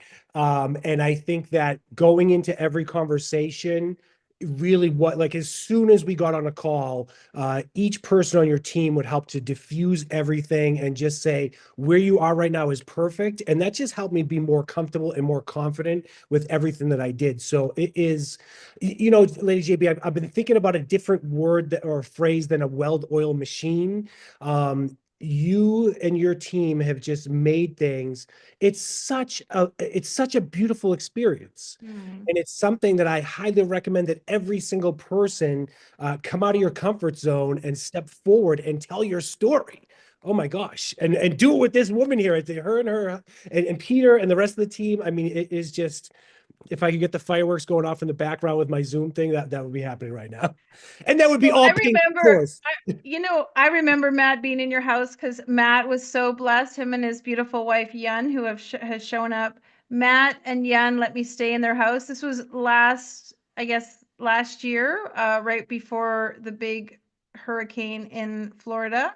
I was supposed to fly out of Florida and I couldn't go. And so Matt and Yun let me stay. I went to visit them for 2 days. I stayed for a week. And I remember in the kitchen, Matt, I was like, so you got to write in this book, you got to write your impact story. And you were like, uh-huh. And I was like, and you're like, I'm kind of busy. And I'm like, no, you're going to love it. You're going to love it. And you're like, uh-huh. And now here you are. And I'm just so glad that you rolled up your sleeves and really wrote a powerful story. I mean, I love all the stories that I get to polish, but when I was working with you on your polish, again, and I said this in Joe's interview, the vulnerability, the authenticity, the barriers of male expectation and, rough and gruff and we got this was just really beautiful for you to let that go and share something so true from your heart. And I want to thank you for that, because your story is the kind of story I want my son to read. And your story is the kind of story I want all young men to read, because it's powerful and awesome and authentic, and it shows your strength. I hope you know that. Yeah, I thank you, thank you, thank you. And I have to say, one of my favorite parts through the process is when I did my polish with you and just your little sound effects and just leading me through. And it was absolutely beautiful. And my beautiful soul sister, Linda Sullivan, is here on the call. And I was fortunate enough to be able to read her story. And then she read my story as reading. And Lady JB, I mean, my throat chakra was closing up like there was no tomorrow when I started reading my story. I'm like, oh my gosh, why can't I get this out? And it was something, it was really uncomfortable for me to step up in that space, and realize, for a long time being the observer of myself, of letting all my dreams and desires go and create a system around me that didn't help me flourish and really show my light. And I'm so grateful to be able to put that on paper, and just say, hey, this is me. This is me. And I remember when we first started talking about different stories, and I had a few lined up, and the question was, wow, Matt, this is powerful. How do you feel about sharing this? And of course, before I even get into it, I was like, oh yeah, this is good. Yeah, no problem. And then as I put pen to paper, and then as I started to formulate thoughts around it, I started getting a little bit sweaty and a little bit nervous. And I just said, okay, Matt, because when I said yes to you, Lady JB, and I, of course, in saying yes to myself, a couple of days later, I said, what did I do? And probably like a lot of people, halfway through, 3/4 of the way through was, I think I could just back out of this and just, come up with some type of excuse. And one of the core principles of one of our companies is integrity. And I said, okay, I said I was going to do this. So put on my big boy pants and make it happen. And here we are today. So thank you, thank you, thank you. Love it. I love it. Well, let me ask Linda. Linda, when Matt was reading to you, did you feel his throat chakra closing? Did you feel was he tensing up, or was it as magical as his story really is? I mean, was he being hard on himself? He was definitely being hard on himself. Yeah, his story was amazing, and it needed to be told. So I was very blessed to be the one to be able to hear it first. So wonderful, amazing. And Matt, it makes me think you have two beautiful daughters. You should take the time to snuggle on the couch with them, one on each side of you, and read your story to them, because we as women, we need to hear that. And we as daughters, we need to know that about our fathers. And I think that's really something super powerful. Well, let's ask Yun. Yun, your amazing husband, who we all love and adore, wrote this powerful story. I know that you guys didn't compare notes before you started writing. What was it like to see the finished product? So I will share with you that I have to read his book, and I know that or his chapter, I should say, and I know that there's certain components in there that we had discussed about and the impact that it's made on him. So I'm excited to read it because I'm one of those people that I do want to read from the beginning to the end. So I started in the front, I didn't jump straight to his chapter, right? So I'm excited to read about it. But one of the things that has come about, I think, for him and I to share our story is just the system that you created, making us really giving us the opportunity to walk through it so that we can gain new perspectives and new lessons from kind of just revisiting that entire experience. So watching him speak about it, feel into it, and then take out the lessons, I've been receiving the benefits of his lessons being learned, coming out of him versus just inside of him. Well, I like that you said you're going to read it in order of the book, because it is kind of special. I do a lot to make the book be this beautiful journey through the stories, and I put the stories in very unique positioning so that the reader gets this really beautiful unfolding and unfurling of stories. So I love that you want to read his story as a reader and him as an author, not read it just because he's your husband. So bravo to you on that. What I will share is that this process is really a unique process. I mean, Tony Robbins has you walk on fire and your life has changed. Outward Bound has you climb a mountain, your life has changed. Ignite has you write your story and your life has changed, because it actually fundamentally allows you to, again, create those neurosynapses in your mind of your own experience. Matt, when you look at the man in the story, you look at the man in the mirror, and you look at this person right now today on this call, do you see how all of that becomes intertwined, and yet so much more the fabric of you for how you're showing up for everyone in your life? I really do. And I think it's brought it, it's of course been in my subconscious mind. It's been floating around there, and to actually there's so many things that are happening that we're not consciously aware of. And when we bring it to the conscious surface and really start to look at it, name it, talk to it, it's been super impactful for me.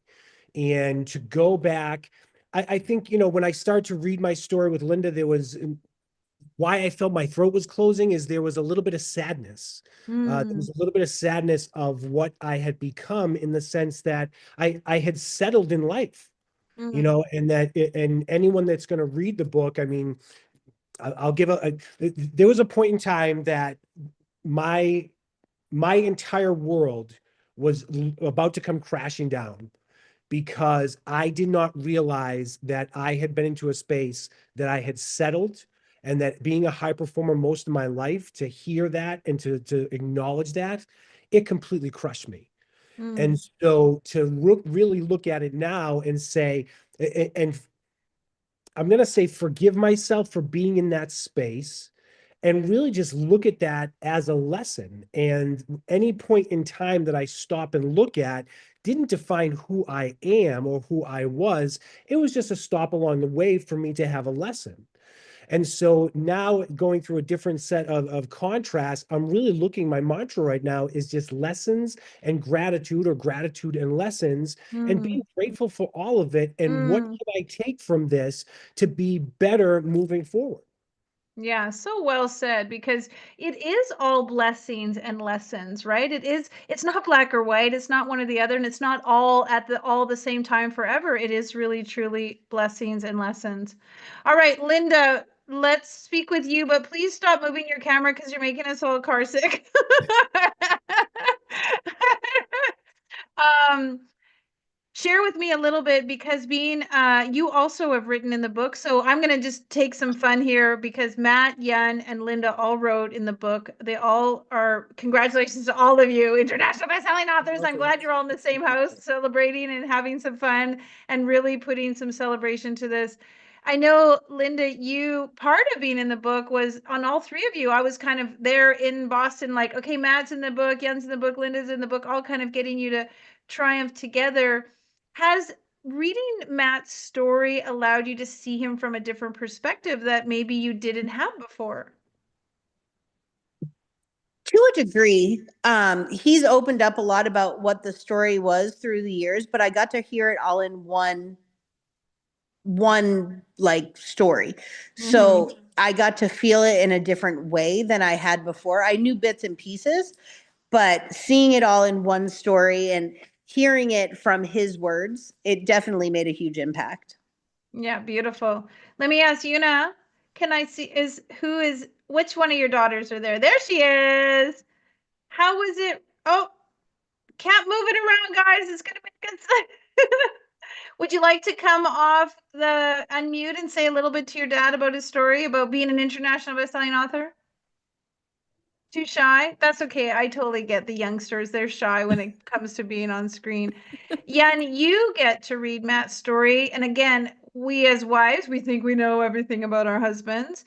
Is that new level of vulnerability to the world on page, in words, has that made an impact for you?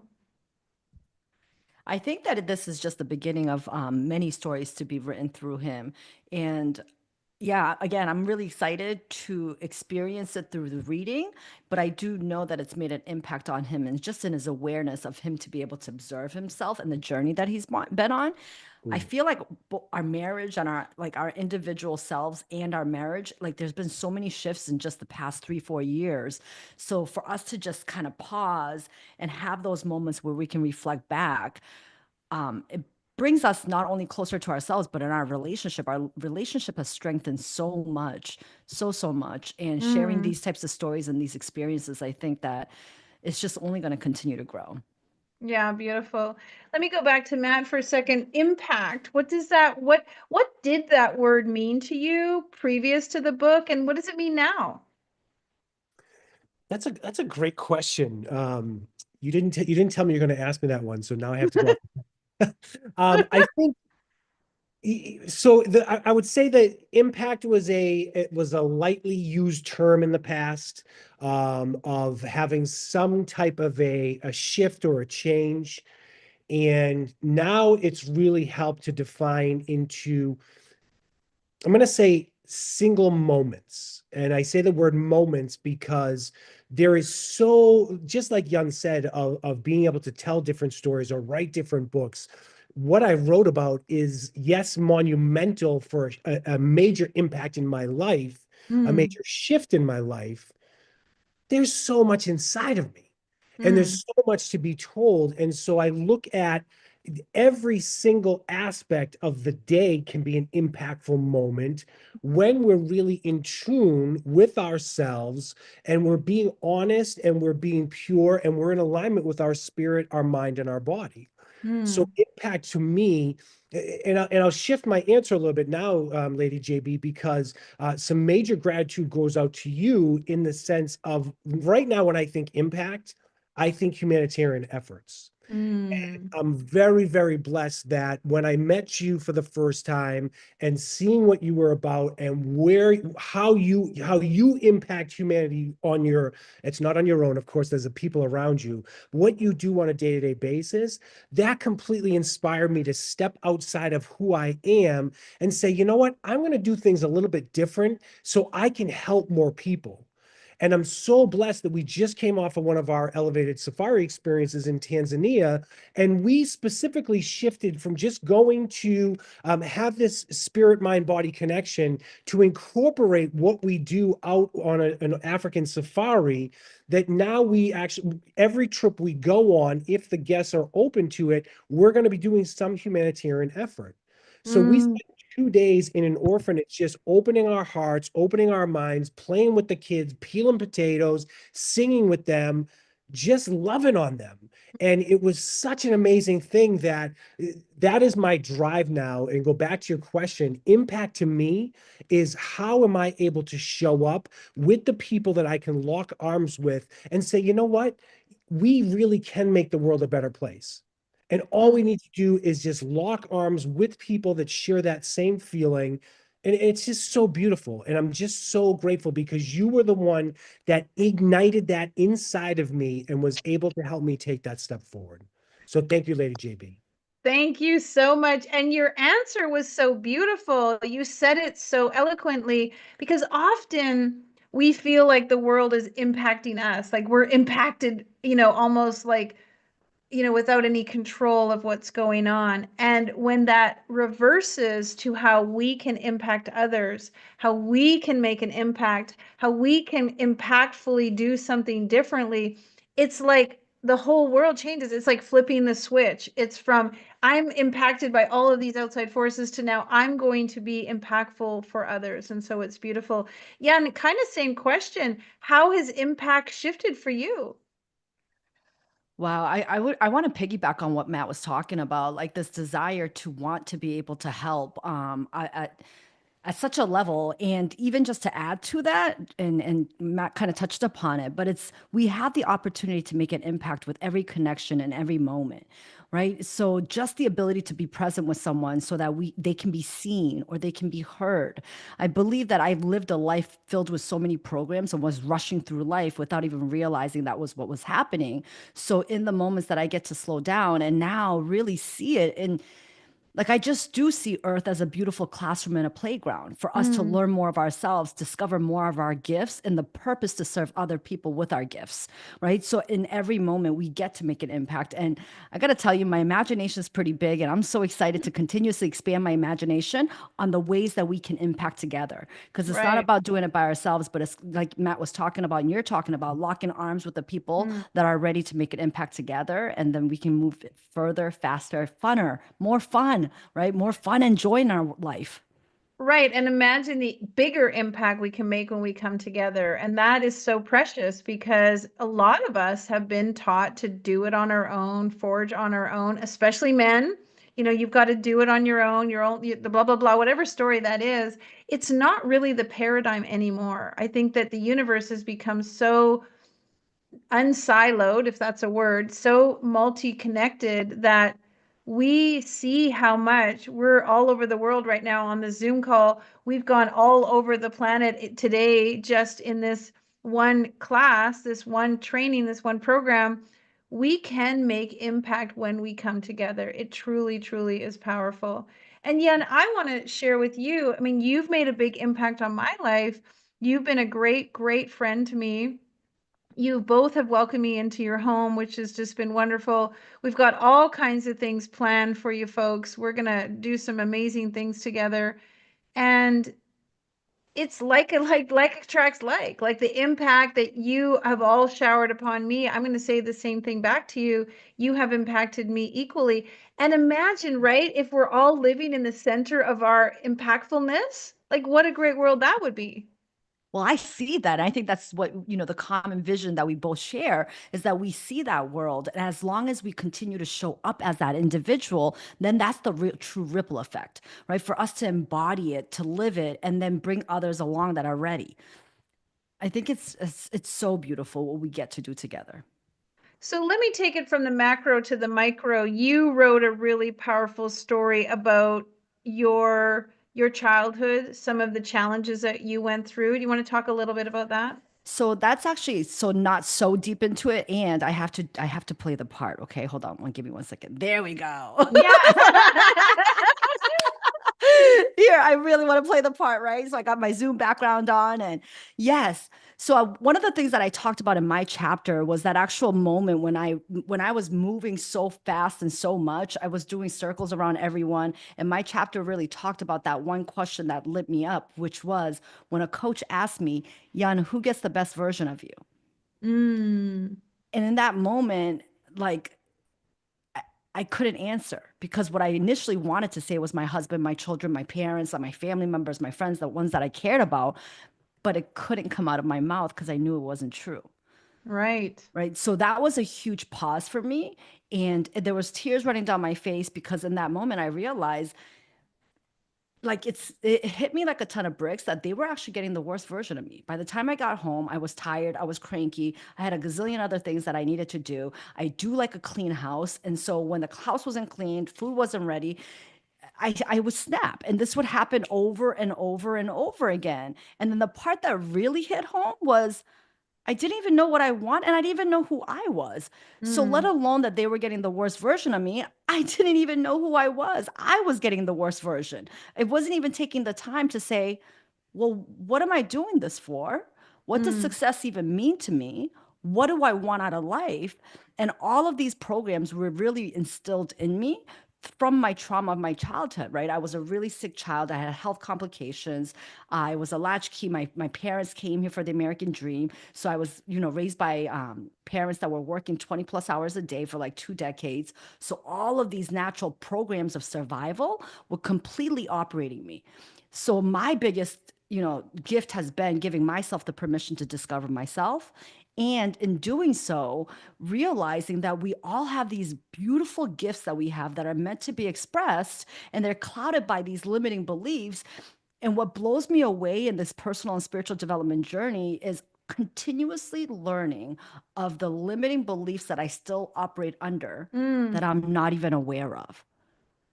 So if we can take those moments to pause and really ask ourselves, what do we want?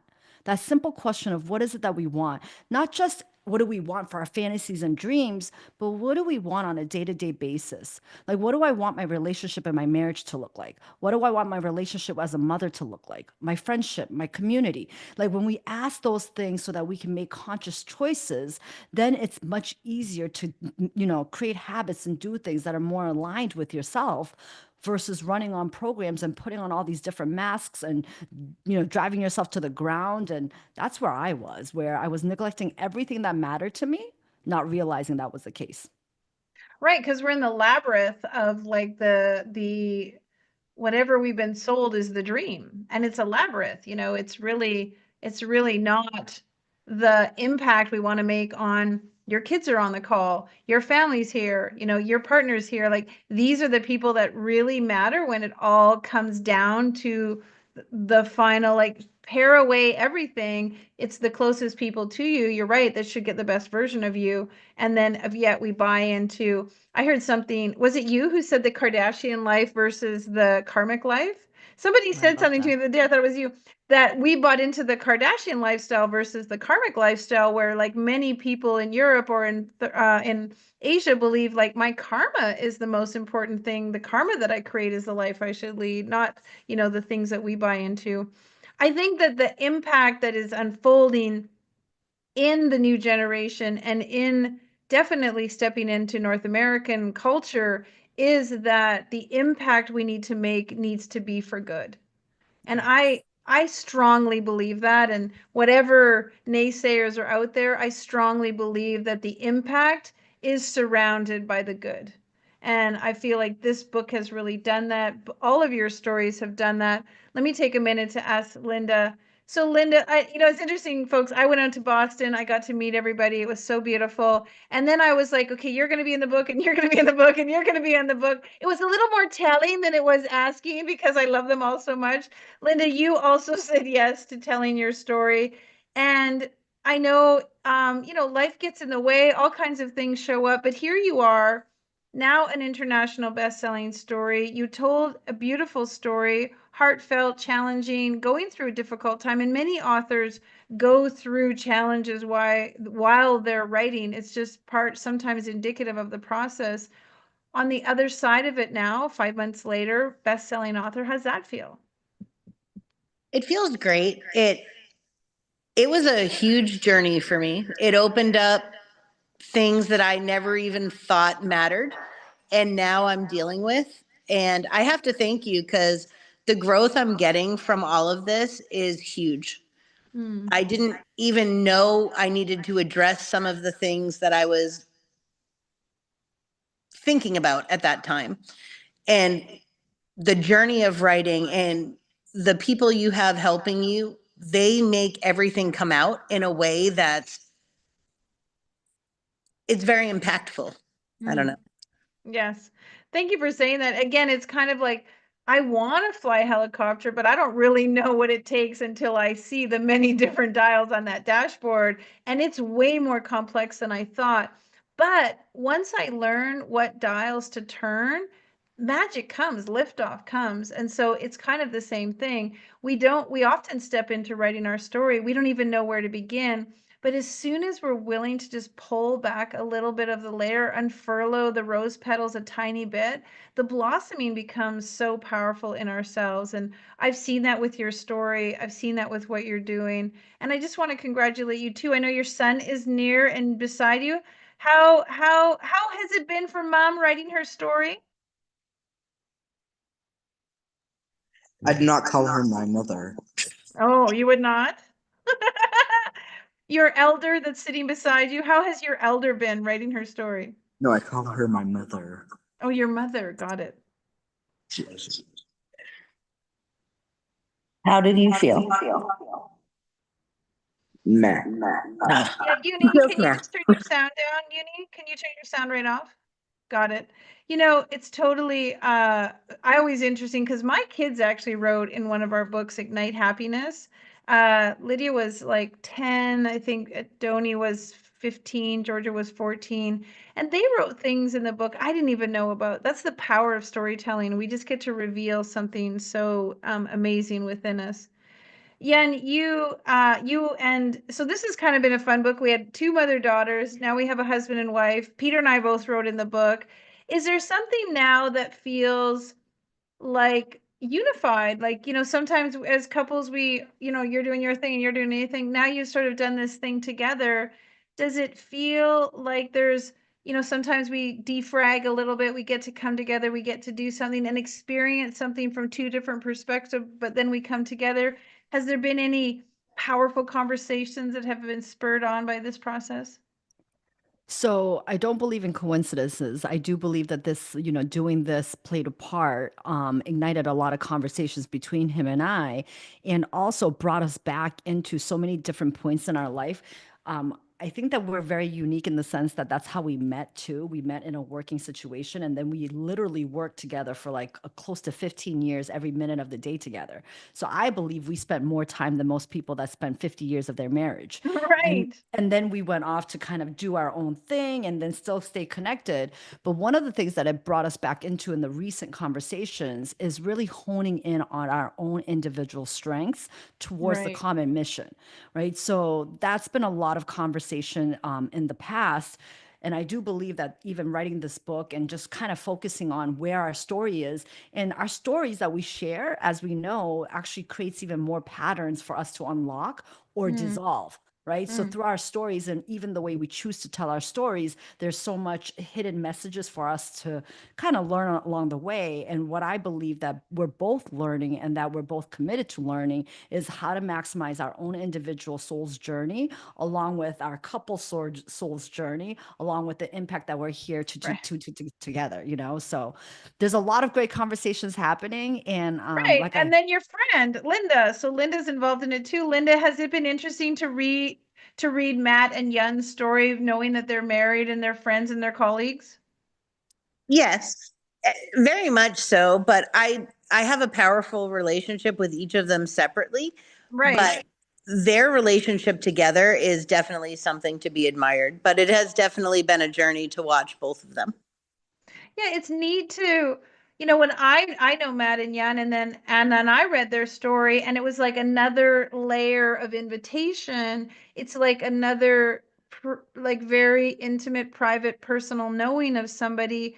And then there's just this sense of understanding. I feel like, oh, like that, so much more of that makes sense, and so much more of that feels powerful. Matt, your story and my husband's story, although they're different, they're similar. They have some similarities. Did you have at all get a chance to read any of the other stories in the book, Matt? No, and I do know, and I'm excited to read it the cover to cover as well. And I guess just to kind of drop it all down into one phrase is where Peter and I have the thread that we're both connected to some very strong, powerful, we'll refer to as alpha women, right? And there's a lot of men in that situation, and that's really where a part of my story comes into, of being in a relationship, with that persona, and how did that cause me to retreat from who I truly was, and I think that is something that I don't like to cause more division of, well, women go through this and men go through this, right? And I think that as the pendulum has shifted back and forth of when it comes to women's rights and how women have evolved, which has been it's just been such a crazy thing to look at in history, of how people of different sex or of different colors are treated completely different. Right. It blows my mind. It just doesn't make sense to me. And I feel fortunate to have that opinion.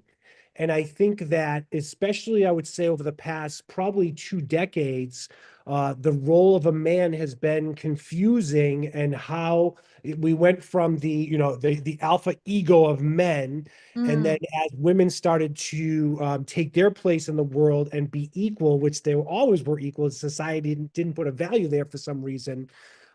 Now all of a sudden there was the confusion of, okay, well, now how am I supposed to be as a man? And there was the wave of women wanted sensitive men, right? And so then as a sensitive man, and maybe being too sensitive, and men, we're like dogs. It's like, you tell us what to do and we're going to go. So the pendulum swings one way. We're like, Totally. okay, we'll do it this way, right? And so it's like, all right, now you're too sensitive. Where's the men again? And so it's this whole thing that, again, as we look to the outside for validation and explanation, it's never going to make sense. It's more what resonates on the inside and what feels good, right? And so in the past, and I'm going to go off on a quick tangent, I come from a background where we really weren't good with money. And Yun comes from a background that they were really good with money. And I'll never forget that someone in my family was like, well, Yun wears the pants because she knows how to run the finances. Right. And I was like, oh my gosh, I'm so inferior to her. Well, I was ignorant to that world. So why would I feel inferior to that? That was the pressure that society was putting on me.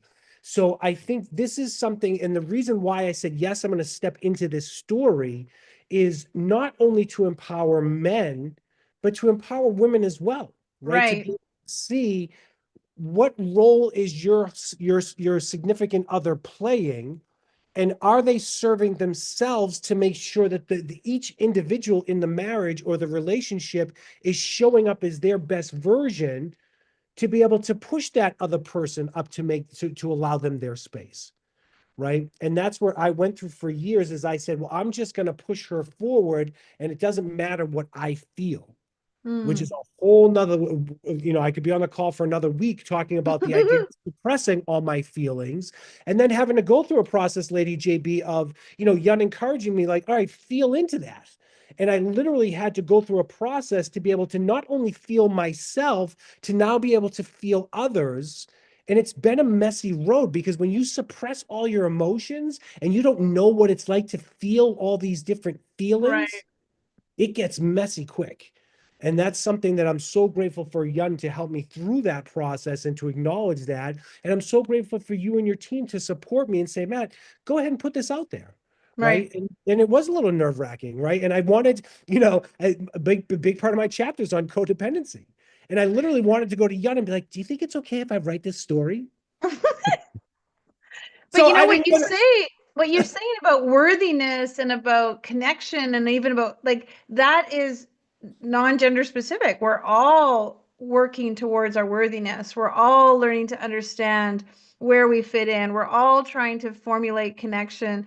And so what I love about all Ignite stories is the under layer, the fabric of them, the real gem and magic of them is so universal to everybody, age, gender, color, creed, religion. Like, it's the human experience that we all go through. And we just got to play out different, one person lost all their money, one person got a diagnosis, one person lost a child. Like, we got this human opportunity, however that looks, to live this human experience in different dynamics, but with the same internal human emotion. And I think that's what's really why they're so relatable, is because the human emotion is the common denominator. So the how it was wrapped or how it showed up is always unique. And people ask me, how did you publish 800 stories and they not all sound the same? Because they're all so unique, they're all so individual. But the beauty of them all is they speak to who we are as human beings, man, woman, whatever, child, everybody so can relate to them. I love the candidness. I love the realism. I love the truth. I think these are the conversations we all should be having. I sometimes, dial into something on TV or whatever, and the conversation is so unauthentic, it's just not interesting. And when we can sit on a call for 8.5 hours and talk about the truth of each other, of humanity, of vulnerability, of authenticity, of tough stuff, that's magical. And I hope everybody who's listening can benefit from it. All right, Jan, last and final words. What do you want to leave people with? What do you want people to take away from your story? What's kind of your underlining theme? So the underlining theme is that really and truly that as humans, we are such gifted and most magical things on this planet, right? We have the capability to be, do, and have anything in the world as long as we truly believe it. It's truly our belief systems that create our reality. So when we can just do it kind of an internal audit and ask ourselves what our belief systems are, or take a look at every area of our life and any area that we're not really satisfied with, just go dig a little deeper and ask what our internal belief system around that is, and then write our own script, right? Live that life by design, make some choices that are going to actually, enhance you and allow you to live the life that you want to. And that is really my final thought. And can I just add one thing about Linda? Like, is Linda coming back on?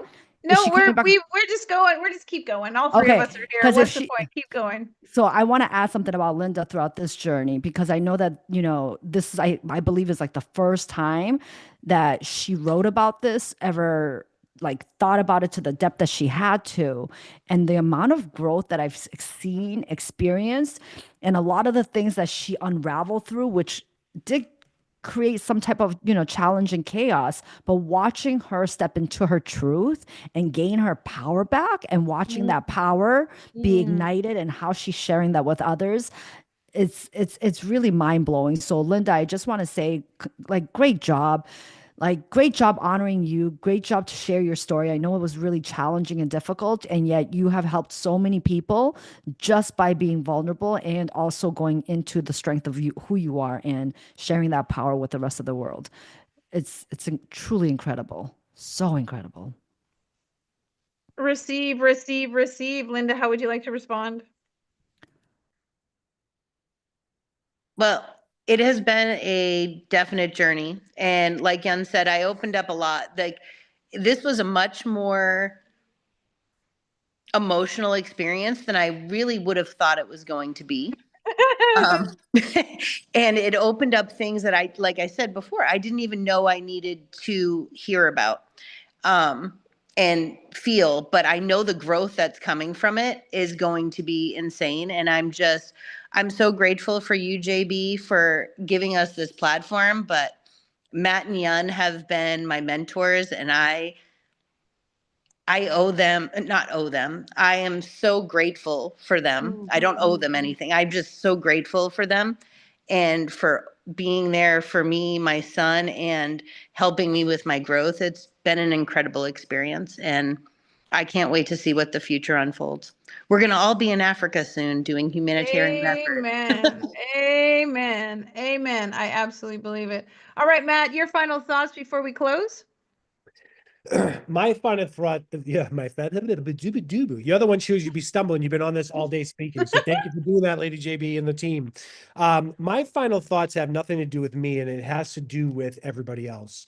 And what I mean by that is, what you have to say is important, and people need to hear it, and people want to hear it, right? There might not be, and I heard this with someone a couple hours ago as I was tuning in, that their hope was that if it was just one person that could make that connection. Like you said, Lady JB, we all go through the same feelings and emotions. Of course, it's at different levels. That's what makes us human. That is the beauty of it. And we go through life with that feeling of we've all gone through a feeling of unworthiness and not deserving. And each one of us can share that in so many different spaces. So I strongly encourage that little voice inside of you that feels like you're alone and feels like it doesn't matter. You're the person that needs to tap into that. We want to hear what you have to say, because not only is that going to show you how strong you are, you'll instantly connect with a lot of people that are going to be in your corner, that are going to help you move forward. And as one person elevates, all of us elevate.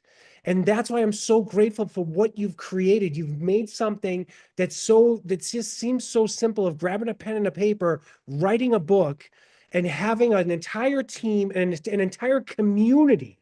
It's not just the team. I have to give credit to the community and everyone banding together, lifting each other. So, like, it's a huge safety net that just allows, I mean, Linda and I can be the ones that would say, yeah, we didn't want to be a part of this. What did we say yes to? And it was all the people and all the messages and all the love that helped us move forward with confidence, to know that it was going to be okay. And then, of course, the final polish was the most fun, just to be able to hang out with you and go through the whole process. So congratulations to you, Lady JB, for an amazing experience, an amazing world that you've created. And congratulations to all the authors of this book and all the others. Great job. I'm so honored to be in this specific book with you. And just like Linda, I'm so excited to see what the future holds for all of us. Amen. Amen. I receive, I receive, I receive. Thank you so much. So well said.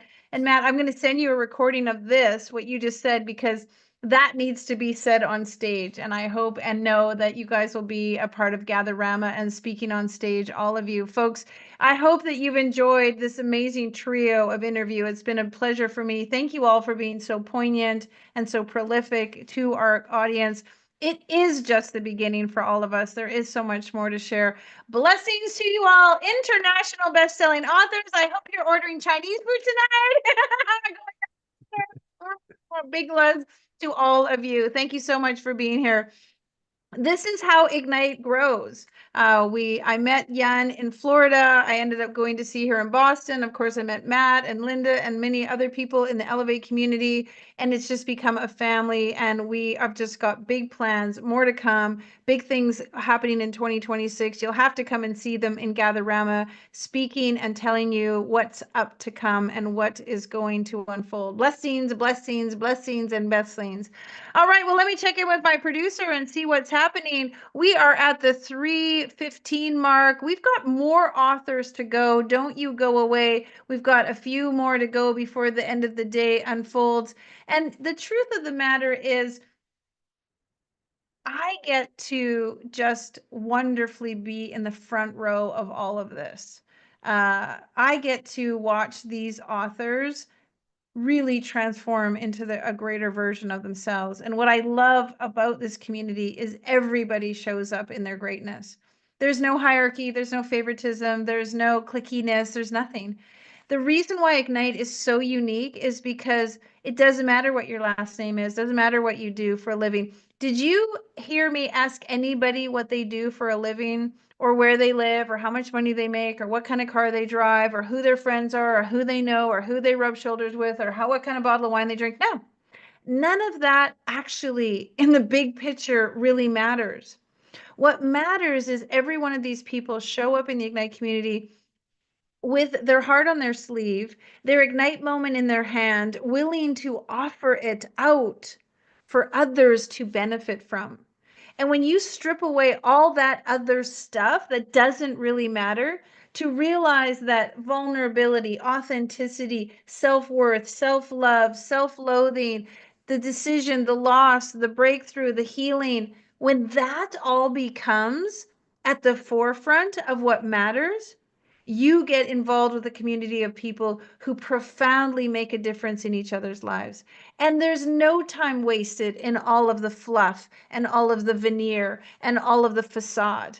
You instantly meet people who are showing up because they've had great loss, great turmoil, great pain, great suffering, great sorrow, great obstacles, and they chose to actively step into a better version of themselves. And that process is what brings this brotherhood, this sisterhood, this humanityhood together. And that makes this community so powerful, because all that other stuff doesn't matter. What matters is what we've been talking about, how we show up, how we make impact, how we can help others, how we transform. Folks, how we see ourselves differently. The paintbrush that has painted you into the person that you are was probably forced into your hand, and the glob of paint was put on it by somebody else. And you were forced to paint that picture to conform with all the other pictures in the gallery. This process helps you strip that away and get down to the fine tuning of what matters to you, and then be in the plethora of the excitement of who you truly are. And that's what I love about it. And that's why I invite you to be a part of it, because it's rare, it's uncommon, it's unique, and you don't find it anywhere else other than here at Ignite, because everybody shows up vulnerable, authentic, and real. All right, I'm going to take a brief moment to just bring on Peter, do you want to come on now, or do you want to come on a little bit later? Peter, my amazing husband, who I love and adore with every fiber of my being, also wrote his story in Ignite Impact. And, you know, Peter, I got to tell you, I get a lot of congratulations and a lot of praise and glory for when I write a story in many of the books, and you often don't write. But I want you to know how many people have told me how much they loved your story. I've had so many people tell, wow, I read Peter's story. Did you know my Peter's story was amazing? I can't help but love Peter's story. And so I just want you to know how many people have come to me in the background and have told me how great your story was in this book. And your bravery, I shared it with the other gentleman, your courageousness, your willingness to push through the layers of how men should behave to write something really beautiful. So congratulations. Thank you. I will absolutely receive that. And it's been beautiful. So I forget how many. I've written a number of stories through our process, our journeys, and each one has been a different layer. And this is the one, right? And it's interesting that it's impact. And because what I've discovered through this journey is that as a child, I grew up, and we all did, right? We all read books and watched movies. And it's all about the hero's journey, right? And Lee Collins earlier said, Joe Campbell, and I've got his book right here on my desk, going through it for a second time, about the hero's journey. And don't get me wrong, the hero's journey is absolutely important. It teaches us how to deal with struggle and how to discover ourselves. But what I've learned is the hero's journey is about you. It's about me. It's about the protagonist. I'm the protagonist. I have to fight. I have to struggle. I have to persevere and all this stuff. And this Ignite Impact book has pushed me beyond that hero's journey into the next level, of discovering it's no longer about me. It's about everybody else around us. It's about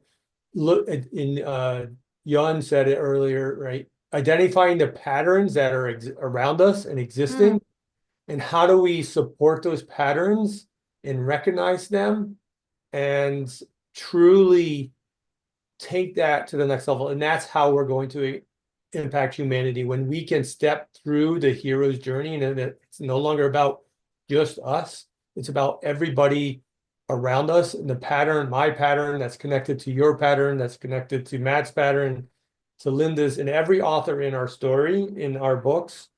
How are our patterns interweaved together into this beautiful tapestry of life?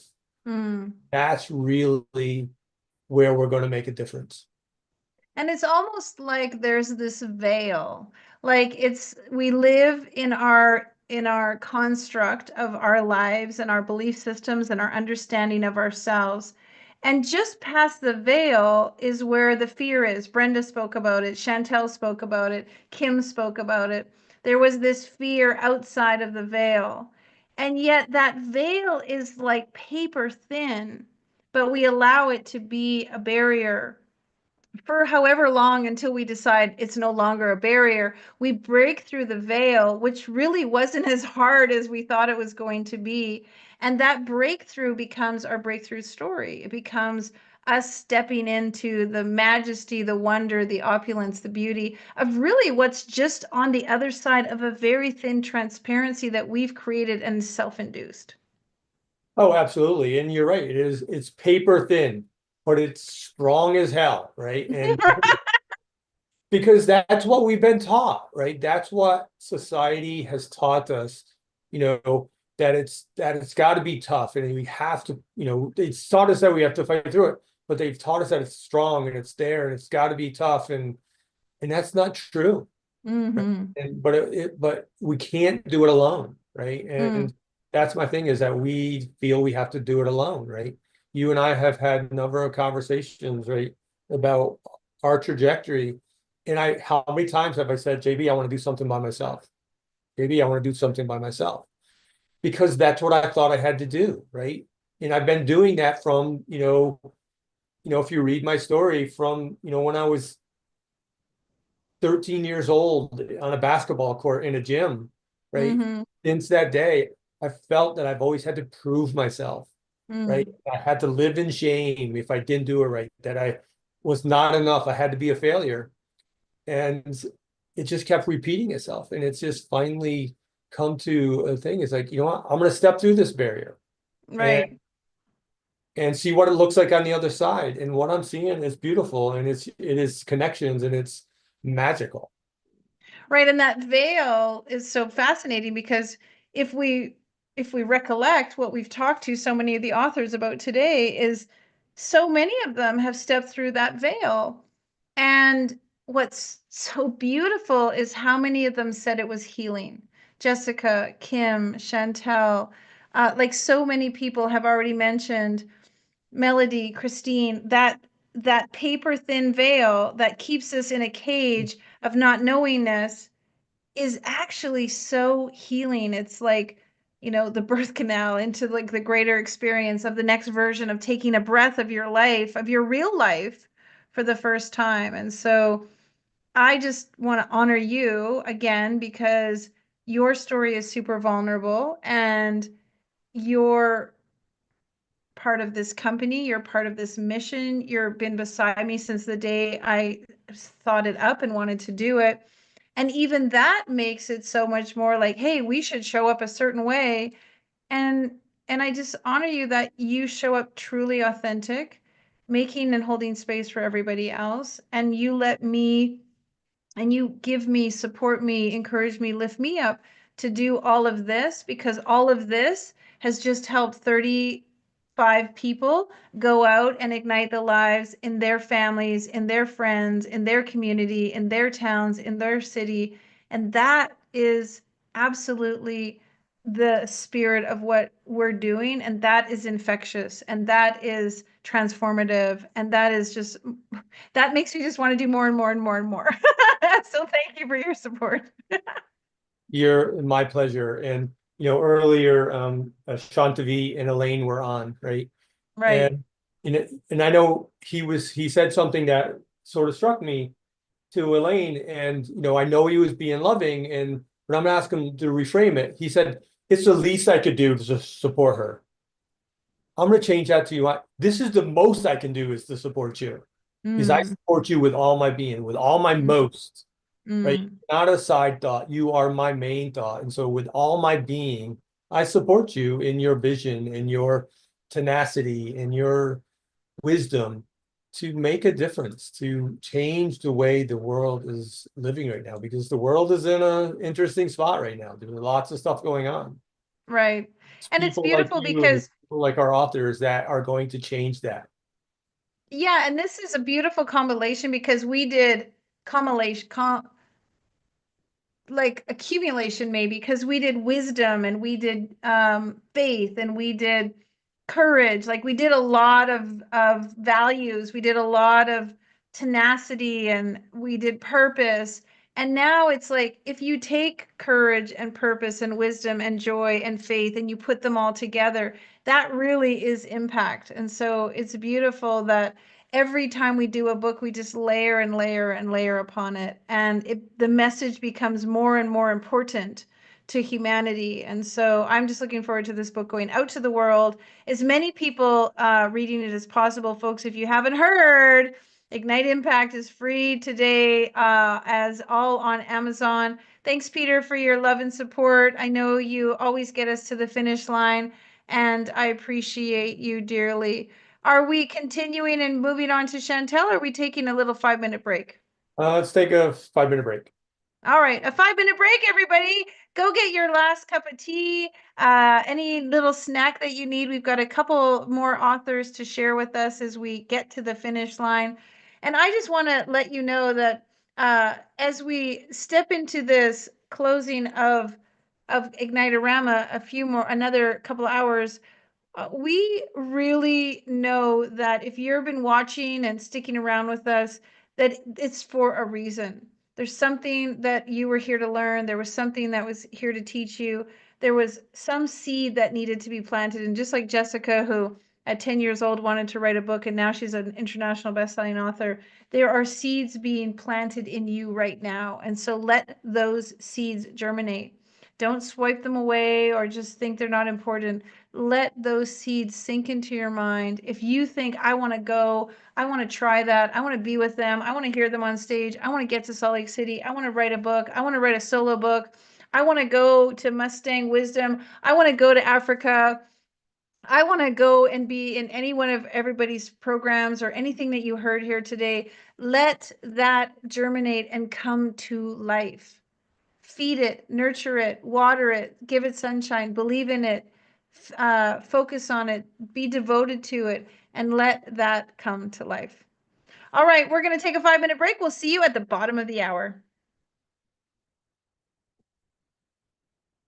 Now, more than ever, we need to come together to connect with one another.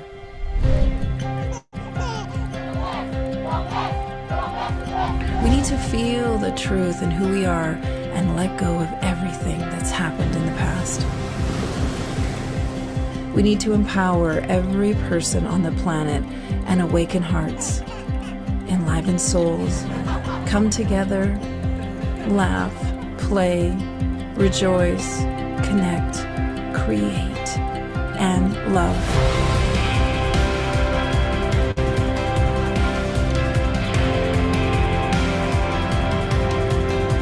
It's time to ignite humanity. We want you to be a part of something that will impact the future for everyone. We want you to tell your story, share your Ignite moment, show people who you truly are. Be a part of igniting humanity and making a difference in the world and all of our futures.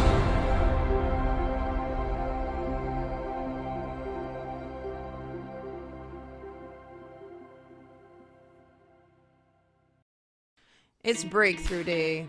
You woke up this morning and you decided, you know what? Today's the day. I'm going to make a difference today. I'm going to do that exercise. I'm going to learn that course. I'm going to start doing my life differently today. Today's the day.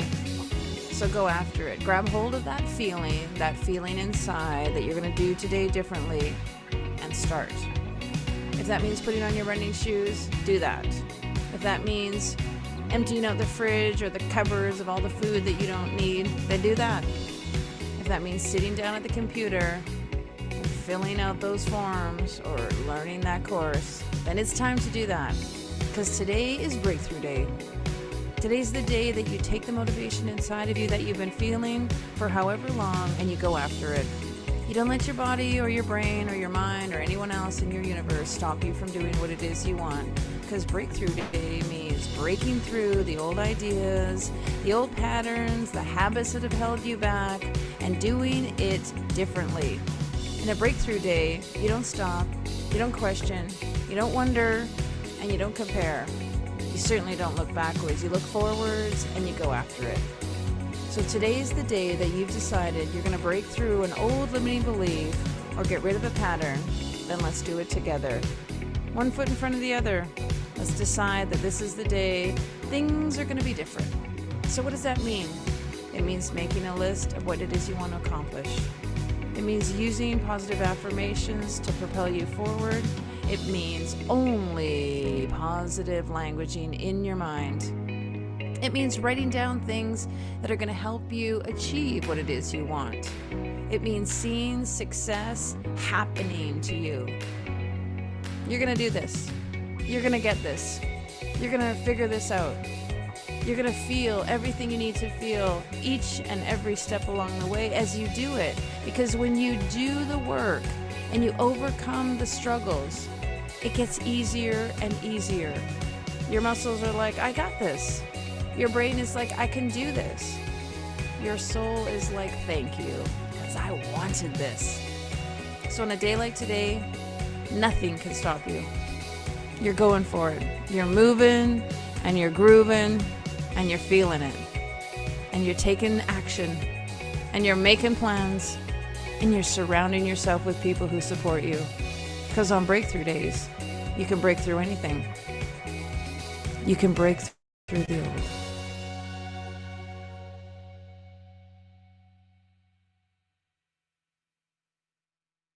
Who says no to you? Who tells you no, it's impossible, you can't do it? Who says the things like, you're too old, you're too fat, you're too stupid, you don't know how to do it? Who are you to want such a thing? Who tells you no in all kinds of different ways that diminish your spirit and pull you down? Who says no to you? Who is not there for you in the way that you need emotionally by giving you the words no when you tell them your dreams, your ideas, and your desires? Here's the thing. No is just someone else's opinion. No is their limited thinking. No is what their brain tells them when they believe they can't do it. It's not possible, and it's way too big for them. Don't listen to anyone else's no. Know yourself. Know what it is you want. Know what it is you believe in and desire, and don't let anyone else's opinion of what you want to do stop you from going after what it is you want. No is their limited ideas. It means they can't do it. They don't see it. They don't have the vision like you do. So don't believe in their no and go after your yes. No just means new option. It means there's a new way of doing it. No means new option for you, not them, but you. You get to go after what it is you want because you believe in it. You see it. You have the vision. It's in your heart. It's in your soul. It's your DNA. Why you are here and why you do what you do is because you have it in you. That's all that matters. It doesn't matter what anyone else says. And in fact, no is just the universe's way of challenging you, of questioning you, of putting up a little bit of resistance to see if you are going to continue. When someone else says no, it's a test. It's a test to know if you want it bad enough to go through them, beyond them, past them, over top of them if you have to get what it is you believe is real for you. No just means new option. Go after it in your own way. Find a different path. Turn, pivot, do something completely the opposite, knowing that there's another option, another reason. There's another way. There's another destiny out there for you. It doesn't matter what someone else says. Their no is not your no. So believe in you. Go after your dreams. Know yourself enough to know that you've got this. This is yours. You can do this. Believe in you, ignite you, and be you. That's all that matters.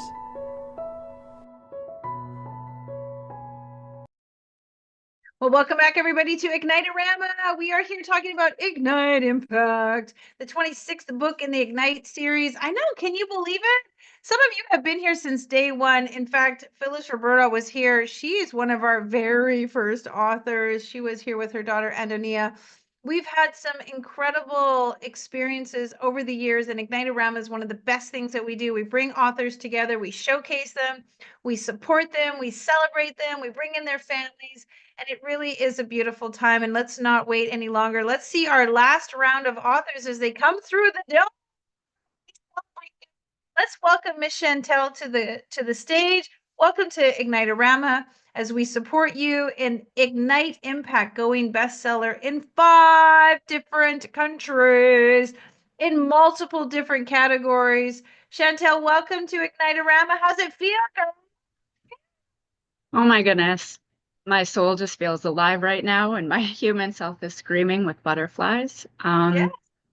This whole process has just been incredible. And I've just been taking this last 5 minutes to just celebrate myself and holding space for all of the authors today. It's been amazing.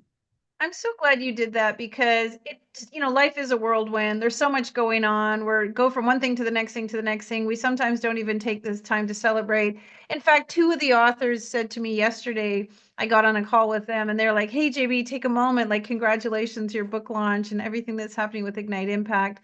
So I honor you for doing that, because life has a way of, sending tennis balls out of a tennis machine at us in rapid fire. How was that 5 minutes? What was the message you told yourself? What was the download?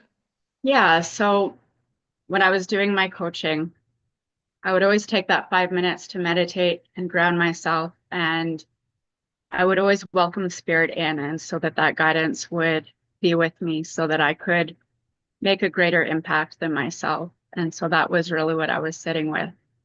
And also just, making sure to take the time to celebrate me, because like you said, I'm a very go, go, go person. And I have beautiful visions moving forward. And I've already kind of wrapped myself in what's next. And so just to take that time to ground myself, to be here, to be present, and to really be able to express the impact that I hope that this time has for other people. Congratulations for that. It is important to feel it, right? We've gotten to a time in our lives where we just we're so busy we almost don't get all those feelings. What are some of the emotions that you're having? Oh, it's just been a roller coaster of emotions. I think after Thursday's launch, this grief came up because of endings. And that's a part of my story is just being able to honor the emotions that flow with what kind of feels like the grievance of an ending, and also just sitting with myself and those limiting beliefs to rewire what one ending means as far as the possibility of new beginnings. And so just allowing myself to feel inspired about what's next. There's been some fear surrounding, what I want to step into next. And I just feel like writing this story has been a catalyst for what's to come. Awesome. Did you hear what Peter and I were talking about, the veil, how, thin it Yeah. is and how easy it's amazing. And at the same time, I love the honesty. I mean, that's what we want. You're right. We have to feel it all. We have to experience it all. If otherwise, what are we doing if we're not feeling and having that emotional attachment, that emotional tie, that emotional wave? I mean, that's part of being human, is the fact that we get to have these beautiful emotions and experience them. I will say, there are a lot of stories in the books that we've read that are Kleenex tearjerkers. They have those moments of bringing up tears. Your story was certainly one of those that created some real emotion in me. Having worked on it, read it, and now it's published, have you read it again a little bit differently from like that, overarching sort of bird eye view, third eye perspective versus when you're in it and you're writing it? Yeah. And that's really why I wanted to welcome both Melody and Elaine here. Elaine and I will be sharing our stories with one another to come, but when Melody and I sat down to exchange stories, it was the full moon in Leo, and I was so emotional telling my story. I just really felt so heart-centered in that moment, and it kind of felt like reliving some of those details for me. And I think that's such a beautiful gift that Melody just has with who she is the ability to just allow you to fully express in those emotions and to just feel safe in that. And so that was just a blessing and a gift for me to share that space with her and to just really feel that close attachment to my story. And it's no coincidence you got Melody, because she, the heart hugger, the heart center, the joy giver, the kindness maker. So it's really beautiful that you were able to share your story with her. Yes, it was. And I guess because Peter was right before me, it just brought me back to thinking about this process. And I was in one of his writing master classes, and we were speaking about the hero's journey, and he was giving us the opportunity to write and to share. And just, I found myself kind of almost like going over the rainbow of the raw vulnerability of the details within my story. And that was such an impactful moment for me that really allowed me to sit down and dive deeper into the story that I was being called to share. It was really important for me to share the vulnerability of my story. And I was actually encouraged by my English teacher from high school, who has kept in touch with me over the years and just continued to tell me, like, you have stories to share. And so I was so excited to share with him when I said yes to this opportunity. And he said something, and I just kept it in my heart and in my mind. He said to make sure that I told my story, the vulnerability of my story. And so that was just really important for me. Yeah. Well, you remind me that I actually put a Facebook post out when we were looking for an editor, and my junior high school English teacher answered our Facebook post to become an editor. And he actually worked for Ignite for a year. helping us edit, and it was a really coming home story for me too, because I wasn't very good in English, I wasn't very good in school, and then to have him be on our team and to see the growth and the sharing was a really beautiful experience too. Like, right, we're all kids, we're all in this human experience, we all come, you know, looking for our own unique experience with everybody. So that's so beautiful that you share that. Mel, how was it hearing Chantel share her story? Well, I just developed the most lovely relationship with Chantel. And when we had the opportunity to share our stories together, she not only filled my heart, but you see in Chantel this rising of this beautiful woman from a situation that you couldn't imagine living through. And seeing her today, I mean, we all still struggle with some things still today, but every word she speaks, she's so thoughtful about. And that is what you get in her story, is she's so thoughtful about what she says, and even around the people and stuff like that. It's raw, and it's a tough story for sure, but I see this beautiful woman that's come out from this story, knowing that that was part of her truth and part of her past. Incredible. I'm just so honored and so proud of you, Chantel, because I really just honor you, and every chance we get to hang out and get together is just honestly just privileged time. So I appreciate everything you've done and having the courage to write this story. You'll save lives with this story. I'm sure you will. Yeah. And it's attached to a greater mission. And like I said, the story has just been the catalyst to really push forward. And like I said in my story, like I dance with the fear of being seen and heard to share the wisdom. And I see Michelle in the comments there. And so I'm working with her again to launch my business to just continue making that impact. Fantastic. I just want to pause quickly because I believe that my sister Chelsea wanted to be a part of this panelist here. Awesome. Peter, if you Chelsea can bring in McFarland, yeah. Michelle and Chelsea. And so Chris, unmute yourself, tell us a little bit, welcome to Ignitearama, a little bit, how are you connected to Chantel, and how have you enjoyed her story? Can you hear me? Yeah, I can hear you now. Go ahead. So yeah, I've been with her for over 3 years. So living side by side and just learning what she's gone through in the past. And it's just really, really beautiful to see how she could go from that and evolve into the person that she is now.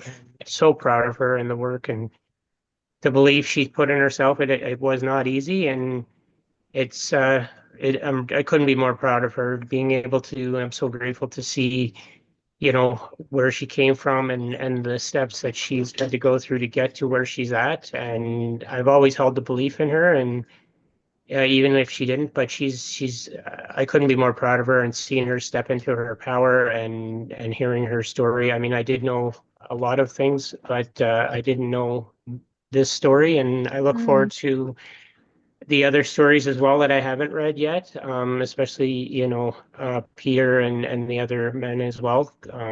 It's eye-opening, and the impact that there's definitely impact that it's going to impact a lot of lives that we don't even realize some days. So I'm Amen. very proud of everyone and everything you do, and I couldn't be more proud of her. And I know this is just a start for her. And I know she's going to be writing more beautiful stories that everyone's excited to read. Is she ever? Is she ever? Chantel, are those your kids? Yes. You want to say hi to mom? Big hugs to mom. Isn't mom awesome? Blow some kisses to mom. Mom is amazing, isn't she? Well, kisses to mom. We love you, mom. Amazing. Anything you want to say about mom? We love you, Mo. Love you. Very proud. Very proud. Great job, guys. Thanks.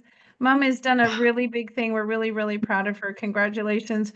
Thanks for showing up. We appreciate you very, very much. Now, Chantel, you mentioned Michelle Bateman's here. Michelle, you want to unmute yourself and pour a little love into Chantel?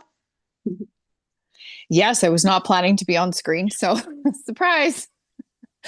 Chantel, I'm just so proud of how far you've come from when I first met you, from when we started working together, and all the things that you have navigated through like such a trooper, and you never gave up.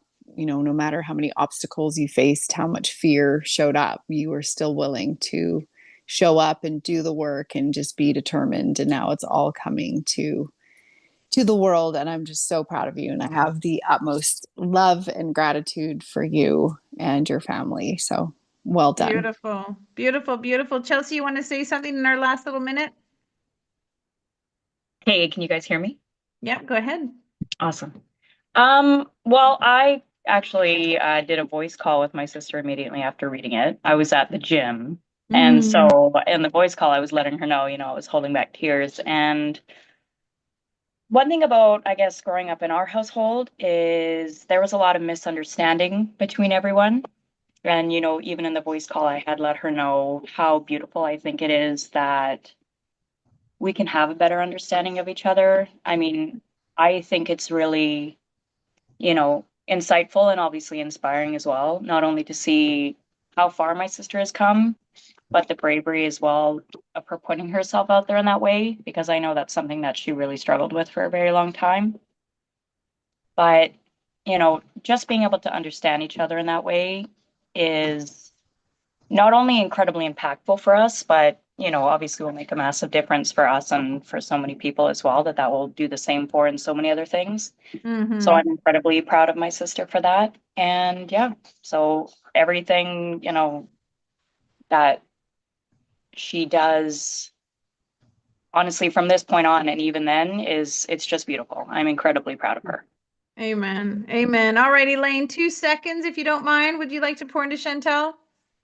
Yeah, like no meeting is by chance. And I just want to say, Chantel, that writing workshop that we went on, it was just us two.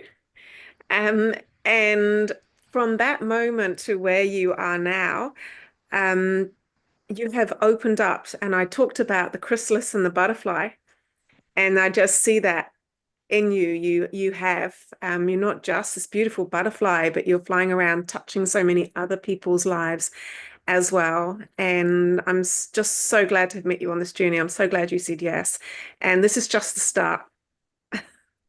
Is it ever? Is it ever? Well, Chantel, we want to congratulate you for everything. We're hoping to see you at Gatherama and let the journey continue. Blessings to you in so many ways. Sending you lots and lots of love. Any last words you'd like to share after all these people are so proud of you? Yeah, just to keep it short, I just want to say so much thanks to you, to the publishing team, to Peter, to just all of these authors. I've never met more inspiring people, and I've never felt so ignited and just impacted in such a short amount of time. And I'm going to carry these deep, meaningful relationships forward with me. And I just continue writing with Ignite. Yes, yes. Amen. Big hugs. She's an international best-selling author. Give her a round of applause. Thank you, everybody. Well Thank done. you. Thank you. Big hugs. Mwah. Well done. I just love it when the family comes and supports. I love the kids seeing moms do big things. That's so important for kids to see their parents doing big leaps and bounds and stretching themselves. So it's wonderful. You are a role model for your children. So keep doing it because they are watching. They're always, always watching. So well done. All right, we're going to bring in our next author, Miss Anne McIntyre. Happy to help her here. Anne, welcome to Gatherama. So fun to share with you. Another incredible 5-country international best-selling author in 5 countries. Welcome, Anne. Thank you. It is so awesome to be here. I'm pinching myself. I can't believe it's happening, or it happened. It's kind of exciting, isn't it? It's pretty invigorating and joyful and all kinds of fun things.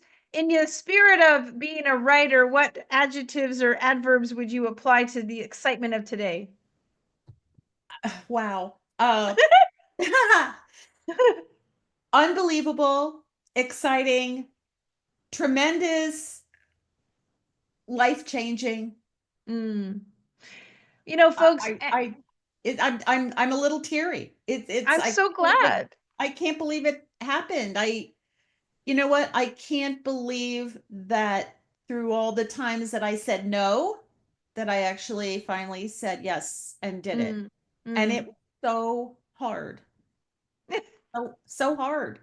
I I'm sure every single author has said that. I don't want to sound like everyone else, but it is so hard for us to put ourselves out there, to open up and be vulnerable is so hard. And yet here you are, you did it magnificently. And one of the things that's so great about your story is you were actually supposed to be in a different book, and to our shortcomings, we didn't end up doing that book. We said, "Hey, come be an impact." You said yes. And do you feel in hindsight, when you look back at it, like God had a plan, knew exactly what to do, everything worked out perfectly?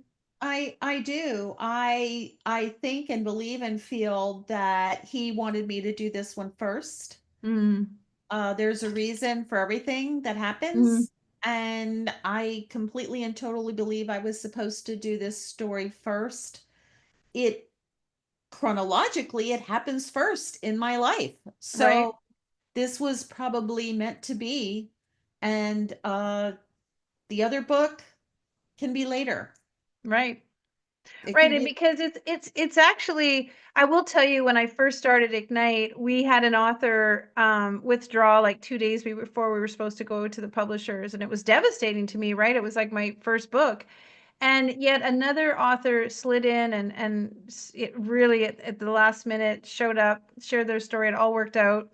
And that was the moment I realized, like, I'm not in control of this. God has the master plan. God knows who's the authors are supposed to be. God knows exactly who's supposed to say yes. I never get worked up about it anymore because it's all really divinely guided. And if you look at your story and the steps you took in your story, let's move away from Ignite, like the process, but back to the story. Would you say the steps in your story were also had their own unique divine guidance to get you to be the Anne you are today? Absolutely. And every step, I guess if it was easy, everyone would do it, right? Right. Right? It's hard.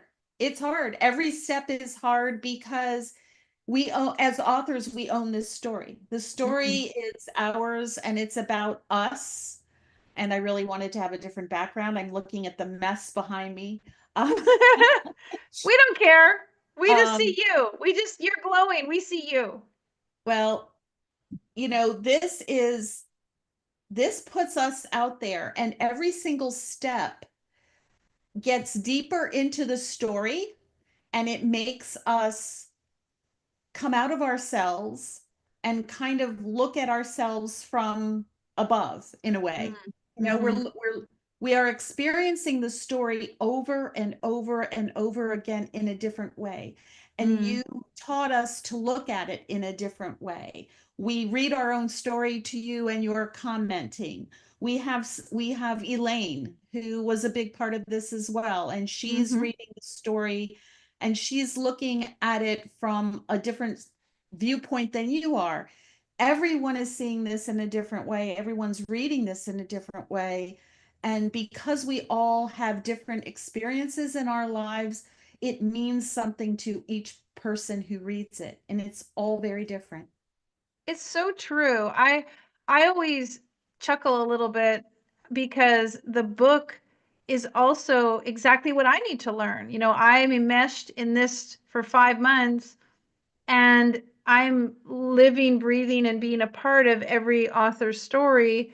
I lovingly get to come and be with you as you share with me. And so I even think, like, okay, great. So, you know, for the last 6 months, it's all been about impact, impact, impact, impact. And every time I do a book, I'm actually very intentional and very conscious of what am I bringing into my life, because those authors are going to experience it. That's what they're all going to be going through. And so I'm delighted that we chose impact, because if we look at what's transpired in the last 6 months, we need people of impact. We need people who are willing to say yes to making an impact.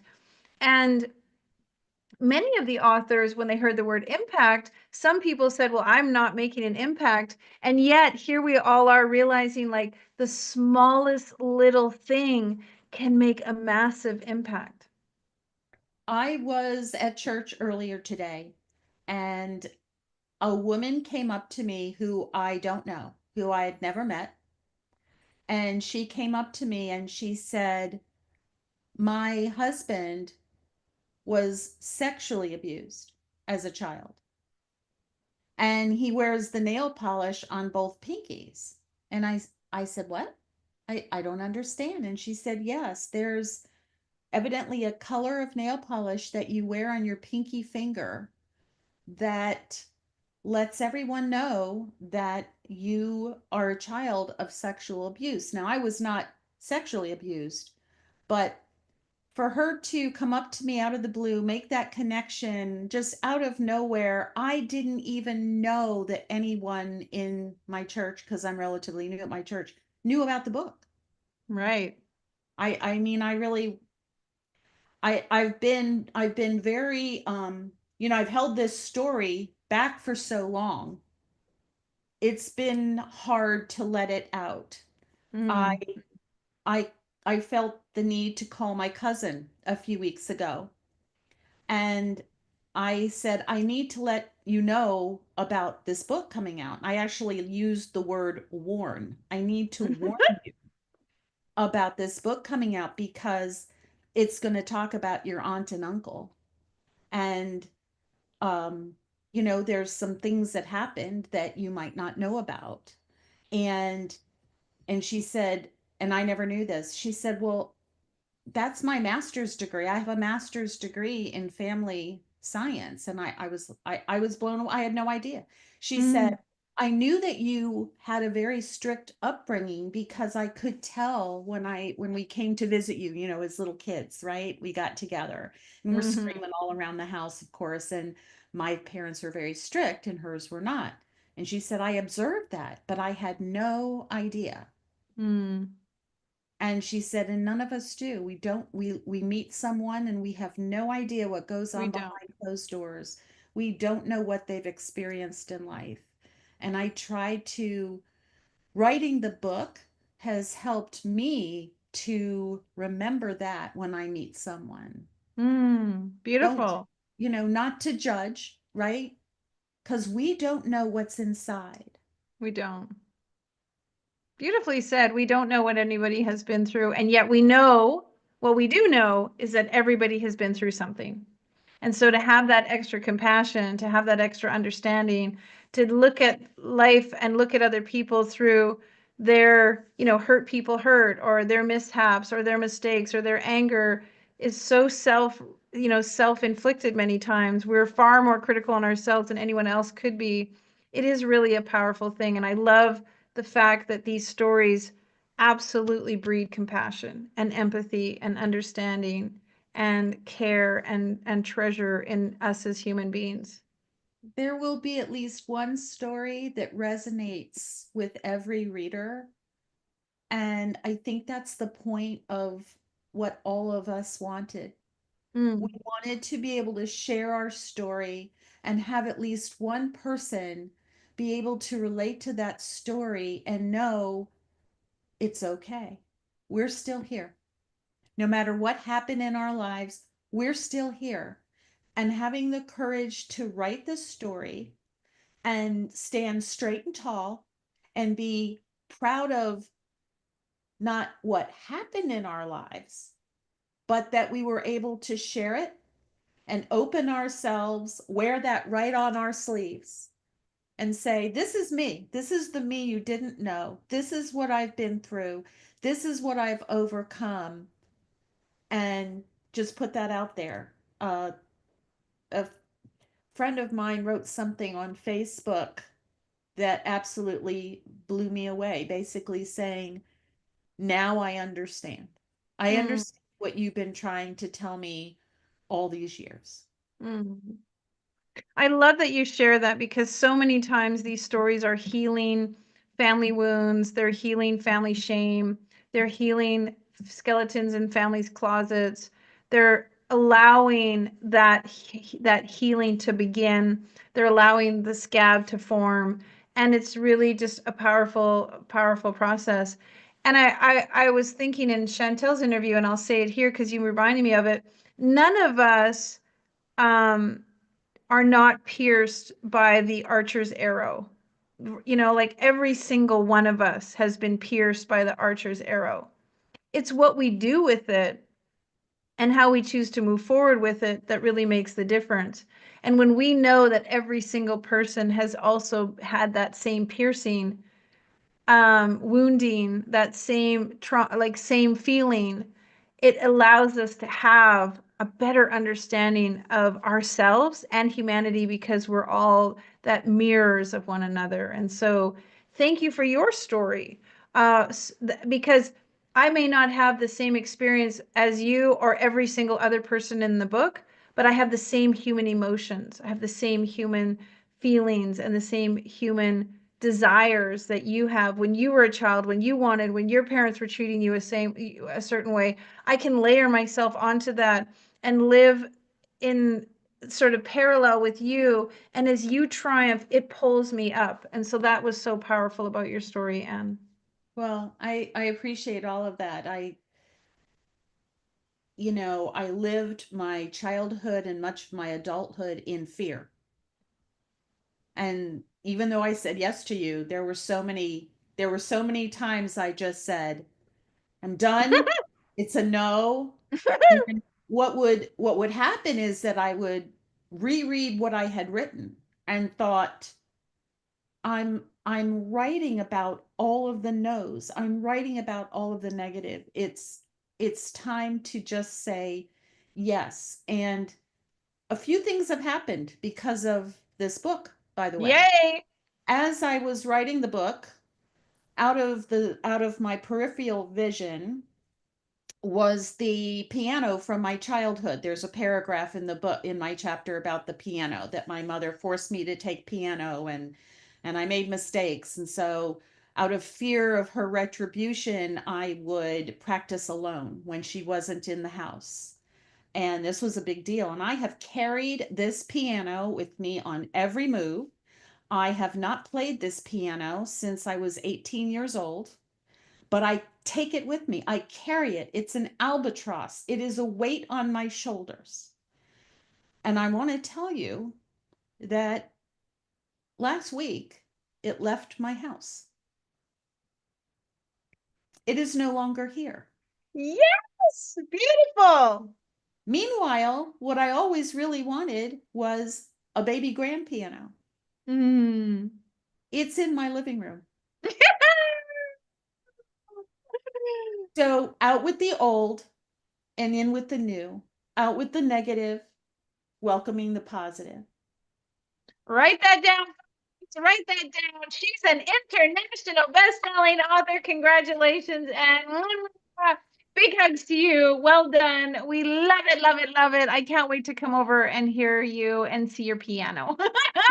Well done. Well done. Anytime you're in the area and you need a place to stay, my home is open to you. I'm coming. I promise. I'm coming. I literally am going to make sure I see everybody. Well done. Thank you, everybody. All right, Anne, have a good one. Thank you so much. Blessings, and stay tuned if you can to the very end. We're going to have our champagne celebration. All right, Summer is up next. We're just a few minutes behind, so I'm trying to catch up. Let me take a quick brief of water. I've been going since 9:30 this morning. 9:30 this morning. It's just after 4. I love talking to all my authors, and so forgive me for a tiny little thing. Hey, Summer, welcome, international best-selling author again. Hello, JB. I was going to ask you how you're doing this marathon for today. Yes, are you feeling impactful? Yeah, it's inspiring to see all the people in the book and to hear them speak, actually, and how the writing has impacted them. Have you been hanging out in the back room, in the green room, for part of the day? I have. Yep. And is anything you heard really seeped into you in a way that you didn't expect?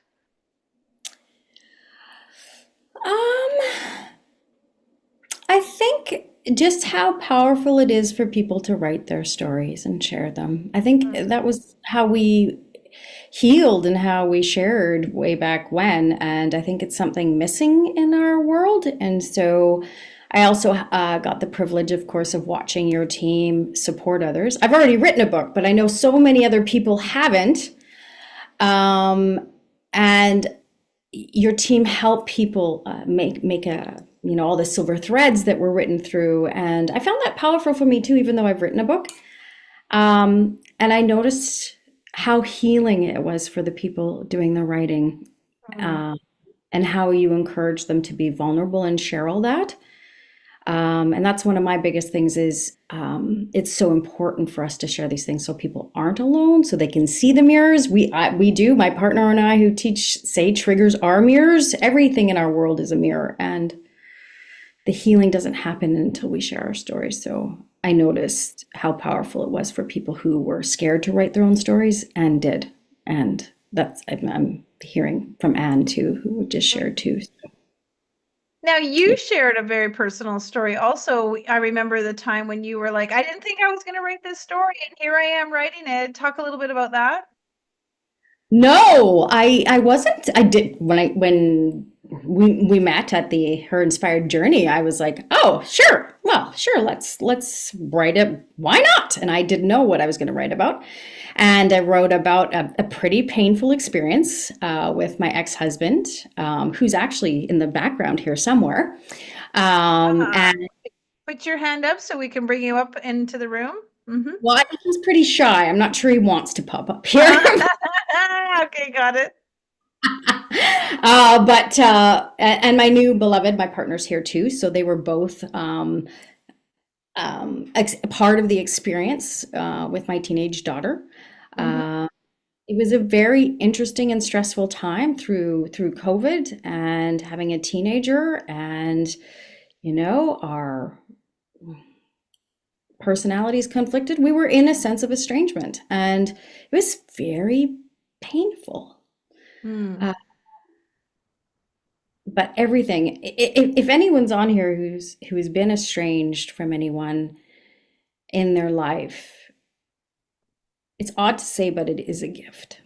And there is ways of navigating it that bring about profound change in family dynamics and bring people even closer together. There's a saying I really appreciate, which is, the greater the rupture, the greater the repair. And so I think my daughter and I have a greater understanding of each other now. In fact, she's looking at moving back to Edmonton with her boyfriend and living with us. And I'm so excited about it. Yeah, that's a bit of the story. Right. Well, I was going to say, write that down, folks. The greater the rupture, the greater the repair. And, there is that saying, like, we can't know joy if we don't know grief. We can't know happy if we don't feel sad. I mean, if we don't have the polarization of the emotions, or we don't have a reason to look at it really heartfelt or under, in a really intentional way, what are we doing? Or where we're just, kind of zombie-ish going through life in a very, robotic way. It's like the universe wants to wake us up to feel everything because we said yes to coming into this human experience. Yeah, for sure. We do say relationship are assignments. They help us see and really embody what our soul path is. I would say my daughter is my greatest teacher in that way. Our children are our greatest gifts, I would say, for absolute sure. And yeah, I think, to be honest, you said zombies. We're all a little bit walking zombies on this planet. There's a lot of trauma. We've heard of abuse like that. There is a lot of trauma. I prefer to call them energetic snaps, just things that overwhelmed our nervous systems that we weren't able to process at the time. But we are evolving, and we're evolving quickly. And as we share our stories and our nervous systems,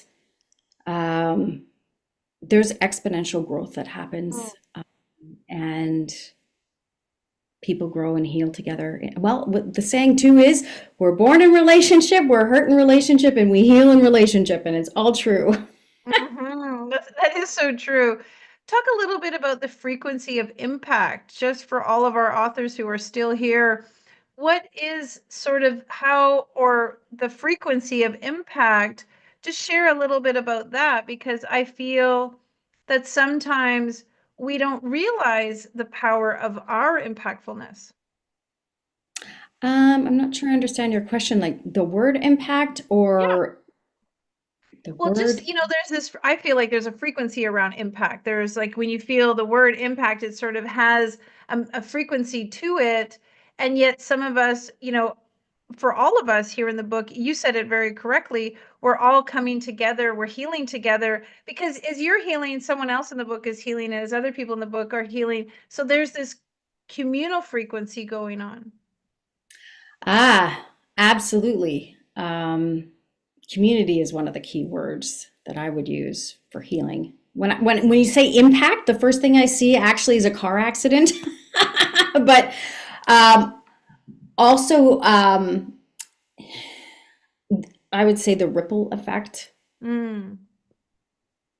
As people are vulnerable and they share their stories, the healing impact of that, it heals generational wounds, really. It's true. It has the power to change family dynamics. It has the more vulnerability is valuable. And so anyone who is hesitating, sharing what their story is, I highly encourage them to do it. Because even if you affect one person with your story. That's right. You give them a survival toolkit. You do. A survival to thrival toolkit. It really is an opportunity for profound growth and healing, and to become your greatest expression, your most aligned self, I would say. Let's talk a little bit about action steps. You had an action step at the end of your story. What was the title of your story? Relationships are assignments. Ooh, and what was your action step that you gave people to do? There's a few. There was a few. There's a really impactful couple of conflict to connection courses and free events. There's a couple of podcasts that are there for people who are perhaps estranged or don't know what to do about that. Some encouragement around those things. Yep. And a few PDF download books extra as well. So there's tons of resources at the bottom of that. What advice would you share? You said like everybody has been estranged from somebody in a different way. Is any words of wisdom you'd like to share? I actually think a lot of people are estranged from themselves in a lot of ways, from their soul. And although a lot of people would like to think people who trigger them, it's them, it has a direct impact on us. And if we're able to see the mirror of what's happening inside of us when someone does that, because they're just the stimulus, there's profound growth opportunities available that will exponentially ignite your soul, your impact in the world. It's just a gift. It's a profound gift, even though it may not feel about it, and it might be very confusing as to why these things are happening to you. It is the greater the rupture, the greater the repair. My ex-husband is here. We were estranged for a year and a half, couple of years, and I think we're never been better friends and have a better understanding of each other. So, yeah. Well said, Summer. Congratulations. And to your folks who are in the green room, congratulations. Give Summer a little bit of some love in the chat. Summer, thank you so much. You're international bestselling author in 5 countries, doing amazing things in the world, making massive difference. You definitely have an impact on all of us. Thank you, and congratulations. Well done. Isn't she amazing? Yes, and yes. All right. Well, we are coming to our next author. Mr. Dave August is going to be joining us in the house, looking to talk about his Ignite moment. And what I really love, again, another amazing gentleman who showed up vulnerable and authentic in his story, willing to put it into the book, is just the truth of it all. I sometimes call it the truth behind the truth. You know, we have our truth. This happened, this unfolded, this was done. And yet there's a truth behind the truth. And I feel like all of the authors and all of the stories unveil that truth a little bit uniquely. They allow us to see the truth in a different way. And again, the truth is each and every one of us has a truth. Each and every one of us has our own truth. Each and everyone sees our truth differently. Yet it's the willingness to see the truth behind the truth that really uncovers the beauty in the truth. All right, so we may be having a little bit of technical difficulty with Dave. So is Sierra in the house? Do we want to move on to Sierra? Dave August is one of our amazing authors. He wrote a wonderful story. He is a cancer survivor and also suffered from a dyslexia and some learning disabilities, and talks about how his impact was really inspired to help others, to be a supporter of many charities, to do good work in his life. He was influenced and profoundly inspired, and that led him to be a very impactful human being and just a great, great individual who has, in my opinion, just stepped into the role of being a humanitarian, an influencer, a legend, legacy maker, a leader, to make just great things in the world, despite all of the things that held him back. In fact, Dave was one of the last people to finish his story, because over December, when we were all working on our editing, Dave was running multiple toy drives with multiple fire stations, playing Santa. I think he said something like 14 times he was Santa, delivering toys, and just really putting and giving back to his community in a really profound and powerful way. And so, Dave, if you show up, let us know. And if not, if Sierra is here, we can jump into Sierra. And if not, Peter, just let me know, and I can share a little bit about our next book, Ignite Humanity. Just let me know what we should do, what would be best and easiest for everybody. We love it when authors are showing up, and Sierra is going to be one of our authors that speaks at Ignitearama. So we're excited to support her and her sharing and the things that she's going to do. Let me just talk a little bit about one of our next books that we're doing. I've had this book on my heart for a while now. It's called Ignite Humanity. And what I've realized, and I've gone to see His Holiness the Dalai Lama twice now, and I really believe that we can ignite humanity, and how we do that is through the power of storytelling. It doesn't matter where you grew up, how much money you have in your pocket, what you learned, what you were told, what you were taught. You have a story, and that story, as we've heard today, is the medicine for somebody, is the recipe for somebody, is the toolkit for somebody. And so I feel so called to create a book called Ignite Humanity. It's going to be the largest book project I've ever done. In fact, I truly desire to create the largest compilation book ever created. Humanity's common denominator is stories, and when we tell our story, we transform our life. The Ignite Humanity book is designed to take 280 stories, and for those of you numerologists, 2 and 8 is 10, 10 is 1, the universal number of all, and tell Ignite moments that have profoundly changed our lives and the lives of others, so that humanity can make a huge difference. You can see this is a mock-up of the book. It will be 880 pages. I want to create the largest compilation book ever, so that we can set a Guinness World Record. And I want to preserve humanity's stories.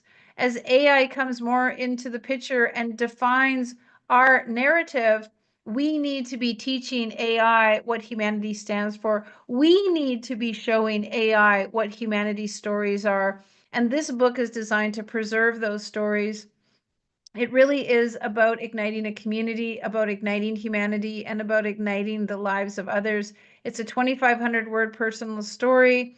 Of course, it'll be in a beautiful, incredibly created book. It's all designed to create impact. We're talking about impact. We're going to do some fun stuff with it. 280 pages. It's going to be a massive coffee table book, a huge monumental, epic book. We're going to be giving, obviously, our authors opportunities to share with this book. There's going to be some documentary pieces beside it. We're going to do a huge telethon around it. And why are we doing it? Well, we're doing it because of Inspiration Classrooms. I said to you before that building schools is absolutely has changed my life. And you can see here on the right-hand side, these are some of the schools that we have built.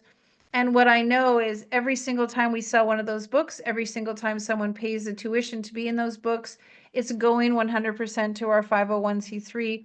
We are focusing on making sure that we are changing lives. We're going to film a documentary around the authors who are part of Ignite Humanity. I want to go and visit them and see them and get to know them and feel their essence, just like you felt the essence of everybody here today, along with the book. I want to create a documentary. And then we want to do something called Sharearama, because we want to share those stories on a global scale. I want to create a beautiful telethon where we raise enough money in 40 hours nonstop to create 10,000 schools.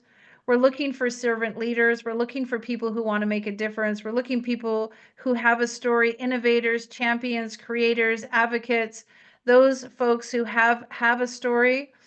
I am really the heart behind the mission because I have now dedicated the last few years of my life to making humanitarian work my mission, spending time with His Holiness the Dalai Lama. I've been blessed to be knighted by the Royal Order. I've published multiple books, over 800 authors. My husband and I cycle every year on my bicycle 10,000 kilometers, 8,000 kilometers, 9,000 kilometers. This year we're going to be cycling 9,100 kilometers across the entire continent. I've been blessed to receive a humanitarian award. This is me at one of our schools. And so I realize how important it is to do everything that I do with the spirit of humanitarianism. Why? Because humanity deserves my attention. Humanity deserves my focus. I talk about the great responsibility. The great responsibility is humanity, but that great responsibility is us. Each and every one of us has the great responsibility to make a difference in humanity, and it starts with us. It starts with us telling our story, pushing through the veil, overcoming the pain, realizing the magnificence and the greatness of who we are. How many people today said, I feel incredible. I deserve it. I realize how amazing my life is. I'm making a difference. I know that I can heal others. If just one person, I can make a difference. That is pushing over to the place of making a difference for humanity. And the great responsibility, when we think it's out there and we think it's to do something out there, the great responsibility is within ourselves. And so as we step into our responsibility to forge forward our future for humanity, not to follow what all the sci-fi movies say about living and eating a pill or living in containers or living in a very dystopian world, why not living in a way that humanity is making a powerful change? This is a little tiny bit off topic, but I remember, lately what's been happening, inflation, inflation, inflation. People keep saying, oh, prices just go up, prices just go up. Oh, everything just costs more these days. We have been conditioned to believe that. We've just been told that. We keep repeating that. We keep doing that. And we are creating our own future for humanity with the things we say, the way we act, and the way we treat one another. Yet we have the ability to completely shift the paradigm of that and decide that where humanity goes is our responsibility, and our responsibility is to be the best damn version of ourselves possible, to step into our greatness with pride and joy, to feel magnificent about who we are without anything other than thank you, thank you, thank you, and gratitude. And so this is really, truly the mission of where we're headed. This is where Ignite is going, into igniting you, into igniting humanity, and into making a difference in as many lives as possible. And I know that maybe in my lifetime, I may not be able to ignite everyone, but what I do know is the lives that I will light up others and light up others and light up others. And over exponential time, we will begin to really, truly move humanity in the right direction. And it starts with each and every one of us. So if you feel called to tell your story, please be a part of our mission. Please be a part of our passion. Please be a part of our desire to make a difference. Be a part of the Ignite Humanity book. Or if you haven't heard about it yet, I don't know where have you been if you haven't heard about it yet, but we are doing a 3-day event in Salt Lake City in May called Gatherama. And truly, Gatherama is all about making sure that we come together and we gather, we share, we connect, we make a difference, we truly inspire one another, and we do it with heart and genuineness and excitement and happiness and flow and all the beautiful words that you've heard from all of our authors today. All right. Well, thank you for listening to my incredible inspirational desire to ignite humanity. And I just want to say thank you to everybody here, because during this writing process, I've been going through my own little shoulder injury. And I just want to thank all the authors that have sent love and healing to me. So many of you have made my day better, made me want to work harder, made me want to show up because of the love that you poured into my own healing. And so thank you for everyone. So grateful. So grateful. All right. Well, let's talk to Miss Sierra. If she's in the house, bring her in. And if you want to ignite humanity in your way, ignite literacy, ignite possibilities, ignite love, ignite joy, let's collaborate. Let's do something together. Let's make a difference. And we talked about it so many times. We do that in community. All right, Miss Sierra, big love and hugs to you, darling. Are you in conference room C? I'm in conference room C. Yes. That's totally okay. As long as you're safe and you're okay. We love you. We pour into you. I want to just say congratulations, project leader, part of this process. You put your hand up. I remember when you said to me, I said, Sierra, I think we're going to do this book called Ignite Impact. And you said, I'm in. You goes, it doesn't matter to me what it's called. I'm in. I'm a part of it. I'm going to be in. I say yes. I say yes. And I say yes. Tell me how and why that conviction was so strong in you. We heard a lot of authors today talk about fear and wanting to say no and not sure and what did I get myself in. You said yes before we even had it all figured out. Ooh, that's been part of my journey. So I'll say probably during maybe 2020 is when I had this epiphany that I was just going to say, not that it became easy or not that it was easy at all, but I was just going to say yes to whatever God or whatever I felt God was putting in front of me. And that's when I started singing in church for the first time ever in my life. And just doing that fearfully every single time I had to sing, I was so scared. And realized that it wasn't the end of the world, that okay, that I had got through it. But it was also just breaking things off of me. And it was providing a way for me to just be free. Yeah. So I'll say I didn't want to write, but I said yes, I did. I did it. I just felt like the plan was going to be laid out for me if I just continued to follow in obedience. And I mean, and that's what happened. I didn't have the story I was going to write about. I knew I needed to write about something, but again, there was the fear.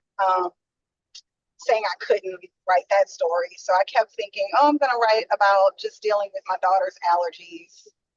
And every time I would think about that story and her, I felt that's not what I needed to be healed from. That was a tough time, but I got through that and I managed it, and she's over that hump. And it was still so much joy in that. It was just a rough time, but I didn't need to be transformed, and it wasn't impactful enough, I felt. So I told the story I needed to tell. And transformed you were. Transformed. I remember a while back, you know, you and I were talking one day and you were in your car. It was the end of the day. You were in the driveway and there were some big tears and there was some tough stuff that we were going through together. And you know, I honor you for, I always feel so blessed and honored when people cry with me because I get to see the real, you know, I get to see the real you, because sometimes we hold up the mask. And so I just want to honor you again because often those tears create fears that stop us. And you didn't let those tears do that. You decided to embrace that fear, and you've really come forth with a massively impactful story. Can I just say that? Massively impactful. Yes, yes, everybody. Massively impactful. Thank you. Thank you. I thank you for giving us, all of us, the platform to be able to share our stories and feel safe doing it, you know, and feel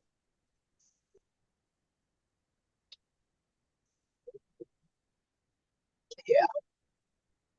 And I know that as tough as this story was, there's been some silver lining. Yeah, absolutely. I mean, talk a for little me, bit just about in general, the fact that I can breathe right now, you know, I often think about how I've gone through life. Kind of like you talked earlier about just like a zombie, you know, just here existing and just rushing through the day, not really feeling, not really knowing what I was feeling, not really having any awareness of where it was coming from, but I knew what it was.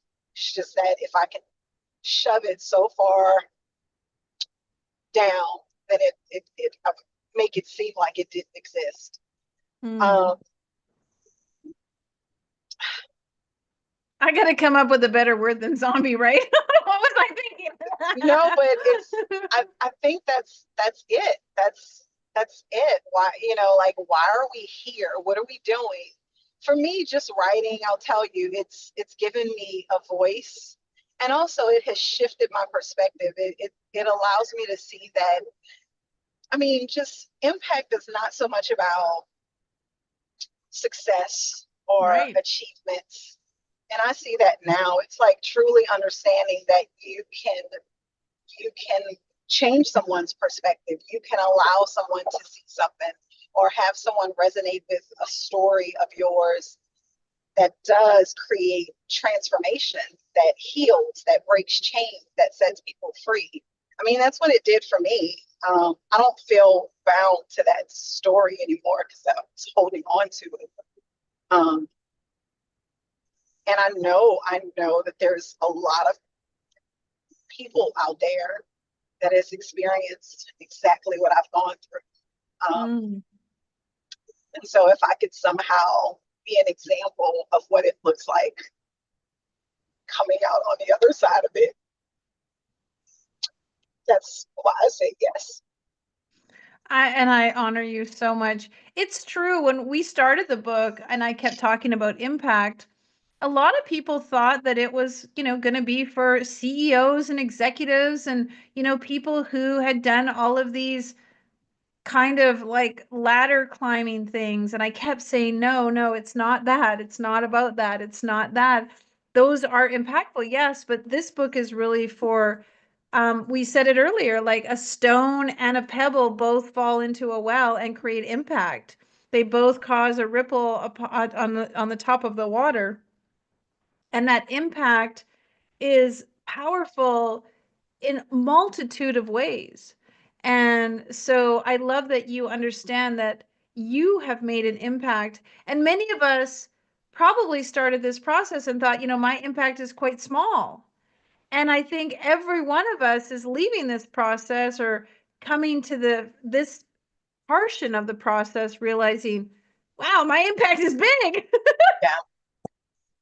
Yeah. I hope you feel that way because your story is going to change people's lives fundamentally. It has changed mine. Amen. Already. So yeah,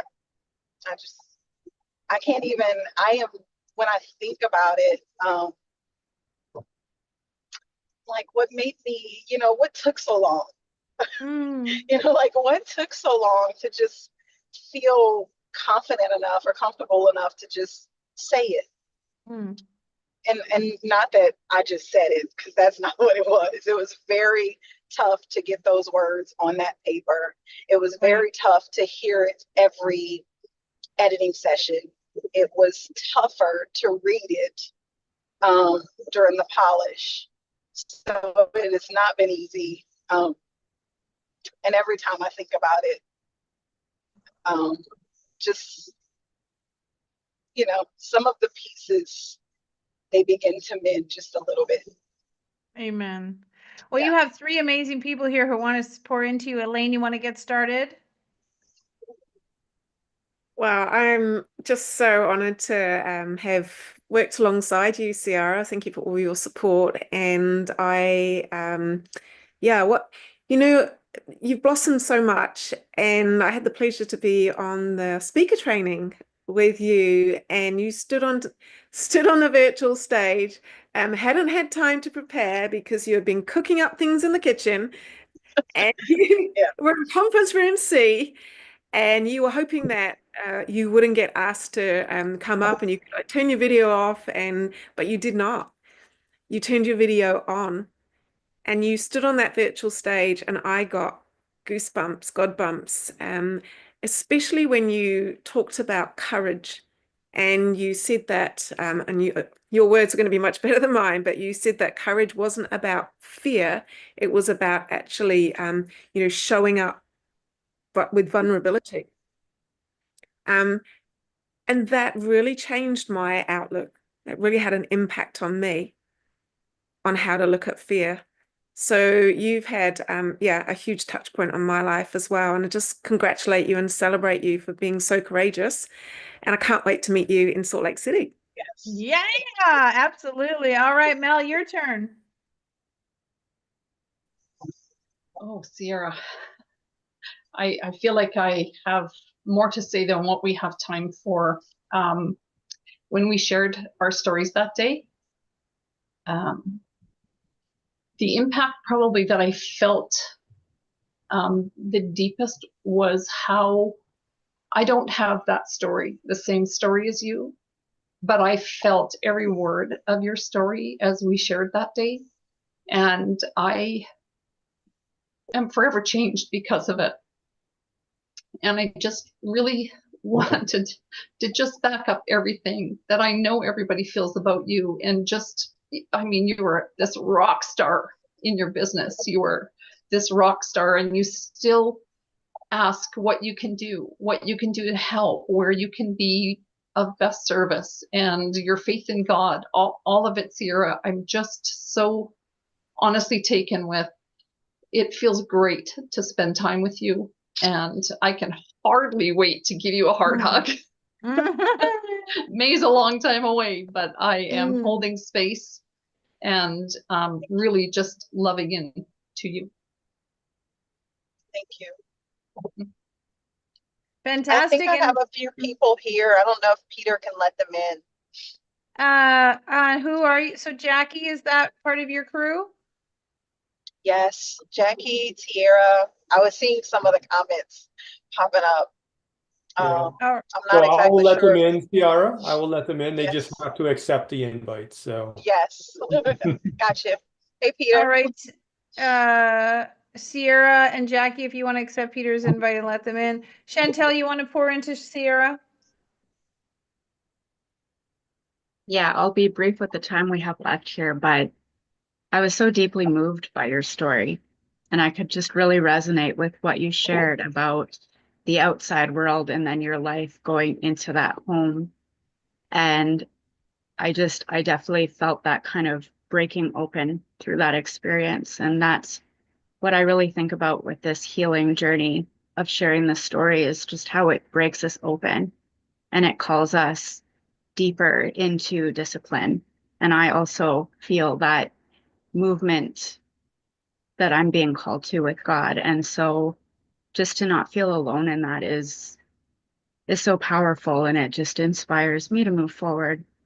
And lastly, what I think about is your heart. I think about the empathy that you have for everybody else because of all of the experiences you've gone through. And it just reminds me of, it wasn't for nothing. And I'm just so grateful to know you and to walk this path with you and to just feel that inspiration from you and your story. So thank you. Thank you all. Thank you all. I am speechless. I know that this was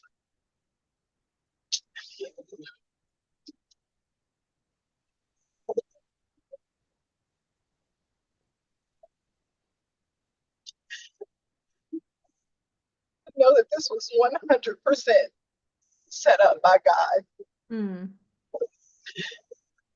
A year ago, when I wrote an Ignite Joy,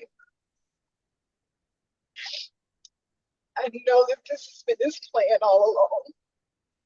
From day one, when I talked to you on the discovery call, JB, in 2024. Right. And I'm so grateful for all of you for pouring into me, for holding space for me. Elaine has been amazing this entire journey. I mean, just so helpful. I couldn't get to many things, and she was right there with just about everything I needed. She provided all the information in every platform that I could get to. I'm just so grateful for that. And Melody, I feel your heart every time I see you on a Zoom call, and just through the Zoom. I mean, you're so wonderful and you're so kind. And I know it's not just for me. You do that for everyone, and I appreciate you guys. And Chantel, I think the first time we talked, I knew what your heart was when we did the campfire. I knew that you were going to have an impactful story. You're an amazing woman.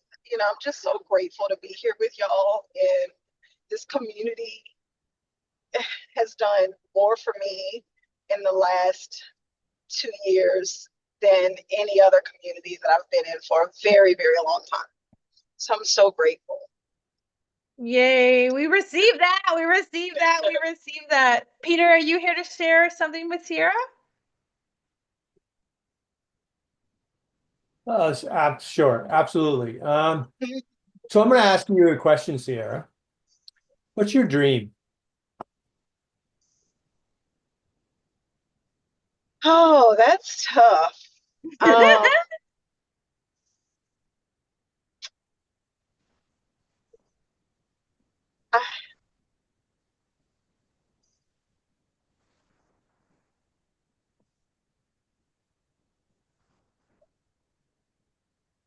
It's unfurling. And that's fair enough. So you don't have to answer. So I'll let you. I'm like, that's a tough one. I can sit here and think. I'll tell you, the last year, all I've wanted to do is just share my life. Yes. Yeah. And only because I just tapped into it. So I love that. So for right now, I will say whatever fruits come from me sharing my light, I think that's what my dream would be. I love that. And why I ask is because I haven't been on, right? I've seen you on a number of the calls, right, that we've done over the past 5 months. And every one of them, you're in your car. I want to support getting Ciara out of her car. You live in your car. I honestly think you live in your car.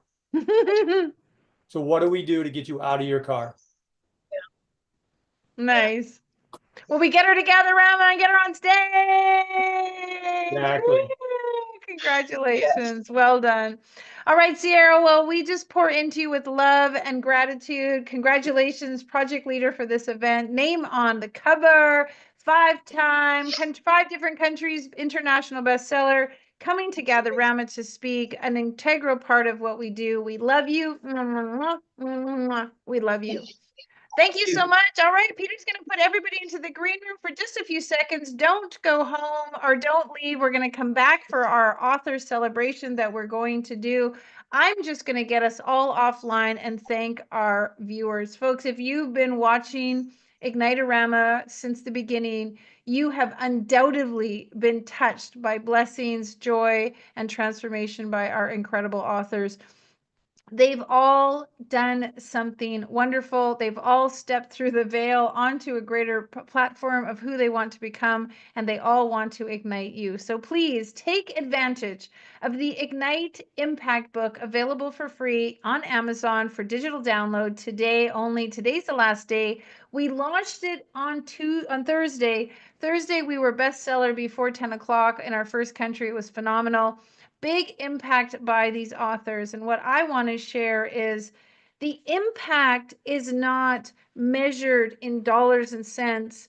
It's not measured in likes and followers. It's not measured in accolades and awards. It's measured in the lives that we touch, in the lives that we touch, in the hearts that we open, the minds that we inspire. Impact is something we all have the potential, the possibility, the capability of doing.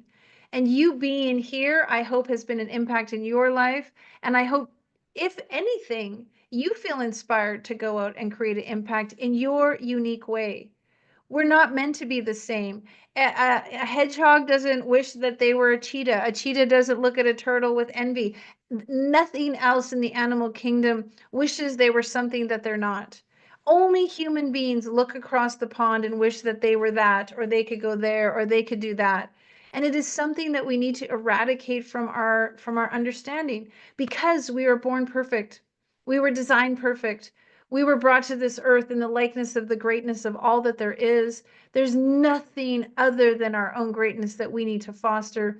Nothing else is better over there for me other than for what is for me, what's been created for me. And that same magnificence has been created for you in your world. So I hope that today has been inspiring. I hope that this book has been impactful. I hope that you realize that you too can be a part of this amazing community, and you can go out and make a difference in so many lives. I love you. I bless you. I thank you. Thank you for letting me be me. You all show up and let me be me. And that's the easiest, best job I've got, is just to be myself. So thank you for your love and acceptance. All right, this is Ignite You signing off for today, March 30th. Another book, international bestseller in 5 countries, Ignite Impact. We hope you have yours. We're going to play a little video for you all, our Ignite Humanity video, so you get inspired. And then we're going to ask all of our authors to stick around. We're going to have a private after party in just 3 minutes. All right. Love you, everybody. Take care. Now, more than ever, we need to come together to connect with one another.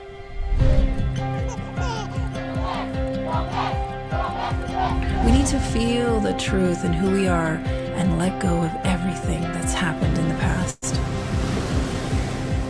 We need to empower every person on the planet and awaken hearts, enliven souls, come together, laugh, play, rejoice, connect, create, and love.